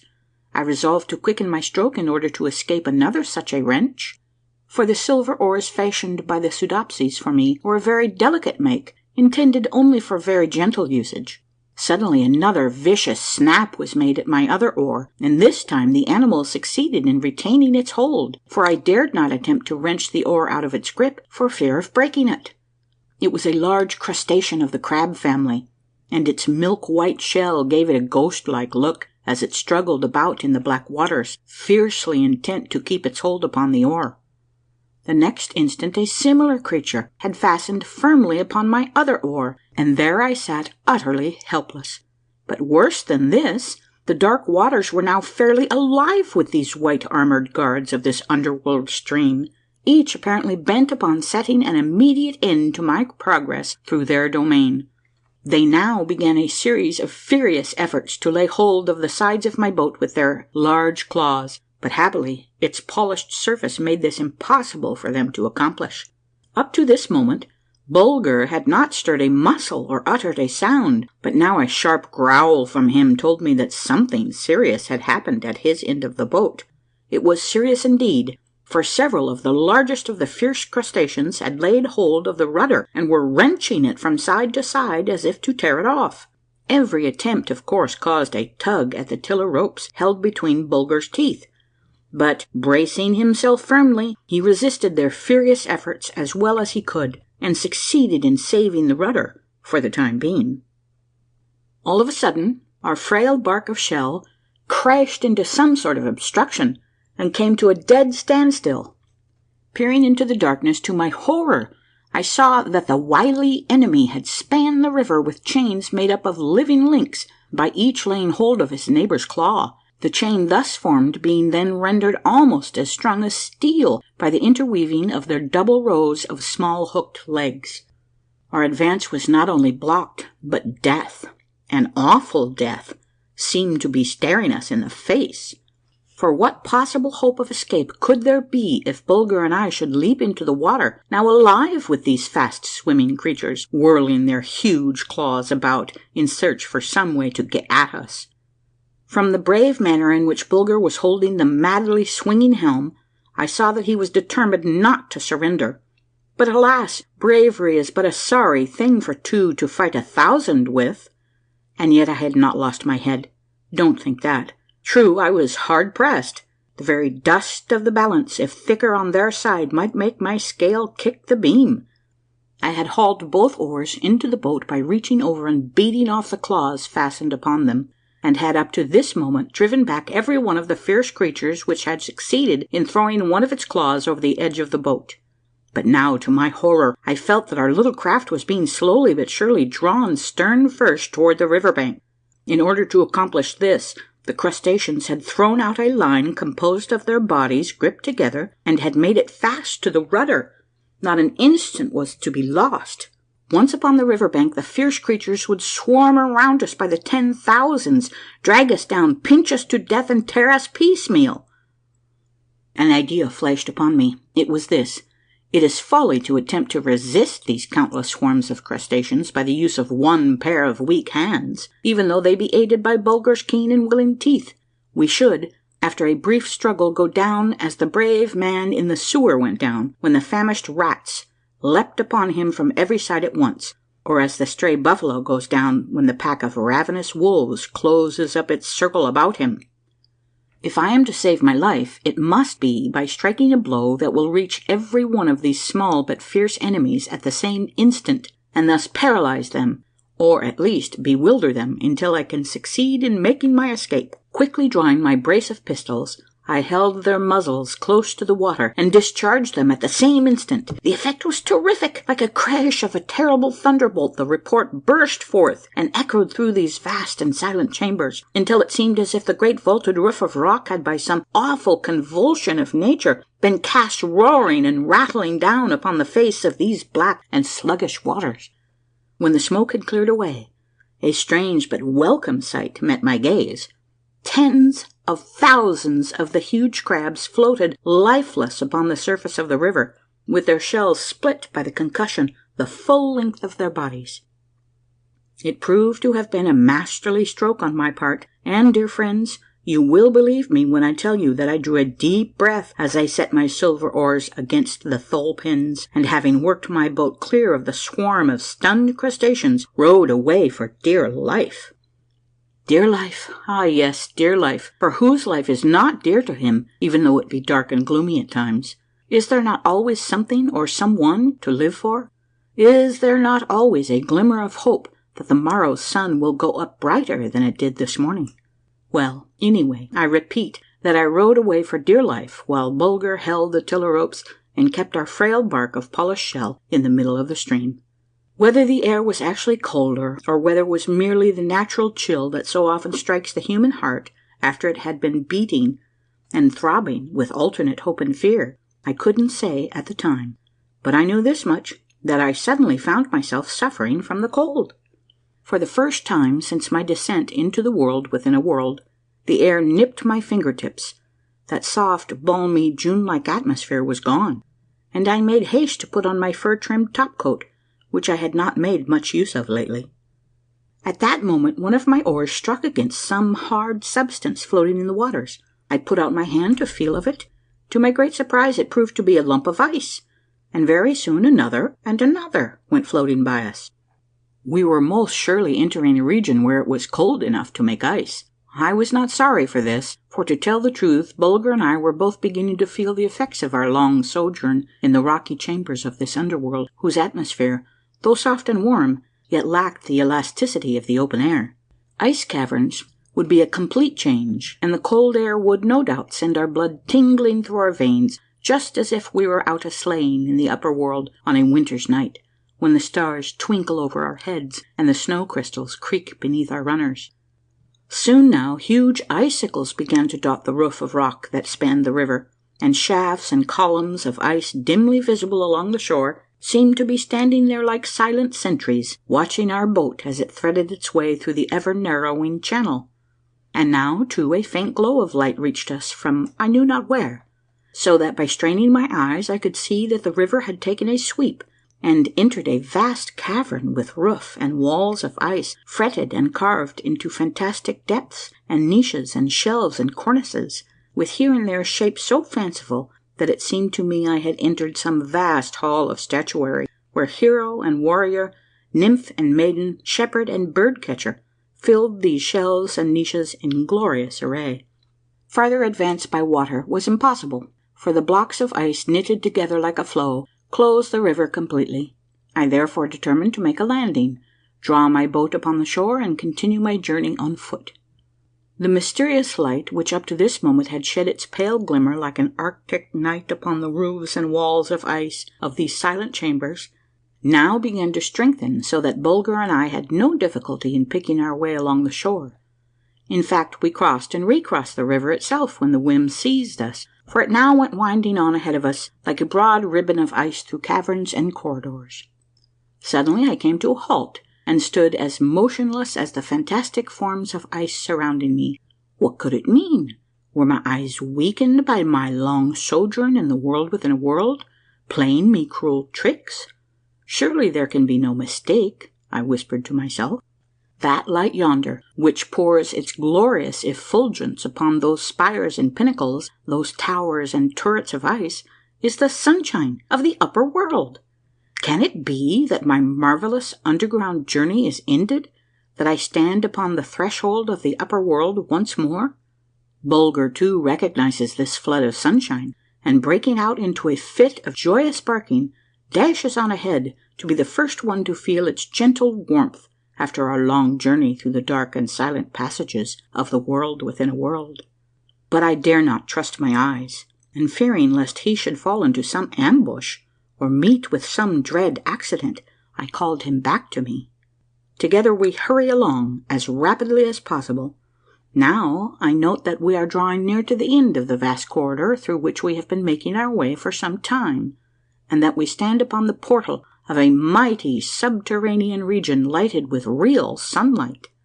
It stretches away as far as the eye can reach, and so high is the roof that spans this vast underworld that I cannot see whether it be of ice or not. All that I can see is that through one of its sloping sides there streams a mighty torrent of sunlight, which pours its splendor with unstinting hand upon the wide highways, the broad terraces, the sheer parapets, and the sloping banks which diversify this ice world. Can it be that one side of this mighty mountain which nature has here hollowed out and set like a peaked roof over this vast subterranean region is a gigantic window of ice itself, through which the sunlight of the outer world streams in this grand way like a silent cataract of light, like a deluge of sunshine?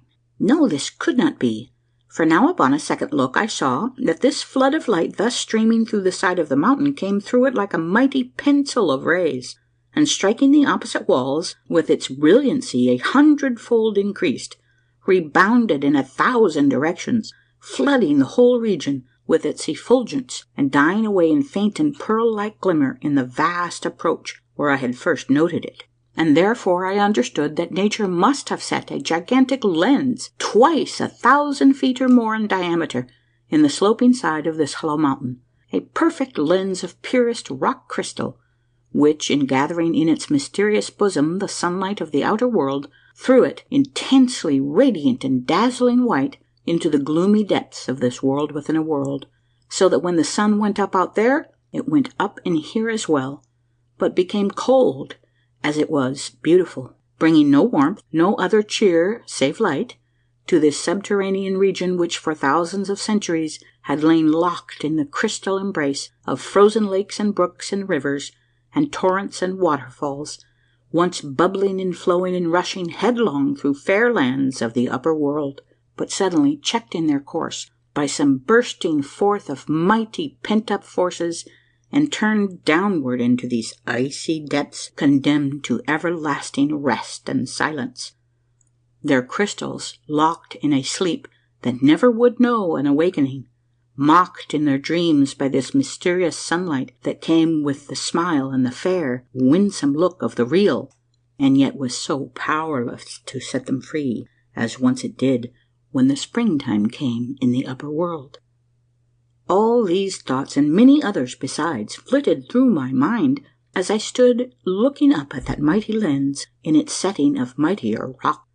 And so deeply impressed was I by the sight of such a great flood of sunlight pouring through this gigantic bull's eye, which nature had set in the rocky side of the hollow mountain peak, and illumining this underworld, that the longer I gazed upon the wonderful spectacle, the more firmly enthralled my senses became by it. The deep silence, the deliciously pure air, the ever-varying tints of the light as the mighty ice columns, acting the part of prisms, literally filled those vast chambers with the rainbow's glorious glow, imparted unto the spell resting upon me such unearthly power that it might have held me there until my limbs hardened into icy crystals, and my eyes looked out with a frozen stare, had not the ever-watchful Bulger given a gentle tug at the skirt of my coat, and aroused me from my enthralling meditation. End of Chapter 21. Chapter 22. The Palace of Ice in the golden sunlight, and what I imagined it might contain. How we were halted by a couple of quaintly clad sentinels. The Koltykwerps, his frigid majesty King Gelidus. More about the Ice Palace, together with a description of the throne room. Our reception by the king and his daughter Schneeboule. Brief mention of Bullebrain, or Lord Hothead. Scarcely had I advanced 100 yards beyond the portal where I had halted when happening to turn my eyes to the other side, a sight met them which sent a thrill of wonder and delight through my form. There upon the highest terrace stood a palace of ice, its slender minarets, its high lifted towers, its rounded turrets, its spacious platform, and its broad flights of steps all glittering in the sunlight, as if gem-studded and jewel-set. It was a spectacle to stir the most indifferent heart, let alone one so full of ardor and buoyancy as mine. But dear friends, even admitting that I can succeed in awakening in your minds even a faint conception of the beauty of this ice palace, as the sunlight fell full upon it at that moment, how can I ever hope to give you an idea of the unearthly beauty of this palace of ice and its glorious surroundings when the moon went up in the outer world at a later hour, and its pale, mysterious light was poured through the mighty lens in the mountainside, and fell with celestial shimmer upon these walls of ice?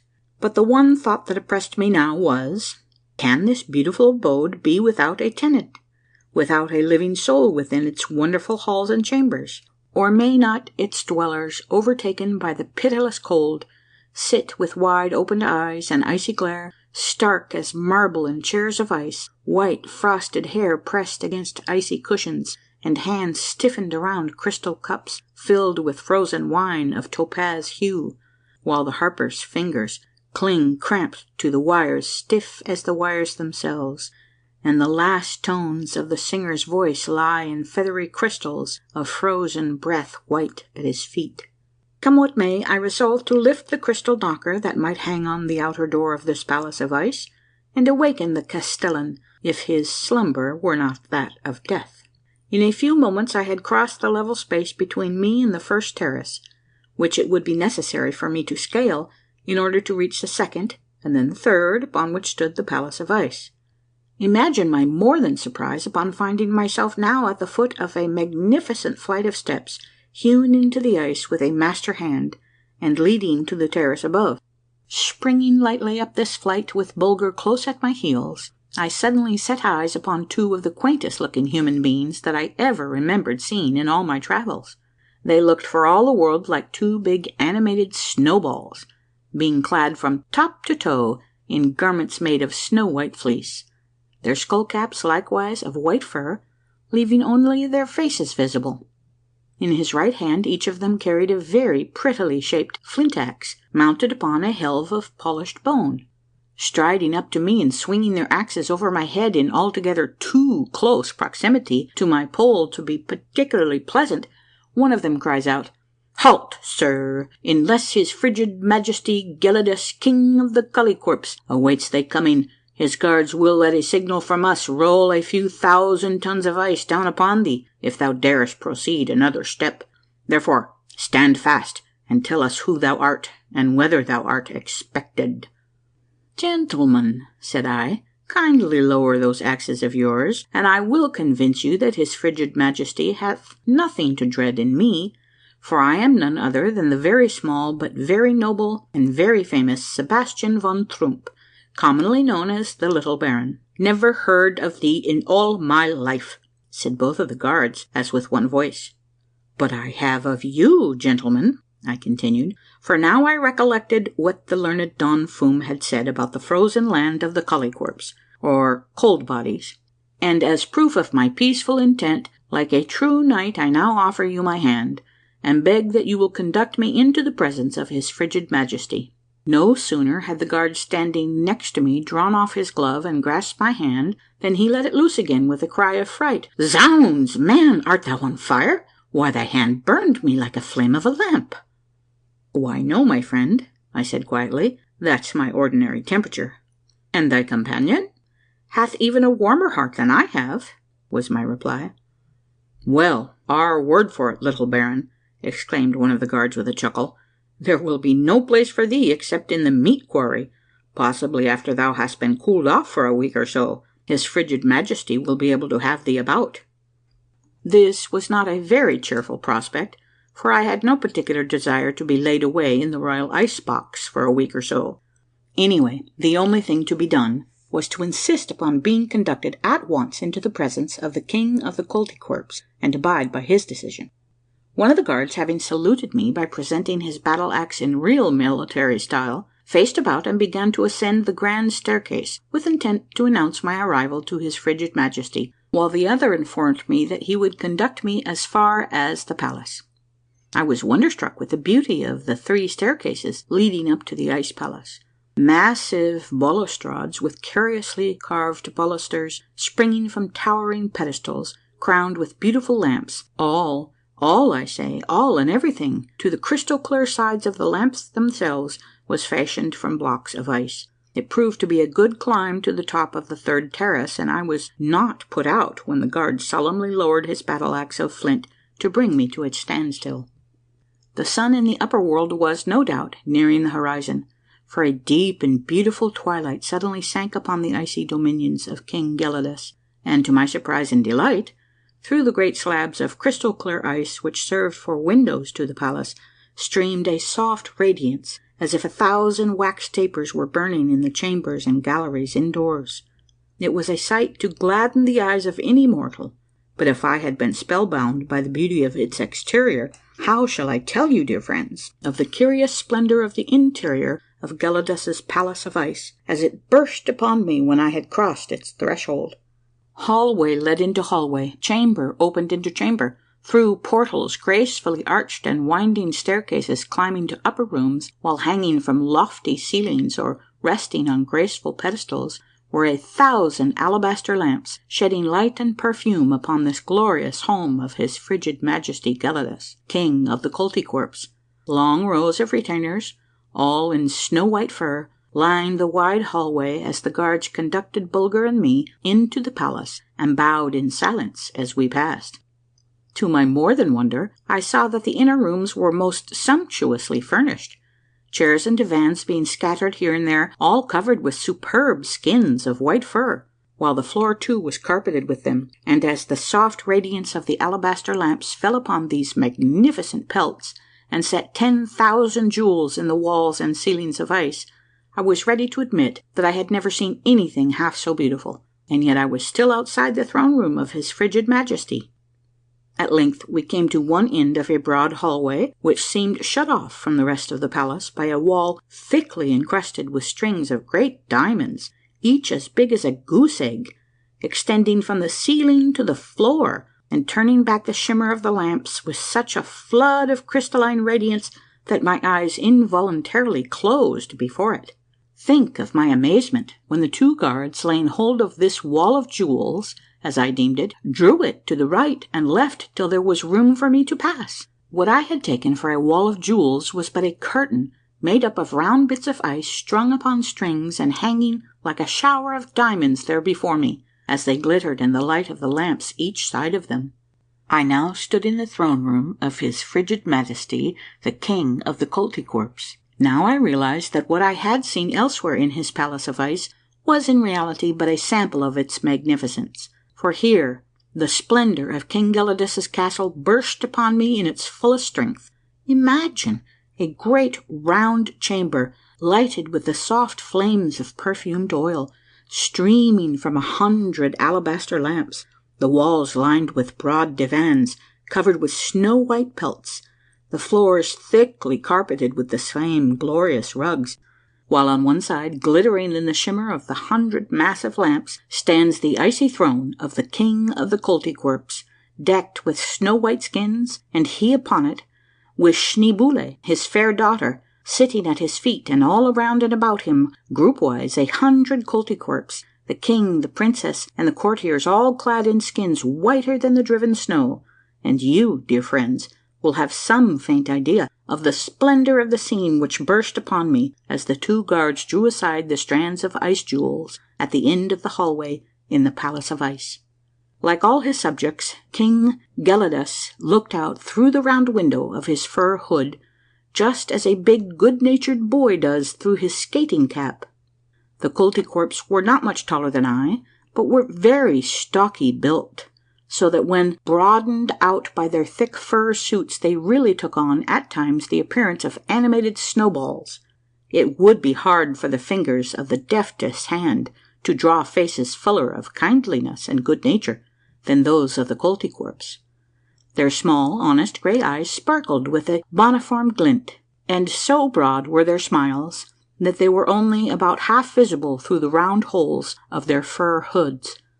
I was delighted with them from the very start, and the more so when I heard King Gelidus cry out in a cheery voice, "A right crisp and cold welcome to our icy court, little baron.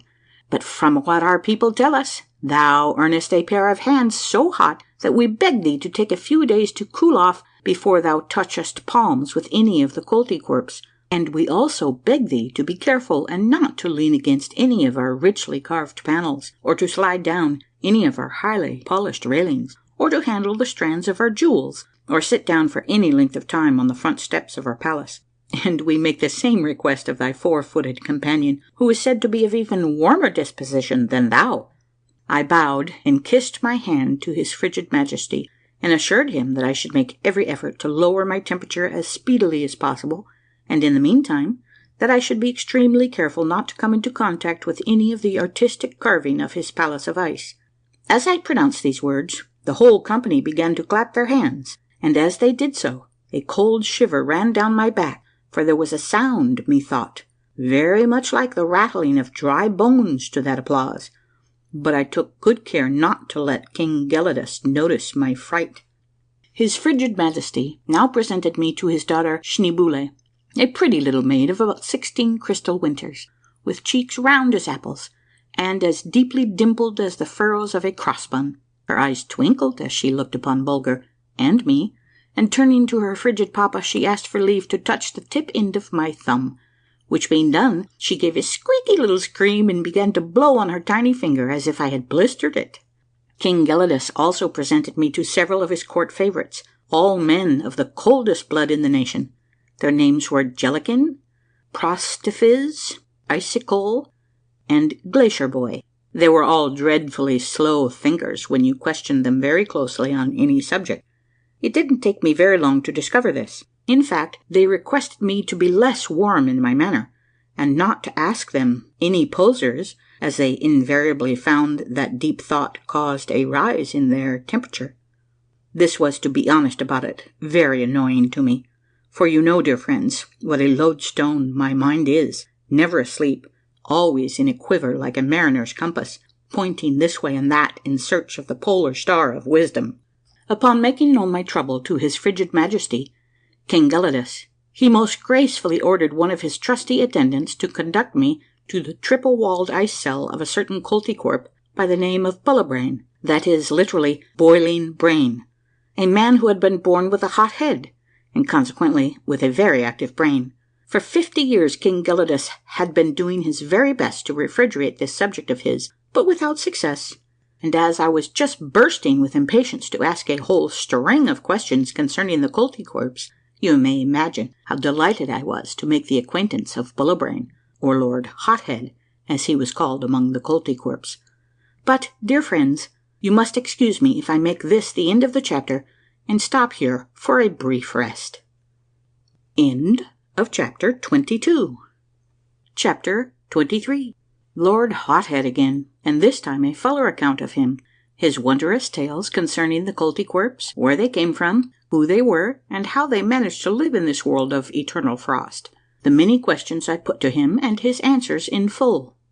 Lord Bullibrain was never allowed to set foot inside the palace of ice. King Gelidus, backed by the opinion of his favourites, still indulged the belief that he would be able in the end to refrigerate him. True, he had been many years at the task, so that it had now become a sort of hobby of his, and almost daily did his frigid majesty pay a visit to his hot-headed subject, and test his temperature by pressing his small ball of ice against his temples. To King Gelidus's mind, a man of so high a temperature was a continual menace to the peace and quiet of his kingdom.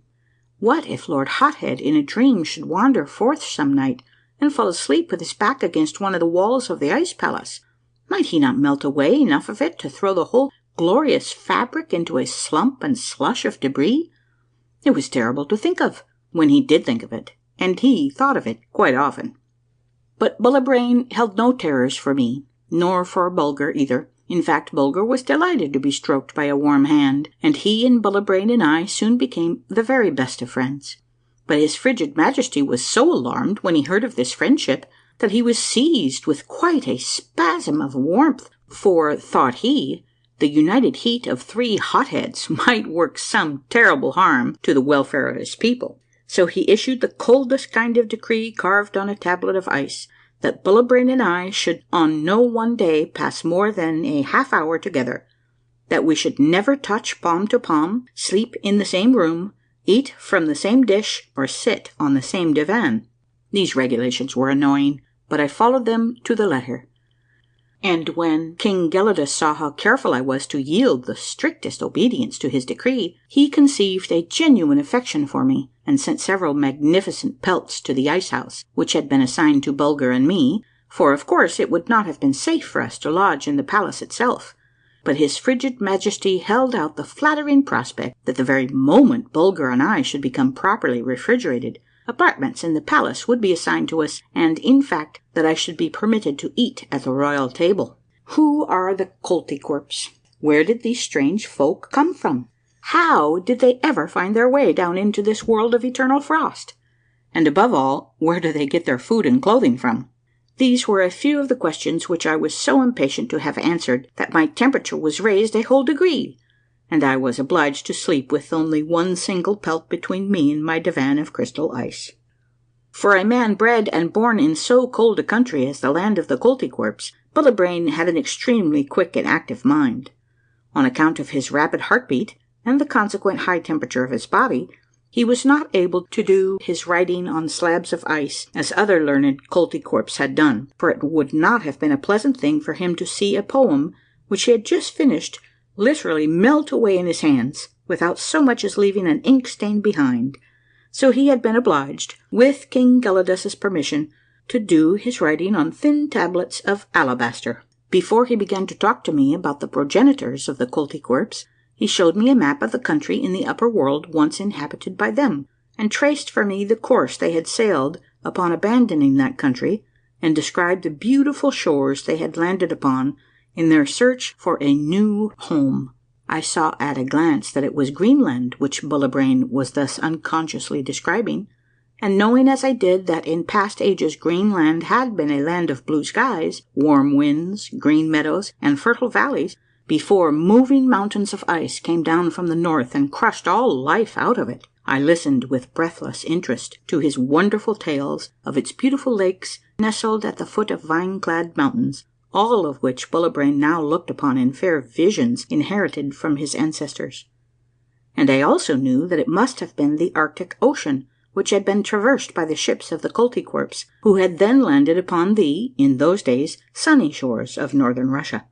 But the mountains of ice could sail too, and they followed the fleeing Koltykwerps like mighty monsters, dashing themselves with terrible roar and crash upon the peaceful shores, which they soon transformed into a wilderness of berg, of glacier, and of floe.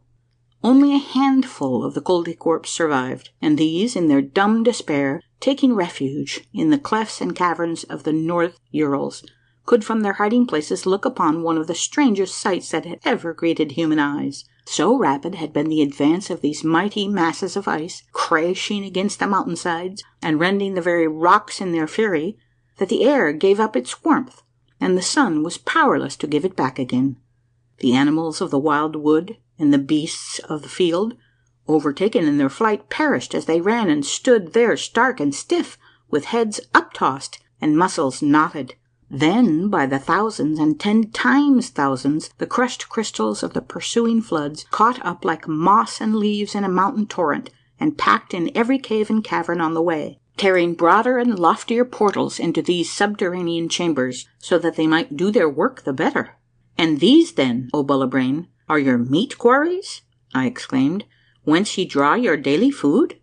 Even so, little Baron, replied the hot-headed Koltykwerp, and not only our food, but the skins which serve us so admirably for clothing in this cold underground world, and the oil too which burns in our beautiful alabaster lamps, besides 100 other things, such as bone for hews and handles, horn for needles and buttons and eating utensils, wool for the weaving of our undergarments, and magnificent pelts of bear and seal and walrus, which laid upon our benches and divans of crystal ice, transform them into beds and couches which even an inhabitant of thy world might envy. But, O Bullibrain, I cried out, have ye not almost exhausted these supplies? Will not death from starvation soon stare ye all in the face in these deep and icy caverns of the underworld, visited by the sun's light, yet unwarmed by it? Nay, little Baron, answered Bullibrain with a smile almost as warm as one of my own. Let not that thought give thee a moment's alarm, for we have as yet barely raised the lid of this icebox of nature's packing. We are not large eaters, anyway, continued Lord Hothead, for while it is true that we are not indolent people, for his frigid majesty's palace and our dwellings need constant repair, and new hatchets and axes must be chipped out in the flint quarries, and new lamps carved, and new garments woven, yet it is also true that we take life rather easy. We have no enemies to slay, no quarrels to settle, no gold to fight over, no land to drive our fellow creatures from and fence in, nor can we be ill, if we were willing to be, for in this pure, cold, crisp air, disease would try in vain to sow her poisoned germs. Hence, needing no doctors, we have none, as we have no lawyers either, or merchants to sell us what belongs to us already. His frigid majesty is an excellent king. I never read of a better one. I doubt that his like exists in the upper world. Always cool-headed, no thought of conquest, no dreams of power, no longings for empty pomp and show ever enter his mind. Since the day his father died, and we set the great Koltykwerp crown of crystal ice upon his cool brow, his temperature has never risen but half a degree, and that was only for a brief hour or so, and was occasioned by a mad proposal of one of his counsellors, who claimed that he had discovered an explosive compound, something like the gunpowder of thy world, I fancy, by which he could shatter the glorious window of rock crystal set in the mountain dome of our underworld and let in the warm sunshine. Did his frigid majesty Gelidus put this daring Koltykwerp to death? I asked. Oh dear, no, replied Bullibrain. He merely ordered him to be refrigerated for so many hours a day, until all his feverish projects had been chilled to death. For no doubt, little Baron, a man of thy deep learning knows full well that all the ills which thy world suffers from are the children of fevered brains, of minds made restless and visionary by the high temperature of the blood which gallops through the approaches to the dome of thought, stirring up wild dreams and visions as thy sun lifts the poisonous vapour from the stagnant pool. The more I listened to Bullibrain, the more I liked him. The fact of the matter is, I preferred to sit in his narrow cell, with its plain walls of ice, lighted up by a single alabaster lamp, and converse with him, to loitering in the splendid throne room of his frigid majesty King Gelidus. But Bulger had discovered that the pelts of Princess Schneeboule's divan were much thicker, softer, and warmer than the single one allowed Lord Hothead, and therefore he preferred spending his time with her. But fearing lest he might get into mischief, I didn't dare to leave him alone with the princess for too long at a time. End of chapter 23. Chapter 24. Some few things concerning the dear little Princess Schneeboule, how she and I became fast friends, and how one day she conducted Bulger and me into her favorite grotto to see the little man with the frozen smile. Something about him, what came of my having looked upon him quite fully described.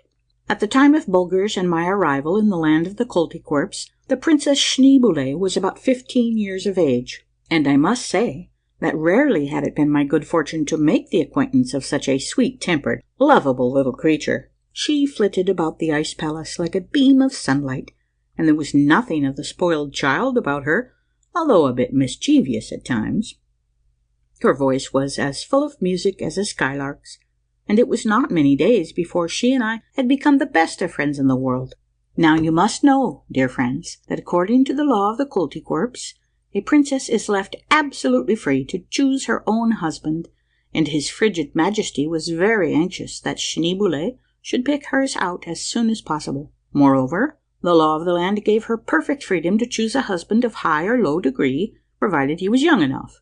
The way in which a Koltykwerp princess was required to make known her preference was to press a kiss upon the cheek of the young man whom she might settle upon. This ennobled him at once, and he became the heir apparent to the throne of ice, and entitled to sit on its steps until he should be crowned king. Now, his frigid majesty was delighted to see this friendship spring up between Schneeboule and me, for he had hoped to make use of my influence to bring her to set the necessary kiss on some youth's cheek before I took my departure from the cold kingdom of the Koltykwerps. I gave him the word of a nobleman that I would do my best to carry out his wishes. With Schneeboule for a guide, Bulger and I often went for walks through the splendid ice grottos of her father's kingdom, selecting days when the sunlight of the outer world poured strongest through the mighty lens set in the side of the mountain. Then these grottos took on a splendor that my poor tongue is powerless to describe. Their crystal mazes glittered as if their walls were set with massive jewels, most wonderfully cut and polished, and as if their ceilings were fretted with gems so peerless that all the gold of the upper world would fall far short of paying for them. Here, there, and everywhere, the skill of the Koltykwerps had carved and chiseled graceful flights of steps, broad landings with majestic columns, and winding corridors lined with long rows of statues, single and groupwise. And ever and anon the visitor came upon a terrace where, seated upon a fur-covered divan, he might look out upon the bewildering beauty of King Gelidus's icy domains, arch touching arch, and dome springing from dome, while over and above all, through the gigantic lens in its granite setting, a mile above our heads, streamed a flood of glorious sunlight, lighting up this world within a world with a radiance so grand and so complete as to seem to be a sun of a far greater splendor than the one that warmed the upper world and bathed it in so many gorgeous hues at morn and eve. Hardly a day went by now that the princess of the Koltykwerps did not surprise either Bulger or me with some gift or other. To tell the truth, dear friends, although my Russian coat was fur-trimmed, yet I began to feel the need of warmer garments after a week's sojourn in the icy domain of King Gelidus, and I think Schneeboule must have heard my teeth chattering, for one morning, upon entering the palace of ice, I was delighted to be presented with a full suit of fur precisely similar to the one worn by King Gelidus himself. Nor was Bulger forgotten by the loving little princess, for with her own hands she had knitted him a blanket of the softest wool, which she belted so snugly around his body and tied so tightly around his neck that henceforth he felt perfectly comfortable in the chill air of the home of the Koltykwerps. One day the Princess Schneeboule said to me, "Oh, come, little Baron, come to my favourite grotto. Now that the sun's rays are bright within it, there shalt thou see a wonder." "A wonder, Princess Schneeboule?" "Yes, little Baron, a wonder," she repeated. "The little man with the frozen smile." "Little man with the frozen smile?" I echoed. Come and see, little Baron," cried Schneeboule, hurrying on ahead. In a few moments we had reached the grotto and bounded into it with the princess leading the way. Suddenly she halted in front of a magnificent block of crystal ice, clear as polished glass, and cried out, "There, look! There is the little man with the frozen smile." Even now, as the thought of that moment comes over me, I feel something of the thrill of half fear, half joy, as my eyes fell upon the little creature shut in that superb block of ice, himself a part of it, himself its heart, its contents, its mystery. There in its centre, in easy posture, with wide open eyes, and with what might be called a smile upon his face, that is a glint of kindliness and affection in its strange eyes, with their overhanging brows, sat a small animal of the chimpanzee race.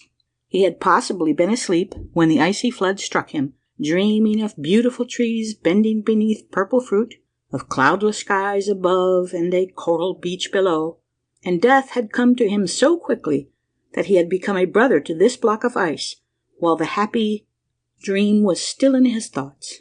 It was wonderful. It was more than wonderful. Spellbound by the strange spectacle, I stood there, I know not how long, with my eyes looking into his. At last Schneeboule's voice aroused me. "Ha ha!" she laughed. "Look, little Baron, Bulger is trying to kiss his poor dead brother." In truth, Bulger did have his nose pressed firmly against the block of ice in his effort to scent the strange animal imprisoned in that crystal cell, so near and yet so far beyond the reach of his keen scent. "Well, little Baron," cried Schneeboule, "did I not speak truly? Have I not shown thee the little man with the frozen smile?" "Indeed thou hast, fair princess," was my reply, "and I cannot tell thee how grateful I am to thee for having done so." Then, as she plucked me by the sleeve, I pleaded, "Nay, gentle Schneeboule, not yet, not yet. Let me bide a little longer." The little man with the frozen smile seems to beg me not to go. I can almost imagine that I hear him whisper, "Oh, little Baron, break open the crystal cell of my prison and take me with thee back to the world of sunshine, back to the land of the orange tree, where the soft warm winds used to rock me to sleep in the cradle of the swaying boughs, while the wise and watchful patriarch of our flock stood guard over us all." Schneeboule's big round grey eyes filled with tears at these words. "Would that he were alive, little Baron," she murmured, "and that I could give him some of my happiness to pay him back for all the long years he has been spending in his icy prison." In a few moments Schneeboule took me by the hand and led me away from the great block of ice with its silent prisoner. My heart was very heavy, and both Schneeboule and Bulger did their utmost to divert me, but all to no purpose. Leaving the princess at the portal of the palace, I went to my dwelling, which was ablaze with the soft glow of its alabaster lamps, and there I found a beautiful new pelt spread over my divan, a new gift from King Gelidus, but I could take no pleasure in it. My thoughts were all with the little man with the frozen smile, locked in the icy embrace of that crystal mould, which in its cold irony let him seem to be so free and unfettered, and yet held him in such vice-like grip. After a while I dismissed my serving people and laid me down for the night with my dear Bulger nestled against my breast. But I could not sleep. All night long those strange eyes with their uncanny glint followed me about, pleading strong but silent for me to come again, for me to soften my heart like a child of the sunshine that I was, to shatter his crystal dungeon and set him loose, to bear him away from the icy domain of the Koltykwerps out into the warm air of the upper world. What was I dreaming about? Was he not dead? Had not his spirit left his body thousands and thousands of years ago? Why should I let such wild thoughts vex my mind? What good would come of it? None whatsoever. I was a reasonable creature. I must not give lodgment within my brain to such silly ideas. The little man with the frozen smile had been, through almost playful fate, laid away in a beautiful tomb. I must not disturb it. No doubt in his lifetime he had been the pet of a noble manor, brought to the Northland from some sunny clime by master of powerful argosy. Let him rest in peace. I must not dare to mar the beauty of his crystal tomb, so gloriously transparent. I was even sorry that Schneeboule had led me into her beautiful grotto, and resolved to go thither no more. What poor weak creatures we are, so fertile in good resolutions, and yet so unfruitful of results, planting whole acres with fair promises, but when the tender shoots pierce the ground, turning our back upon the crop as if it didn't belong to us. End of chapter 24. Chapter 25. A sleepless night for Bulger and me, and what followed it. Interview with King Gelidus. My request and his reply.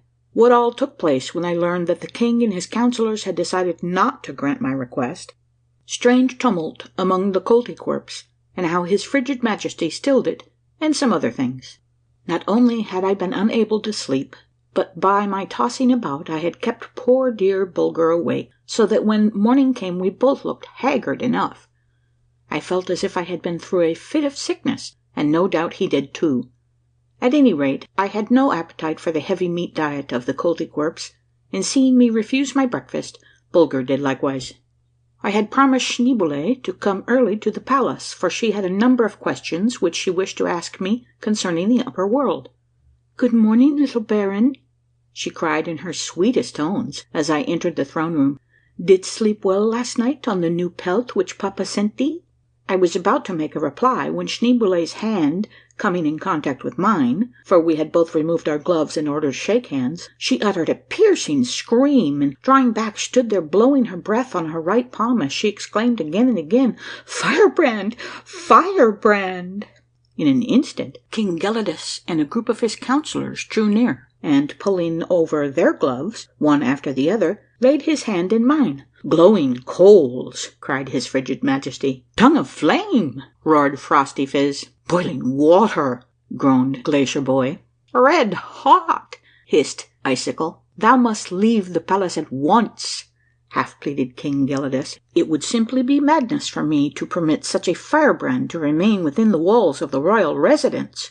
The intense heat of thy body would be sure to melt a hole in its wall ere the sun goes down." The royal councillors again drew off their gloves and laid hands upon poor Bulger, when a second alarm even wilder than the first was sent up, and we were hastily escorted back to our lodging house.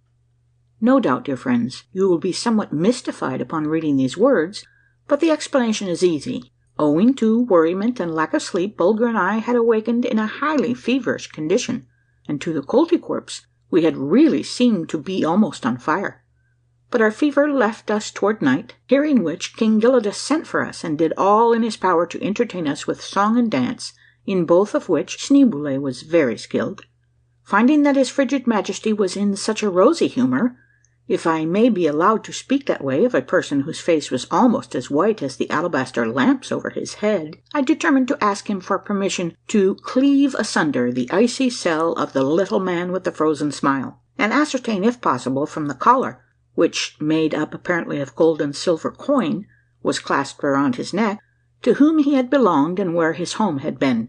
No sooner had I preferred my request than I noticed that the white face of the royal Gelidus parted with its smile and took on a terribly icy look. Methought I could look through the tip of his nose as though an icicle, and methought too that his ears shone in the light of the alabaster lamps like sheets of crystal ice, and that his voice as he spoke puffed into my face like the first flakes of a coming snowstorm.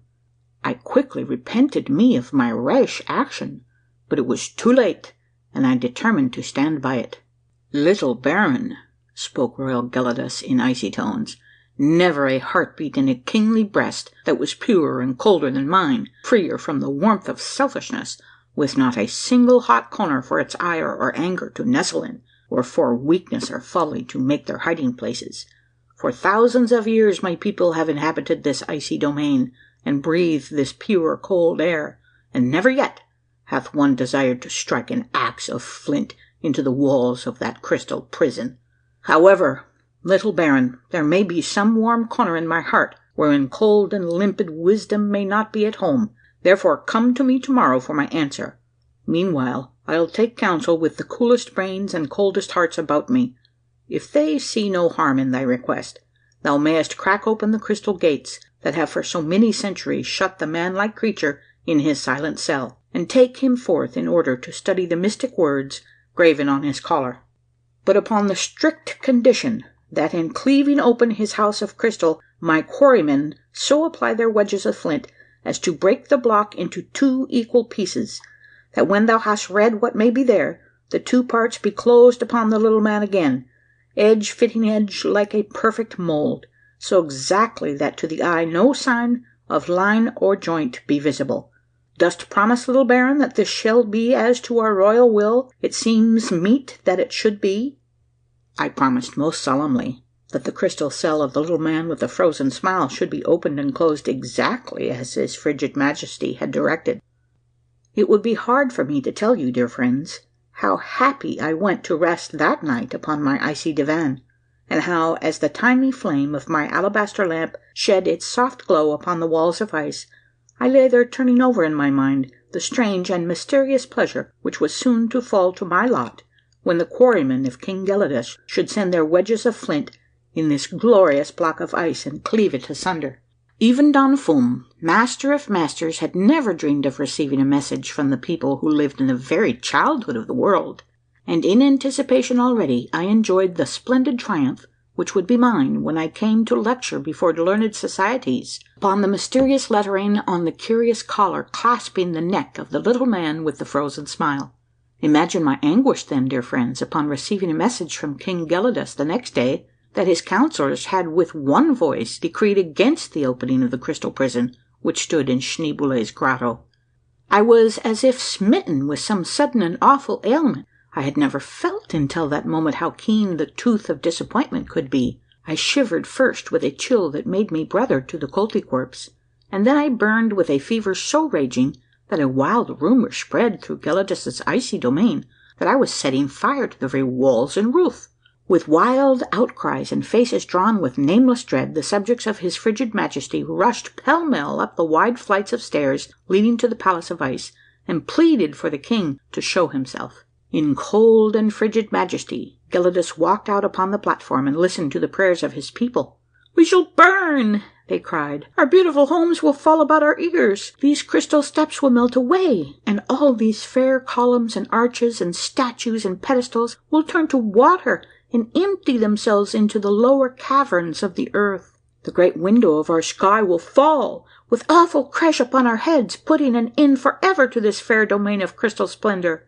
Oh, Gelidus, haste thee, ere it be too late. Let the little baron have his way before bitter disappointment transforms his body and limbs into tongues of flame to lick up this magnificent palace in a single night, and dash its 1,000 alabaster lamps to the ground, a heap of shards, no fragment matching its brother fragment, but all a wretched mass of worthless matter." King Gelidus and his frosty councillors saw that it would be useless to attempt to reason with the people, and therefore turning toward them, he coldly waved his chilly right hand, and with an icy smile spoke frostily as follows: "Go, Koltykwerps, to your homes, and be happy. What think you, have I a heated brain?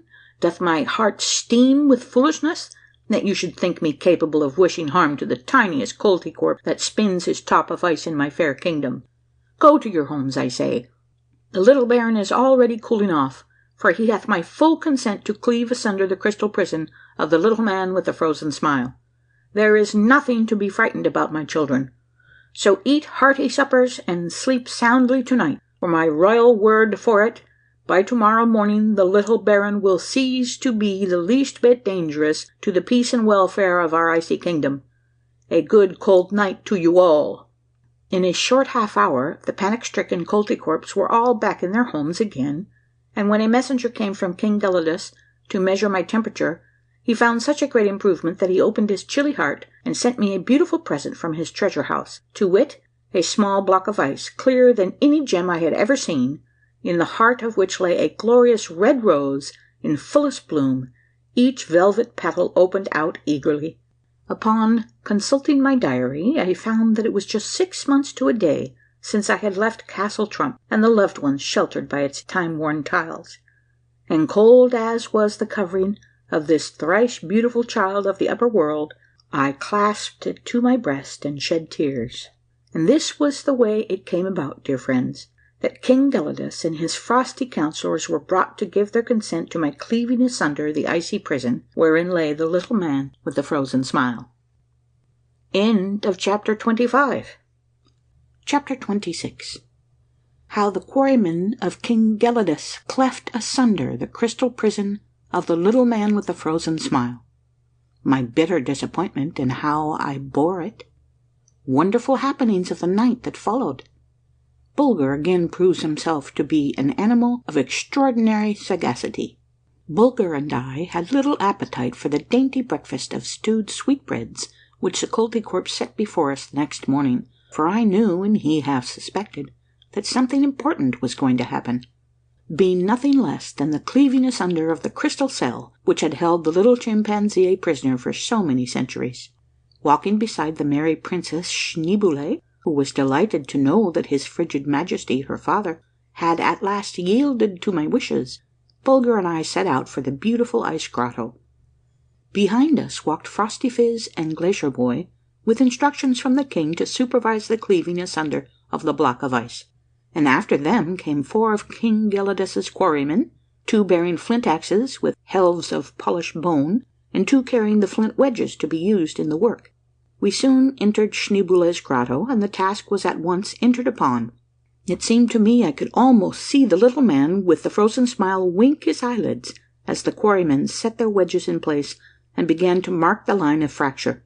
But of course, dear friends, you know what imagination I have, especially when I get worked up over anything. So you must take what I say sometimes with a grain of salt, although, as a rule, you may accept my statements with childlike confidence.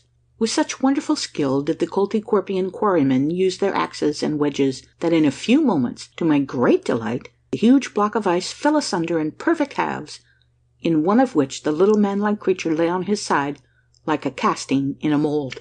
I made haste to lift him out and wrap him in a soft pelt, which I had brought along for that purpose, and then I turned to retrace my steps to my chamber, where I intended to begin at once my study of whatever inscription should be found upon his curious collar. "Remember, little baron," said Glacier Boy, "by express command of his frigid majesty, the little man with the frozen smile must be returned to his crystal cell tomorrow morning at this very hour." I bowed assent, and then, having accompanied Princess Schneeboule as far as the bottom of the grand staircase leading to the ice palace, I turned away and was soon in the privacy of my own apartment. Now came for me one of the bitterest disappointments of my life, but I submitted with a good grace, for it was fit punishment visited upon me for my foolish vanity in striving to unearth some older record of the human race than had yet been done by any of the great searchers and philosophers, not even excepting that master of masters, Don Strepholofidgeguaneriusfum. Know then, dear friends, that the quaint collar, made up of gold and silver coins or discs, cunningly linked together, which encircled the animal's neck, contained not a single word or letter of any language, the undersides being quite blank, and the upper merely having rough carved outlines of an object which might possibly have been intended for the sun. Wrapping the animal up in the soft pelt, I laid him away in the corner of my divan, and betook myself to the palace of his frigid majesty, where I frankly informed King Gelidus of my great disappointment in not finding some few words, or even a single word, of a language unknown to the wisest heads of the upper world. Schneeboule was so touched by my sadness, that had I not skilfully kept out of her way, I verily believe she would have thrown her arms around my neck and imprinted upon my cheek the kiss which would have made me the king of the Koltykwerps. But I had no longing to spend the rest of my life in the icy domains of his frigid majesty, even though my brow would be crowned with the cold crown of the Koltykwerps.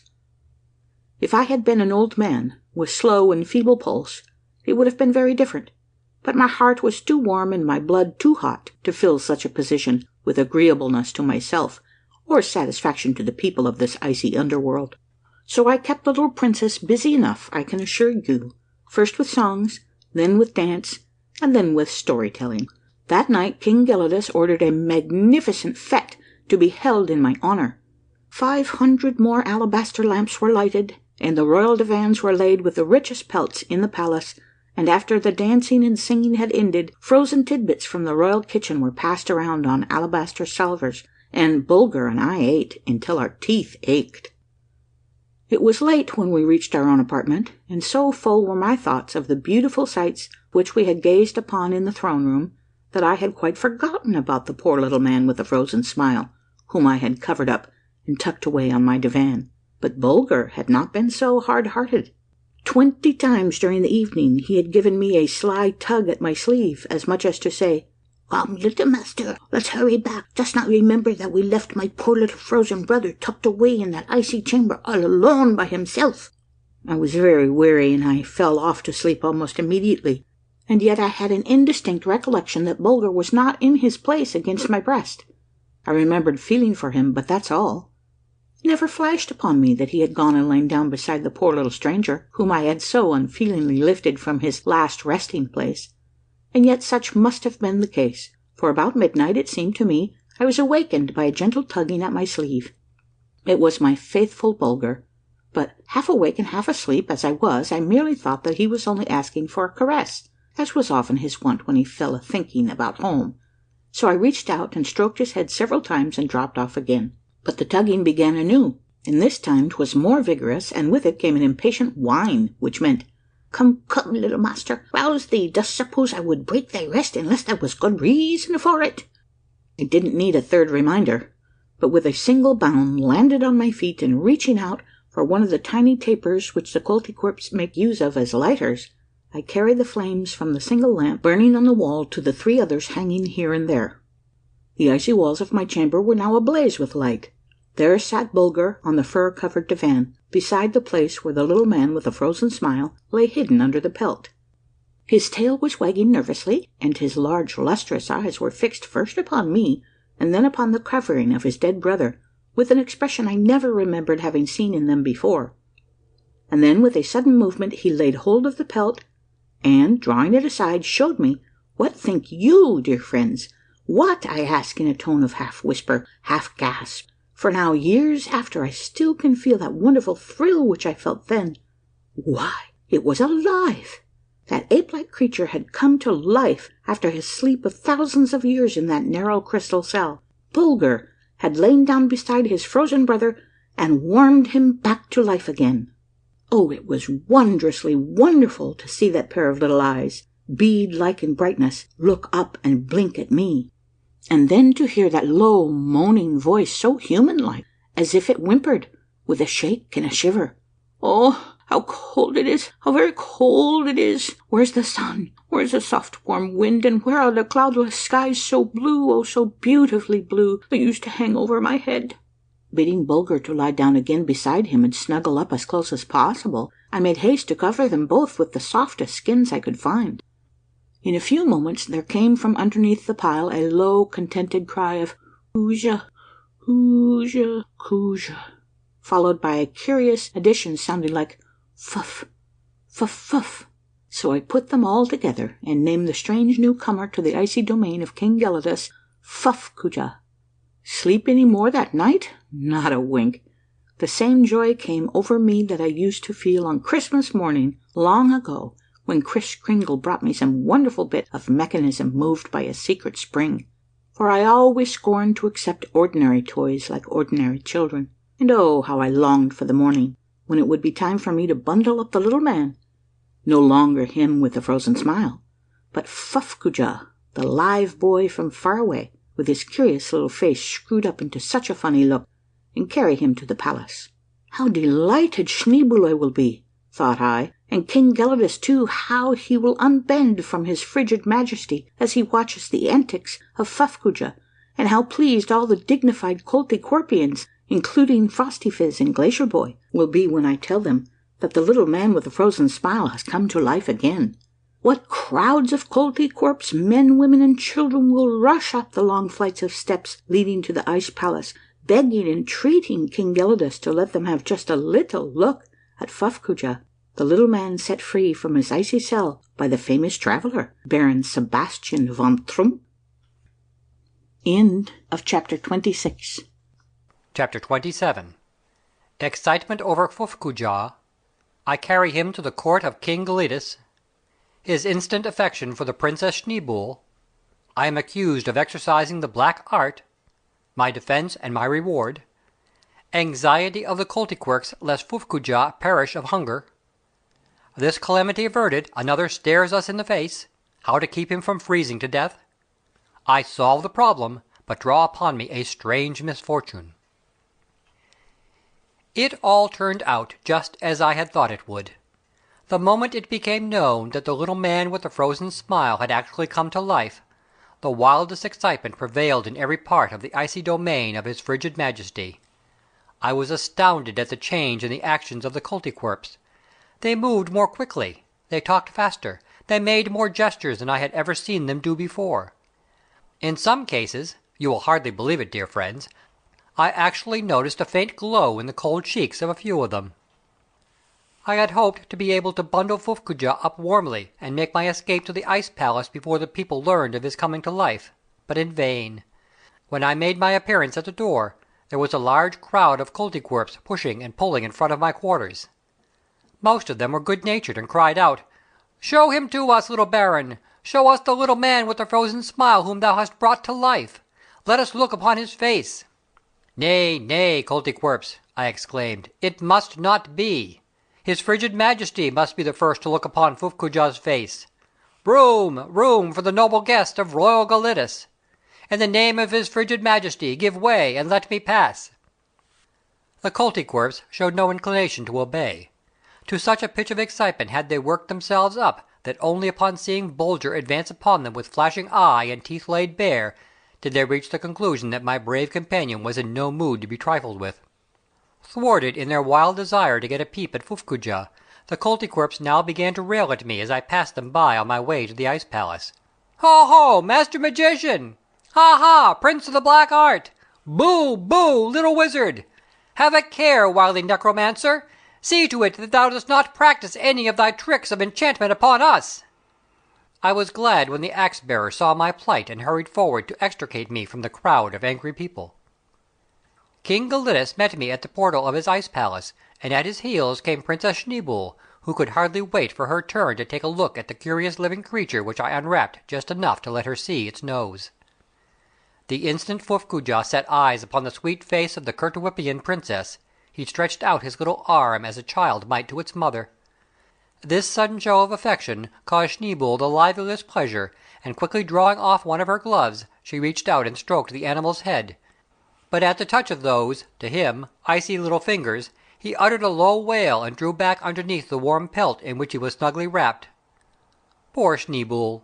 She gave a sigh as she saw him do this, but it didn't prevent her from coming every minute or so and lifting one end of the pelt just enough to take another look at Fuffcoojah, who, while he never failed to cuddle up closer to me at sight of the princess, yet invariably thrust out one of his black paws from under the pelt for Schneeboule to shake. While seated on the divan nearest the throne, I observed that Frostyphiz and Glacier Boy were holding a whispered conference with his frigid majesty. All at once I guessed the subject of their conversation. Rising to my feet, I made a sign that I wished to address the king, and when he had nodded his head with stern and icy dignity, I began to speak. You know, dear friends, how eloquent I can be when the mood is upon me. Well, standing there almost upon the steps of King Gelidus' throne of ice, I proceeded to defend myself against the charge of being a master of the black art. I will not tell you all I said, but this was my ending. "May it please your frigid majesty!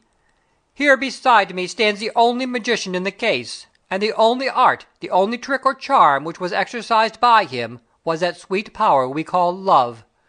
When first he set eyes upon his four-footed brother locked in the crystal cell of Schneeboule's grotto, he pressed his nose again and again against its icy wall, in vain attempt to know his kinsman, and turned away with a cry of sorrow to find that his keen scent could not penetrate to him. I cannot tell you how great was his joy when I laid Fuffcoojah stiff and stark upon my divan, for I knew not then the scheme ripening in Bulger's mind. But later all was plain enough. The loving dog leaves his master's breast and carries his true and tender heart over to where Fuffcoojah lies, raises the pelt, crawls in beside him, and presses his warm breast firm and hard against his brother's ice-locked heart, and warms him into life again, then wakes me and tells me what he hath done. This, royal Gelidus and most noble Koltykwerps, is the only art that hath been used to bring Fuffcoojah back to life again, and to call it black is to slander the sunshine, rail at the lily, and call the sweet breath of heaven a vile and detestable thing." When I had ended my speech, I saw that Schneeboule had been weeping, and that several of her tears, stopped in their course down her cheeks, hung there sparkling like tiny diamonds in the soft light of the alabaster lamps, where the chill air of Gelidus' palace had turned them into ice. And therefore, when his frigid Majesty said that my words had touched his heart, and bade me ask for a gift from his hand, I said, "O cold king of this fair icy domain, let those tears that now hang like tiny jewels on Schneeboule's cheeks be brushed into an alabaster box and given to me. I covet no other guerdon." "Even if I did not love thee, little Baron," cried King Gelidus with an icy smile, "I would be persuaded. But loving makes easy believing. Go, Frosty Phiz, and bid one of the Princess's women brush those tiny jewels that hang on Schneeboule's cheek into an alabaster cup, and bestow them upon the little Baron." Scarcely had this been done when Fuffcoojah thrust his head out from under the pelt, and, fixing his eyes pleadingly upon me, thrust out his tongue and opened and shut his mouth with a faint smacking noise. Quick as a flash it dawned upon me that those signs meant that Fuffcoojah was hungry. And then, as I suddenly remembered that the Koltykwerps were strictly a meat-eating people, that only meat was to be had in their chill domain, quarried almost like marble itself from nature's great refrigerators, a gasp escaped my lips, and I whispered, "Oh, he must die! He must die!" My words had not missed the keen ears of Princess Schneeboule. "Speak, little Baron!" she cried. "Why must little Fuffcoojah die? What dost mean by such a saying?" And when King Gelidus and Schneeboule had heard me voice my fear that he would die rather than feed on meat, they both became very heavy-hearted. "Poor little Fuffcoojah!" moaned the Princess.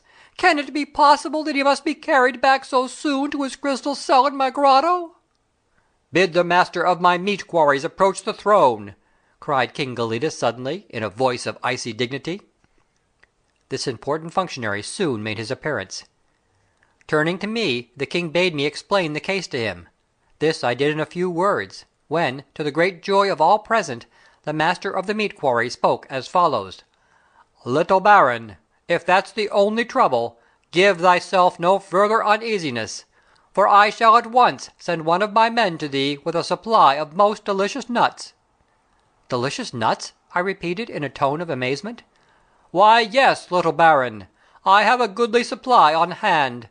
Know, then, that hardly a day goes by that my men don't come upon some fine specimen of the family of gnawers, most generally squirrels, in whose cheek-pouches we invariably find from 1 to half a dozen dainty nuts stowed away. It has always been my custom to lay these aside, and so I have to inform thee that if Fuffcoojah should live to be 100 years old, I or my successor could guarantee to keep him supplied with food." These words lifted a terrible load off my heart, for now, at least, Fuffcoojah would not die of starvation. For a few days everything went well. The Koltykwerps became quite satisfied in their own minds that I had not been practising the black art in the chilly kingdom of his frigid Majesty, and each and every one of them became greatly attached to the curious little creature with the droll little face and droller manner. But it seemed as if we were no sooner out of one trouble than we were plumped into another, for now Fuffcoojah began to object to the attendant selected to look after him by King Gelidus.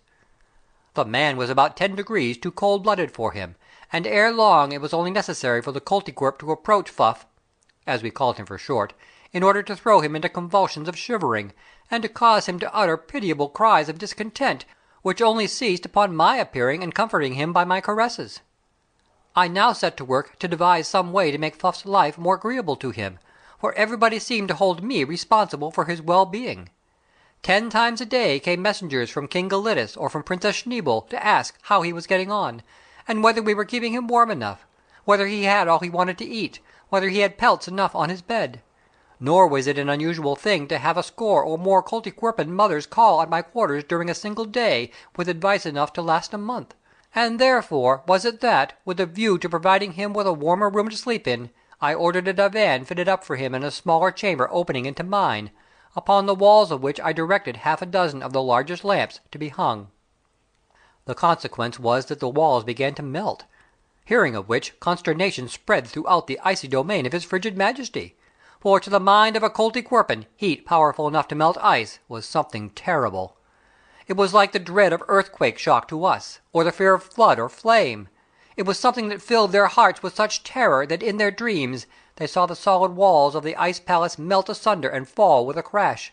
They could not bear it, and so King Gelidus put forth the decree that if there were no other way to keep Fuffcoojah alive, then must he die. Hearing this, an awful grief came upon poor Schneebel's heart, for she had learned to love little Fuff very dearly, and it set a knife in her breast to think of losing him. "Never, never," she cried, "shall I be able to set foot within my grotto if Fuffcoojah is put back into his crystal prison again, with his frozen smile on his face as once used to be." And seeking out her royal father, she threw herself at his knees and spoke as follows: "O heart of ice! O frigid Majesty! Let not thy child die of grief. There is an easy way out of all our troubles with dear little Fuffcoojah." "Speak, beloved Schneebel," answered King Gelidus. "Let me hear what it is." "Why, cold heart," said the princess, "the little baron hath plenty of warmth stored away in his body. He hath enough for both himself and Fuffcoojah into the bargain. Therefore, frigid father, command that a deep warm hood be made to the little baron's coat, and that Fuffcoojah be placed therein, and be borne about by the little baron wherever he goeth. He will soon grow accustomed to the slender burden, and note it no more." "It shall be as thou wishest," replied the king of the Koltykwerps, and calling his trusty counsellor, Glacierbhoy, he directed him to summon me at once to the throne room.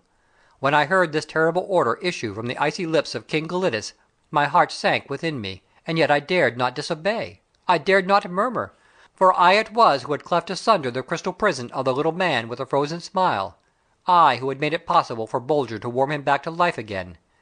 Oh, poor, vain, weak, foolish boy that I had been! What was to become of me now? Chapter 27. Chapter 28. How a little burden may grow to be a grievous one. Story of a man with a monkey in his hood. My terrible suffering. Concerning the awful panic that seized upon the Koltykwerps. My visit to the deserted ice palace, and what happened to Fuffcoojah. End of his brief but strange career. A frozen kiss on a blade of horn, or how Schneeboule chose a husband. Ah, little princess, how easy was it for thee to say that I would soon grow accustomed to the slender burden and note it no more. How prone are we to call light the burdens which we lay upon the shoulders of others for our own benefit. True, Fuffcoojah was not as long as a horse, nor as broad as an ox, and when, in accordance with the king's decree, the hood had been completed, and the little animal was stowed away therein, close against my back, so as to get a goodly share of the warmth of my body, it seemed to me that Schneeboule was right, that I would soon become accustomed to the load and note it no more. And so it seemed the second and third day, but not on the fourth, for on that day the little load appeared to have gained somewhat in weight, and although I was quick to feign that it was not so when Princess Schneeboule quizzed me, saying, "There, little baron, did I not tell thee that thou wouldst soon forget that Fuffcoojah slept on thy shoulders?" Yet in my heart I felt that he really had grown a mite heavier. On the fifth day, Bulger and I were bidden to a merrymaking at the Palace of Ice, and as I rose from my divan to betake me thither, methought I was strangely heavy-hearted, and so did Bulger, for he made several efforts to draw a smile or a cheery tone from me, but in vain. Suddenly I realized that there was a weight pressing against my back. No, not a heavy weight, but a weight all the same, and then I whispered to myself, "Why, if I am going to be a merrymaking, I'll cast it off." And then I awakened from my deep abstraction and murmured, "How strange that I should have forgotten the Fuffcoojah was in my hood." And so I went to the merrymaking with Fuffcoojah nestled between my shoulders, and the Koltykwerps laughed at the little baron and his child, as they called him, and drew near and raised the flap and peeped in at the curious creature within the hood. And when Fuffcoojah felt their icy breaths, he buried his nose in the fur and sighed and whimpered. Then for a moment, when the Princess Schneeboule came and sat beside me and praised me for my readiness to carry out her wishes, and thanked me so sweetly for my goodness to her, I forgot all about the little load laid upon me, and I ate the frozen tidbits from the royal kitchen, and laughed and joked with Lords Frostyphiz and Glacierboy, just as had been my wont before Gelidus had decreed that Fuffcoojah should make his bed on my shoulders. But when the fete was over, and I stepped from the broad portal of the ice palace, and looked up at the mighty lens set in the mountainside, through which the moonlight of the outer world was streaming in subdued but glorious splendor, I suddenly felt my legs bend under me. I staggered from right to left. I clutched at shadows. I was, it seemed to me, about to be crushed beneath a terrible burden. I quickened my pace. I broke into a run. I threw my arms into the air as if I would cast off the weight that was smothering me, and so I came to my lodging, puffing, panting, gasping. "Why, what a fool I am," was my first word when I had got my breath. "It's only little Fuffcoojah on my back, stowed away in my fur hood. I must be beside myself to have thought that a great monster was seated there, and that he was gradually pressing me down, crushing the life out of me by degrees, flattening me to the very ground, and I not able to escape from his terrible embrace, or to squirm out from under his awful limbs wrapped around my neck and body." All night long this monster was clinging to me, and urging me to a faster pace, up and down, across and around, I knew not where, on bootless errands, ending only to begin again on searches after nothing hidden nowhere, trying 1,000 lids and finding every one locked, returning home only to go forth again, up and away and out on interminable highways, vanishing in a point far on ahead, with that grievous burden for ever on my shoulders, growing heavier and heavier, till it seemed that I must go down with it into the dust. But no, it knew full well that it must not ride me to death, so when I was ready to drop, it threw off part of its weight to give me courage to begin again. When the morning came, my pulse was galloping, and my cheeks were on fire. I could feel the blood pounding against my temples, and it was natural that my face should be crimsoned over with the flush of fever. Half in a daze I walked forth toward the grand staircase leading up to the ice palace, when suddenly I was startled by a fearful scream. I halted and looked up, when another and another burst upon my ears. The terrified Koltykwerps were fleeing before me in every direction, shrieking as they fled. "Fly, brothers, fly! The little baron is burning! The little baron is burning! Fly, brothers, fly!" In a few moments terror had seized upon every living creature in the icy domain of King Gelidus. They fled from me in mad haste, taking refuge in the distant caverns and corridors, filling the air with their wild outcries, no one being brave enough to halt and take a second look. My inflamed countenance filled them with such awful terror that they could only tear along and cry, "Fly, brothers, fly! The little baron is burning! The little baron is burning!" With Bulger at my heels, I turned and sprang up the staircase with the intention of seeking out King Gelidus and explaining the matter to him. But he too had fled, and with him every sentinel and serving man, every courtier and counsellor. The palace was as still as death. I hastened through its silent corridors, calling out, "Schneeboule! Princess Schneeboule! Surely thou art not afraid of me? Turn back! I will not harm thee! I'm not burning! Turn back! Oh, turn back!" With this I reached the throne room. Not a living creature was to be seen. The vast chamber was still as death. I staggered to a divan, and pillowing my poor aching head on a cushion, I fell into a sound and refreshing sleep. When I awoke, I rubbed my eyes and looked about me, and at first I thought that I was still alone in the great round chamber with its walls of ice. But no, there on the divan sat Schneeboule, and she smiled and said in mock displeasure, "Thou art not a very watchful nurse, little baron, for in thy sleep thou didst squeeze Fuffcoojah so tightly against a cushion, and he crawled out from thy hood and nestled in my arms." "In thy arms, Schneeboule?" I exclaimed breathlessly, for I feared for the worst, and springing up, I drew aside the soft pelt which she had wrapped around Fuffcoojah, and there he lay, dead. Poor little beast! He had been so happy to crawl into the arms of one he loved so dearly, and had cuddled up closer and closer to her in search of greater warmth, but only to come nearer and nearer to a heart that could not warm him. And so the insidious chill of death, which bringeth sweet and pleasant drowsiness with it, had stole over him, and he had died. And Schneeboule's tears, freezing as they fell, now showered like the gentle hail of tiny gems upon the little dead beast. No longer Fuffcoojah, but once again the little man with the frozen smile. Presently the Koltykwerps recovered from their senseless fear, and first one by one, then groupwise, they returned to their homes. King Gelidus and his court coming back too, to the fair palace which they had abandoned in their wild fright when the cry had gone up the little baron was burning. Everybody was sorry to hear that Fuffcoojah had died the second time, and many were the frozen tears that dropped from the chilly cheeks of the Koltykwerps as they looked upon the little man with the frozen smile as he lay on the white pelt beside the Princess Schneeboule. That day we bore him back to the ice grotto, and having laid him in the hollow moulded by his body in the crystal block, it was closed again so skilfully by the king's quarryman that no eye was keen enough to note where the cleavage had been, and the same uncanny glint was in his eyes. And when the Koltykwerps saw this, their icy hearts felt a cold shiver of satisfaction, for not only was the little man with the frozen smile back in his crystal cell again, but all the fears and dreadful fancies which his coming to life again had given rise to were past and gone forever. And peace and quiet and sweet contentment reigned throughout the icy realm of his frigid majesty Gelidus, king of the Koltykwerps. Now nothing remained to make his cold heart crack with joy but to see his beloved child Schneeboule make choice of a husband, and he had not long to wait, for one day upon entering the palace she saw a youth lying at the foot of the stairway overcome with sleep. In one hand he held an alabaster lamp, and in the other a new wick which he was about to fit into it, for the youth was a lamp trimmer in the ice palace of King Gelidus.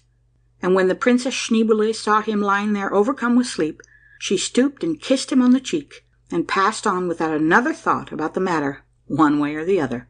And the kiss froze on the cheek of the lamp trimmer, where Schneeboule had pressed it. Presently King Gelidus came tramping into the hallway with his breath white upon his beard, and he saw the youth lying there, and the frozen kiss on his cheek, and he bade Glacier Boy scrape the delicate frost crystals from the youth's face with a blade of polished horn. "What hast there, father of mine?" asked the princess, when she saw him bearing the blade of horn along so carefully. "A kiss which someone pressed upon the cheek of one of my lamp trimmers now lying on the staircase, overcome with sleep," replied King Gelidus in ringing, icy tones. "Why, father of mine," exclaimed Princess Schneeboule, "now that thou speakest of it, I really believe the kiss is mine, for I recollect kissing someone as I entered the palace. I was deep in thought, but no doubt the youth pleased me as he lay there, asleep with lamp in one hand and wick in the other." And that lamp trimmer trimmed no more lamps in the ice palace of his frigid majesty Gelidus, king of the Koltykwerps. No doubt he made Schneeboule a very good husband, and I am quite sure that she made him a good wife. I would have been glad to tarry for the nuptial feast, but that was out of the question. I had stayed too long already. End of chapter 28. Chapter 29. Something concerning the many portals to the icy domain of King Gelidus, and the difficult task of choosing the right one. How Bulger solved it. Our farewell to the cold-blooded Koltykwerps. Schneeboule's sorrow at losing us. As Bullebrain had once remarked, when there are many doors, it's a wise man who knows which is the right one to open. And this I found to be the case when I attempted to take my departure from the icy domain of his frigid majesty Gelidus, king of the Koltykwerps. For there was a baker's dozen of galleries, in each of which, upon exploring it, I came, after a tramp of half a mile or so, up against a lofty gate of solid ice, curiously carved and fitting the end of the gallery as a cork does a bottle. No doubt you are wondering why I didn't make my way out of the Koltykwerpian kingdom by following the river, for the very good reason that it went no further than King Gelidus's domain, emptying into a vast reservoir, which apparently had a subterranean outlet, for its thick covering of ice always remained at the same height. The king's quarrymen were ordered to hew an opening through whichever door I should point out as the one that I wished to pass through, but I was informed by Frostyphiz that according to the law of the land, but one door could be opened during any 1 year, so that if I found my way blocked and turned back again, it would mean a delay of 12 months. Bullebrain, with all his wisdom, was powerless to assist me, although I was half inclined to think that he might have done so had he been permitted to investigate the secret records of the kingdom, carved upon huge tablets of ice and stored away in the vaults of the palace. The fact of the matter is, King Gelidus was so desirous of having me assist at the marriage feast of Princess Schneeboule that he threw every obstacle in my way that he could, without openly showing his hand. Then Schneeboule herself, by the dancing of her clear grey eyes, gave me to understand that she too was hoping that I would make a mistake when I came to point out the door which I wanted open. Bulger saw that I was in trouble, but he couldn't comprehend clearly what the trouble was. He kept his eyes fastened upon me, however, watching my every movement, hoping, no doubt, to solve the mystery. While sitting one day lost in thought over the very serious problem which I found myself called upon to solve, an idea struck me. I had noticed that in the meat quarries the workmen often made use of sounding rods, which were long pieces of polished bone, ending in flint tips. A Koltykwerpian quarryman, by dexterously twisting his rod, was able to bore a hole 6 feet deep or more into the solid bed of ice when desirous of ascertaining the position of a carcass in the meat quarry, and it occurred to me that by piercing the portals of ice, which closed their various corridors I have spoken of, possibly Bulger's keen scent might recognize that current of air which would have in it the odour of earth and rock. In other words, make choice for me of the portal which opened on that corridor leading away from the icy domain of King Gelidus, and not merely into some outlying chamber of his kingdom. His frigid majesty could not object to such experiments, for the law only forbade the hewing of openings large enough for the hewer to pass through. King Gelidus and half a dozen of his courtiers, looking stern and frigid and conversing in freezing tones, were present to see the experiment tried. Methought their icy lips clacked together with satisfaction when, at my request, one portal after another was pierced, but Bulger, after sniffing at the hole, turned away with a bewildered look in his eyes, as if he didn't half understand why I was ordering him to thrust his warm nose into such cold places. And so we tramped from corridor to corridor until the quarrymen began to show signs of fatigue, and the sounding rod turned slower and slower in their hands. Phrostyphiz blinked his cold grey eyes, as much as to say, "Little baron, thou must bide with us for another year." But I merely turned to the quarrymen and ordered them to pierce one more portal of ice ere we abandoned the task for the day. They went at the work of piercing the 11th door with the pace of pack mules up a mountainside, but at last the sounding rod bored a way through, and at a wave of my hand the quarrymen fell back. In an instant Bulger had his nose at the hole and took 3 or 4 quick, nervous sniffs, ending with a long, deep-drawn one, and then breaking out into a string of sharp, jerky, joyful barks, he began scratching furiously at the bottom of the portal. "Your frigid majesty," said I, with a low and stately bend of my body such as only those born to the manor can make, "by this portal, at the coming of tomorrow's sun, I shall pass from your majesty's icy dominion." And when Phrostyphiz and Glacier Boy heard these words of mine uttered so loftily, their eyes gleamed cold as steel. Then they followed the king in silence back to the palace of ice. Schneeboule met them in the grand hallway, and when she had looked upon their faces she began to weep, for she loved me and she loved Bulger too, and her cold little heart could not bear the thought of our going.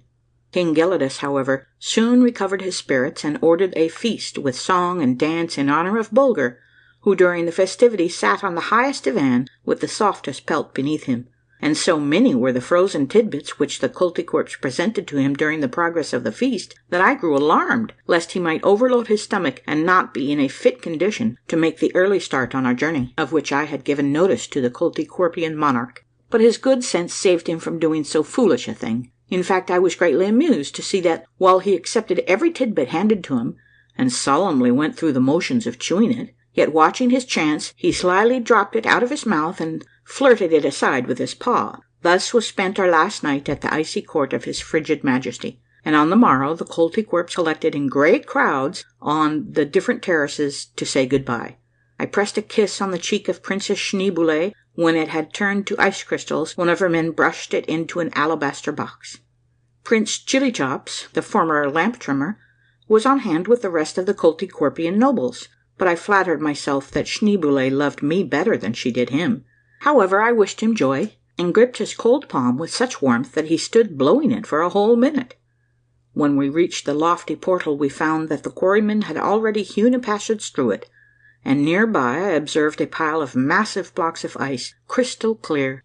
These, when Bulger and I should pass through the opening, were to be used in walling it up again, and when I saw this pile of blocks, and remembered the solid workmanship of the Koltykwerpian quarrymen, the thought flitted through my mind, suppose Bulger hath not chosen wisely. What use would there be in turning back, for my own weak hands would be powerless against a wall built of such blocks, and knock I ever so loud, how could the sound ever traverse this long and winding corridor and reach the ear of a Koltykwerp? No, said I to myself, If Bulger hath not chosen wisely, it will be goodbye to both upper and under worlds. And then, bearing an alabaster lamp in one hand, and in the other holding the cord which I had tied to Bulger's collar, I stepped through the narrow passage hewn by the quarryman, and turned my back for ever on the cold dominion of Gelidus, king of the Koltykwerps. Once I halted and looked back. I could see nothing, but I could hear the sharp click of the flint axes as the quarryman closed up the door that shut me out from so many cold but loving hearts, and then I drew a long breath and went on my way again. And that was the last I ever saw of the Koltykwerps, save in a daydream or night vision. End of chapter 29. Chapter 30. All about the most terrible but magnificent ride I ever took in my life. 90 miles on the back of a flying mass of ice, and how Bulger and I were landed at last on the banks of a most wonderful river. How the day broke in this underworld. Had my hand at that moment not grasped a cord tied to the neck of my wise and keen-eyed Bulger, I really believe I would have come to a halt, faced about, retraced my steps, and begged the inhabitants of this crystal realm to admit me once more into the cold kingdom where Gelidus held his icy court. For a sudden fit of depression came upon me as the chilly air struck against my cheeks, and I saw the deep darkness made visible by the tiny flame of my alabaster lamp. Cold though it might be, I would have sunshine in the icy land of the Koltykwerps, but now how could I tell what fate awaited me? Luckily I had asked the captain of the meat quarries to allow me to retain one of his sounding rods with its flint point, for I feared lest in descending some icy declivity I might fall and bruise or even break a limb. I was determined to advance cautiously along this icy passage, shrouded as it was in impenetrable gloom, and so different from the broad and polished pavement of the marble highway. And hence, hanging the lamp about my neck, I proceeded to make use of the sounding rod as an alpenstock, for which purposes it was admirably adapted. Suddenly Bulger halted, gave a low whine of warning, and turned back. In an instant I knew that there was danger ahead, and letting myself drop on my hands and knees, crawled carefully along to make an investigation of the dangerous spot in our route, signalled by the watchful Bulger. It was only too true. We stood apparently upon the very edge of a sheer parapet. How high I had no way of ascertaining, but I was unable to reach any bottom with the sounding rod. What was to be done? Turn back? It was not yet too late. The Koltykwerpian quarrymen could not have completed their task in so short a time.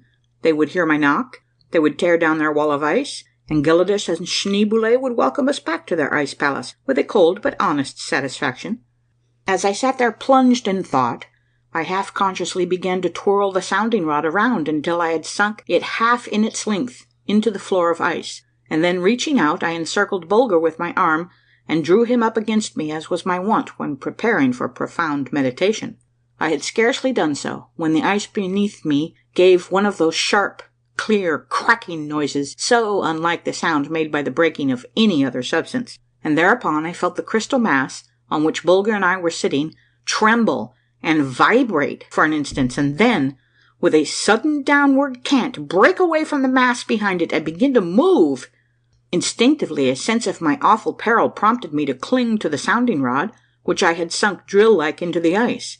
Luckily, it was between my legs, and, quick as a flash, I entwined them around it, assuming a Turkish sitting posture, while my left arm was wrapped tightly around Bulger's body. I don't know how it was done as it was all in an instant, but there I sat, now firmly saddled, so to speak, upon that crystal monster's back, as with a creak and a crash it snapped the crystal links which bound it to the wall of ice, and plunged headlong down the glassy slope.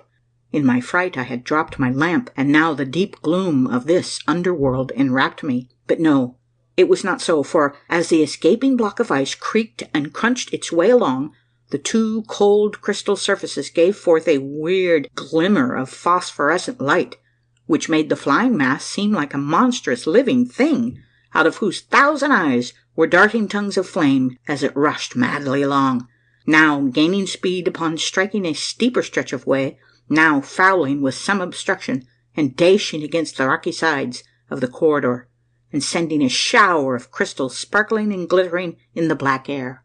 Anon the escaping block comes upon a gentle slope, and with the low music of crushing crystals slips softly along in its flight, as if mounted upon runners of polished steel, and then with a sudden dip it glides upon a sharper descent, and fairly leaps into the air as it bounds along, hissing over the slippery roadway, and leaving a train of fire behind it.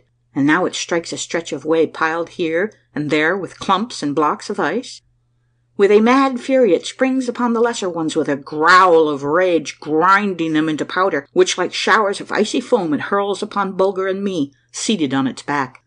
But some of the blocks resist its terrible onslaught, and our mighty steed is hurled from side to side with crash and creak, as it drives its crystal corners fiercely against the jutting rocks, leaving marks of its white flesh on these black heads of adamant. It seems an hour since the crystal monster broke away, and yet ever downward he threads his wild flight, butting, bumping, jostling, veering, staggering along, bearing Bulger and me to the lowest level of the world within a world. Will he ever end his mad flight? Is there no way for me to curb him? Must he fly until he has ground his very body to such a thinness that the next obstruction will shatter it into 10,000 pieces and hurl Bulger and me to death? As these thoughts are flitting through my mind, the flying mass takes one last mad plunge which lands it on an almost level stretch of roadway by the different sound given out by the sliding block. I know that we have left the regions of ice behind us, and that our crystal sledge is gliding gently along over a track of polished marble. But mile after mile it still glides along, gently, softly, silently, and then I dare to think that our lives are saved. But so terrible had been the strain, so fearful the anxiety, so exhausting the effort necessary to hold my place on the block of ice and keep my beloved Bulger from slipping out of my arms, that I fell backward into a dead faint as the gliding mass came at last to a standstill. I think I must have lain there a good half hour or so, for when I came to myself, Bulger's frantic joy told me that he had been terribly wrought up over me, and the moment I opened my eyes he began to shower caresses on my hands and face in most lover-like style. Dear, grateful heart, he felt that he owed his life this time to his little master, and he wanted me to understand how thankful he was. The moment Bulger's nerves had recovered from the shock occasioned by my prolonged faint, I reached for my repeater and touched its spring. It registered 1 hour and a half since we had stepped through the icy portal of King Gelidus's domain. Allowing a half hour for the time I lay unconscious, it showed that our mad descent on the back of the crystal monster had lasted quite a full hour, and reckoning the average speed of the escaping mass of ice to have been 1.5 miles a minute, that we were now in the neighborhood of 90 miles away from the cold kingdom where Gelidus sat on his icy throne, the Princess Schneeboule at his feet, with chili chops beside her. It was with great difficulty that I could rise to my feet. So stiffened were my joints and knotted my muscles after that terrible ride, every instant of which I expected to be dashed to pieces against projecting rocks, or torn to shreds by being caught between the fleeing monster of ice and the gigantic icicles hanging from the ceiling like the shining teeth of some huge creature of this underworld. But could it be, dear friends, that Bulger and I had only escaped a quick and merciful ending to be brought face to face with a death 10 times more terrible, in that it was to be slow and gradual, denied even the poor boon of looking upon each other, for darkness impenetrable was folded about us, and silence so deep that my ears ached in their longing for some sound to break it. And yet there was something in the sound of my own voice that startled me when I used it. It seemed as if the awful stillness were angered at being disturbed by it, and smote it back into my teeth. Where are we? This was the question I put to myself, and then in my mind I strove to recall every word which I had read in the musty pages of Don Fum's manuscript concerning the world within a world. But I could recollect nothing to enlighten me, not a word to give me hope or cheer, and I was about to cry out in utter despair, when, happening to raise my eyes and look off in the distance, I saw what seemed to be a jack-o'-lantern dancing along the ground. It was a strange and fantastic sight in this region of inky darkness, and for a moment I stood watching it with bated breath and wide open eyes. But no, it could not be a will-o'-the-wisp, for now the faint and uncertain glimmer had increased to a mild but steady glow, reaching away off into the distance like a long line of dying campfires seen through an enveloping mist. But in a moment's time this wide encircling ring of light had so increased in brightness that it looked for all the world like a break of day in the land of sunshine, and here and there, where its mild effulgence overcame the darkness of this subterranean region, I caught sight of walls and arches and columns of snow-white marble, and then, as I called to mind Don Fum's mysterious reference to sunrise in the lower world, I swung my hat and gave a loud cry of joy, while Bulger waked the echoes of these spacious caverns by his barking. I tell you, dear friends, not until you have been in just such a plight can you know just how such a rescue feels. And now, no doubt, you are a bit anxious to know what sort of a sunrise could possibly take place in this underworld miles below our own. Well, when you have traveled as many miles as I have, and seen as many wonders as I have, you'll be ready to admit that wonders are quite as commonplace itself. Know then that this vast region of the world within a world was girt round about by a broad and placid stream, whose waters swarmed with vast numbers of gigantic radiate animals, such as polyps, sea urchins, Portuguese men of war, sea anemones, and the like. That these transparent creatures, which had the power of emitting light, after lying dormant for 12 hours, gradually unfolded their bodies and tentacles, and rose toward the surface of these calm and limpid waters, increasing by degrees their mysterious radiance, until they had chased the darkness from the vast caverns opening upon the banks of the river, and lighted up this underworld with a soft effulgence, somewhat brighter than the rays of our full moon. For 12 hours these weird lanterns of the stream made it day for this nether world, and then, as they gradually shrank together and sank out of sight, their expiring fires glowed with all the multicolored radiance of our fairest twilight. And that night, blacker than Stygian darkness, came back again.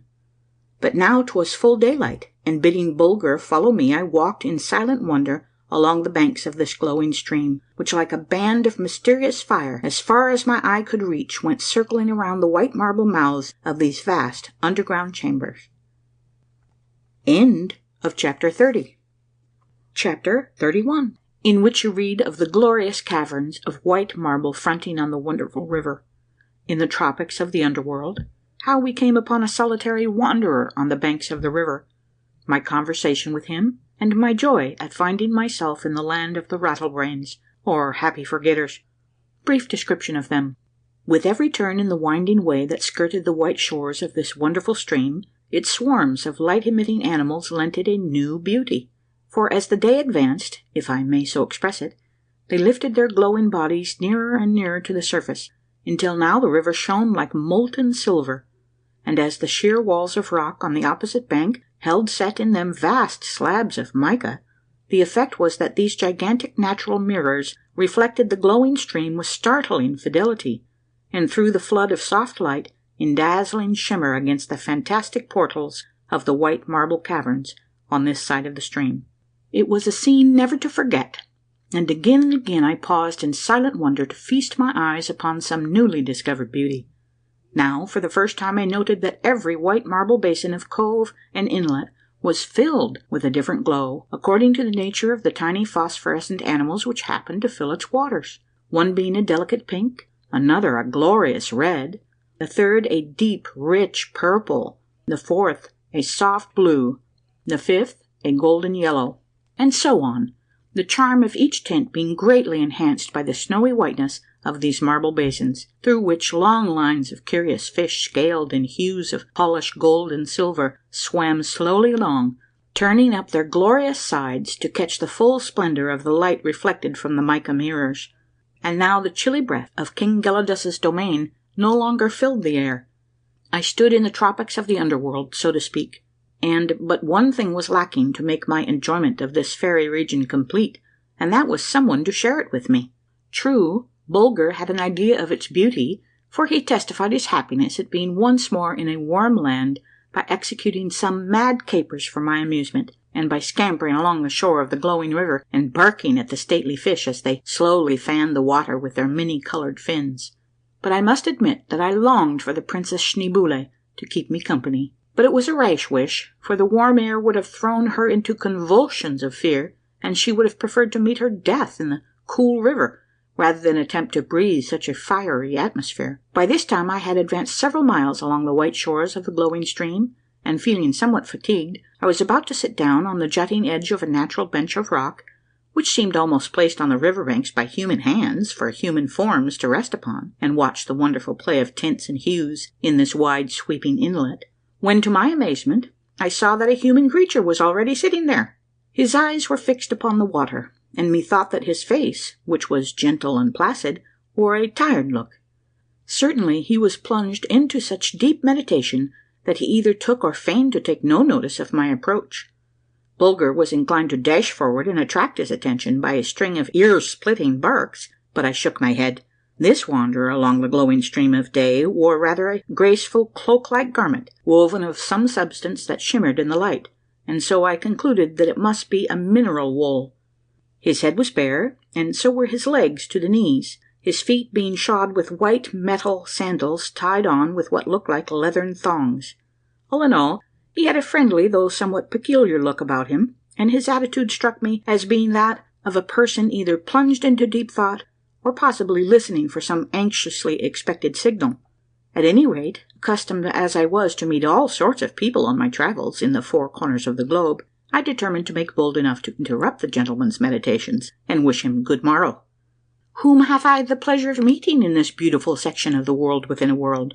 The man looked at me in a dazed sort of way, and replied, "I really don't know, I'm happy to say."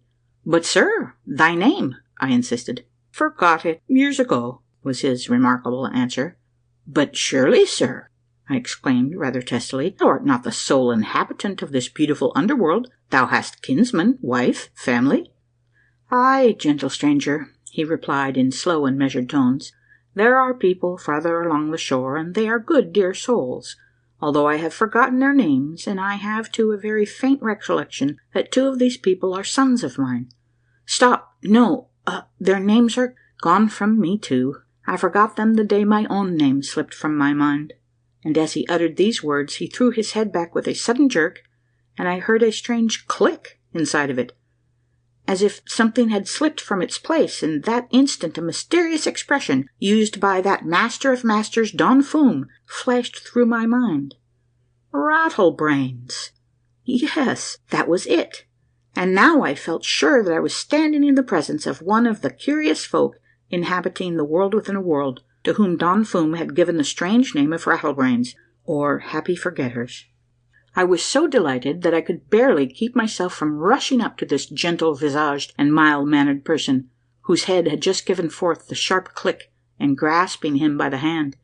But I feared to shock him by such a friendly greeting, and so I contented myself with crying out, "Sir, thou seest before thee none other than the famous traveller Baron Sebastian von Trump."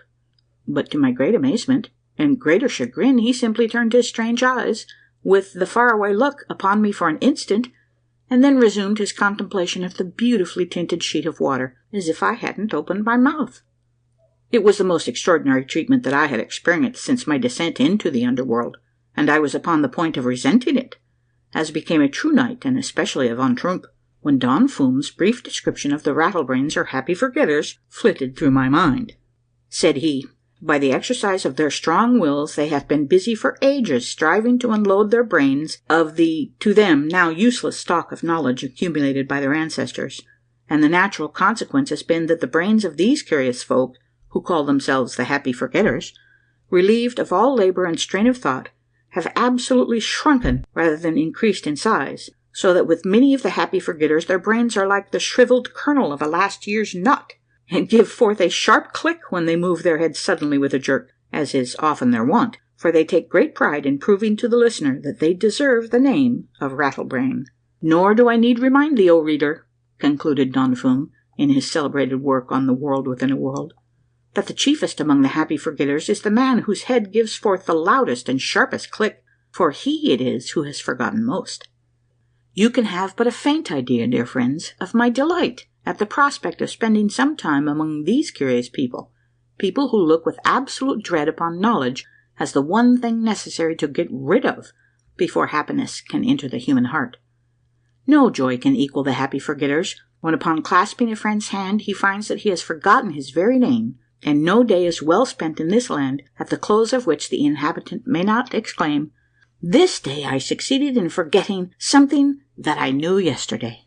At last the happy forgetter rose from his seat and calmly walked away without so much as wishing me good day.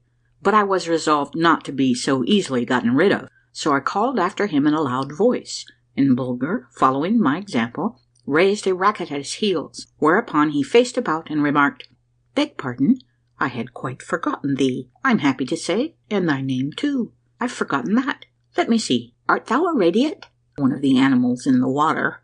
I was more than half inclined to lose my temper at this slur, classing me, a backboned animal, with a mere jellyfish. But under all the circumstances I thought it best to control myself, for I could well imagine that from the size of my head and the utter absence of all click inside of it, I was not destined to be a very welcome visitor among the happy forgetters, and therefore, swallowing my injured feelings, I made a very low bow, and begged this curious gentleman to be kind enough to conduct me to his people, among whom I wished to abide for a few days. End of chapter 31. Chapter 32. How we entered the land of the happy forgetters. Something more about these curious folk. Their dread of Bulger and me. Only a stay of one day accorded us. Description of the pleasant homes of the happy forgetters. The revolving door through which Bulger and I are unceremoniously set outside of the domain of the Rattlebrains. All about the extraordinary things which happened to Bulger and me thereafter. Once more in the open air of the upper world, and then homeward bound. The happy forgetter pursued his way calmly along the winding path that skirted the glowing river, apparently, and no doubt really, unconscious of the fact that Bulger and I were following close at his heels. After half an hour or so of this silent tramp, he suddenly came to a standstill, and with his placid countenance turned toward the light, seemed to be so far away in thought that for several moments I hesitated to address him. But as there were no signs of his showing any disposition to come to himself, I made bold to ask him the cause of the delay. "I'm happy to say," he remarked, without so much as deigning to turn his head, "that I've forgotten which of these two roads leads to the homes of our people." Well, this was a pleasant outlook to be sure, and I don't know what we should have done had not Bulger solved the difficulty for us by making choice of one of the paths and dashing on ahead with a bark of encouragement for us to follow. When I assured the happy forgetter that he need have no fear as to the wisdom of the choice, he gave a start of almost horror at the information. For you must know, dear friends, that the happy forgetter has more head of knowledge than we have of ignorance. To learn it is the mother of all discontent, the source of all unhappiness, the cause of all the dreadful ills that have come upon the world and the people in it. The world, said one of the happy forgetters to me sadly, was perfectly happy once, and man had no name for his brother, and yet he loved him even as the turtle dove loves his mate, although he has no names to call her by. But alas, one day this happiness came to an end, for a strange malady broke out among the people. They were seized with a wild desire to invent names for things, even many names for the same thing, and different ways of doing the same thing. This strange passion grew so upon them that they spent their lives in making them in every possible way harder to live. They built different roads to the same place. They made different clothes for different days, and different dishes for different feasts. To each child they gave 2, 3, and even 4 different names, and different shoes were fashioned for different feet, and one family was no longer satisfied with one drinking gourd. Did they stop there? Nay, they now busied themselves learning how to make different faces to different friends, covering a frown with a smile, and singing gay songs when their hearts were sad. In a few centuries a brother could no longer read a brother's face, and one half of the world went about wondering what the other half was thinking about. Hence arose misunderstandings, quarrels, feuds, warfare.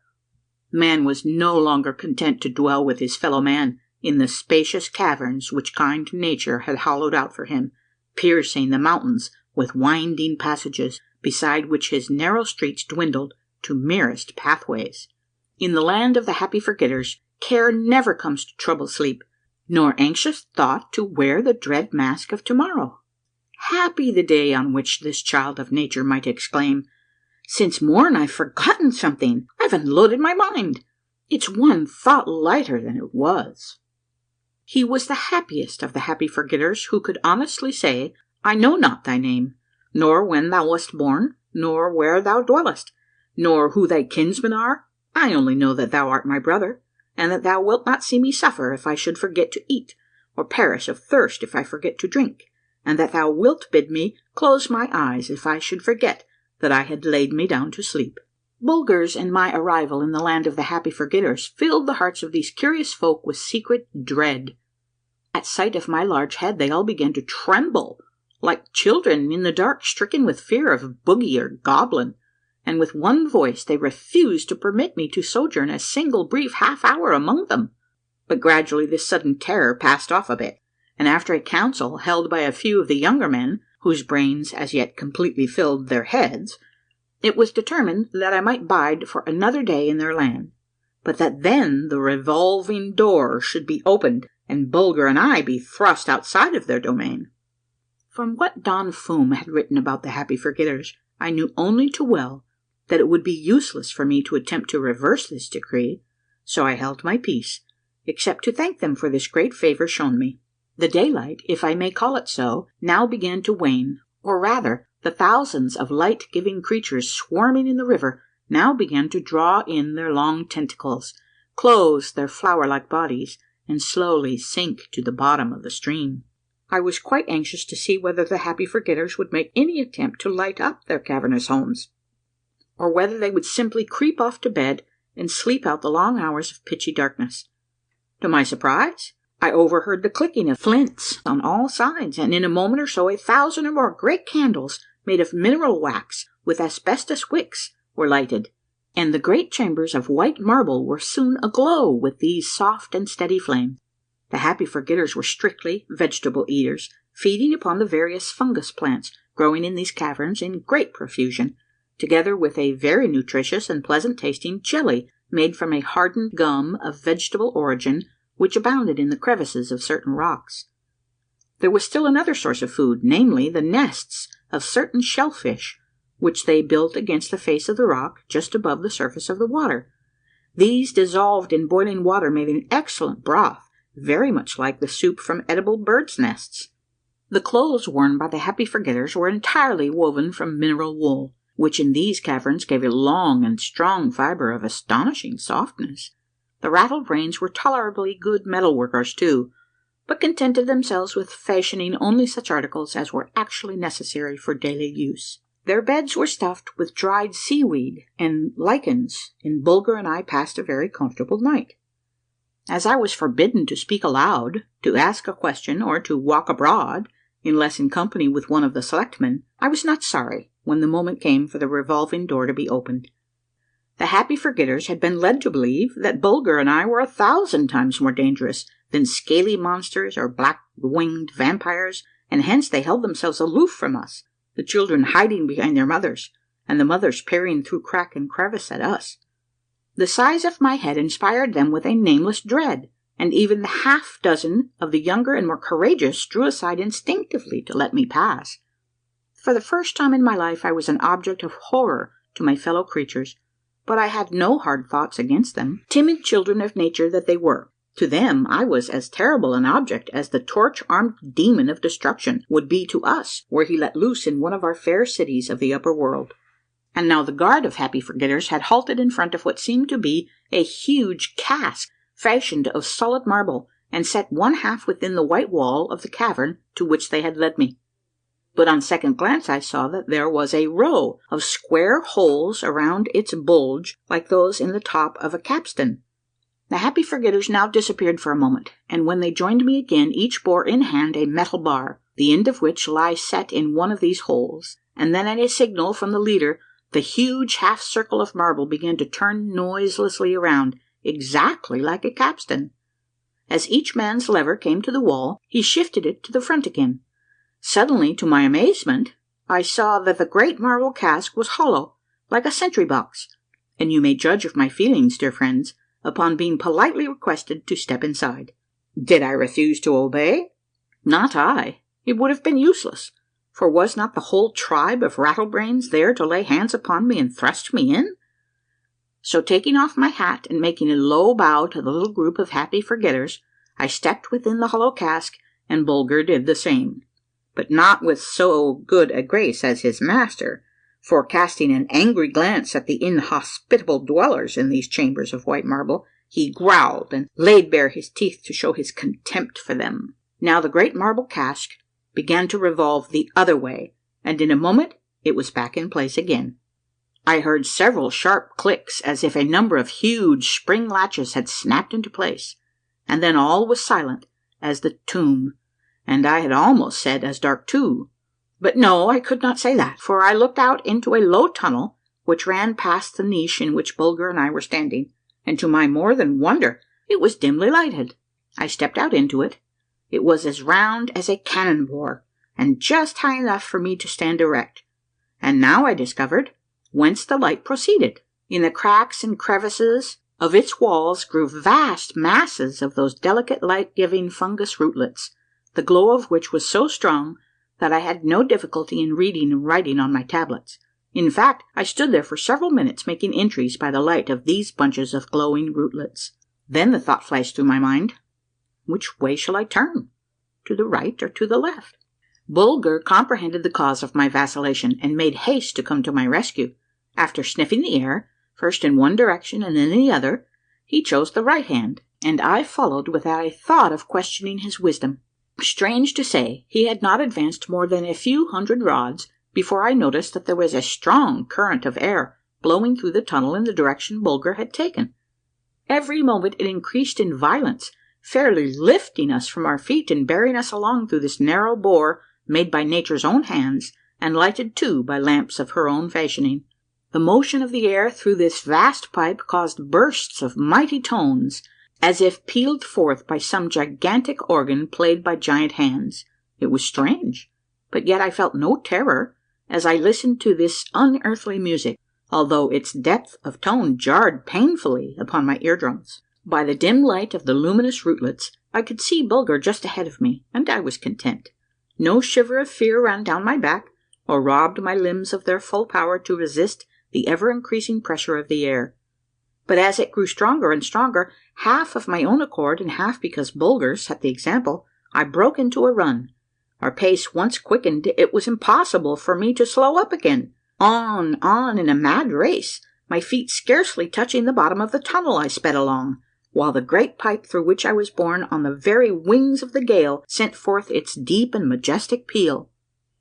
There was something strangely and mysteriously exciting in this race, and all that kept me from enjoying it to my full bent was the thought that a sudden increase in the violence of the blast might toss me violently on my face and possibly break an arm for me or injure me in some serious way.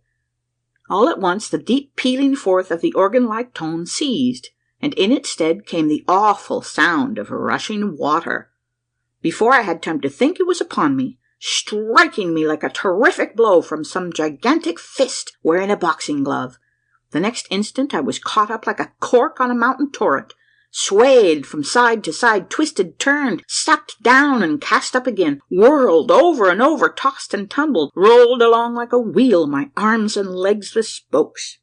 Wonderful to relate, I did not lose consciousness as this terrible current shot me like a stick of timber through the flume, whither I knew not, only that the speed and volume went ever on, increasing until at last the tumultuous torrent filled the tunnel and robbed me of light, of breath, of life, of everything, including my faithful and loving Bulger. How long it lasted, this fearful ride in the arms of these mad waters, rushing as if for life or death through this narrow bore, I know not. I only know that my ears were suddenly assailed with a mighty whiz and rush of water as through the nozzle of some gigantic hose, and that I was shot out into the glorious sunshine, out onto the grand, free, open air of the upper world, and sent flying up toward the dear blue sky with its flecks of fleecy cloudlets, and Bulger some 20 feet ahead of me, and that then with a gracefully curved flight through the soft and balmy air of harvest time, we both were gently dropped into a quiet little lake, nestled at the foot of a hillside yellow with ripened corn.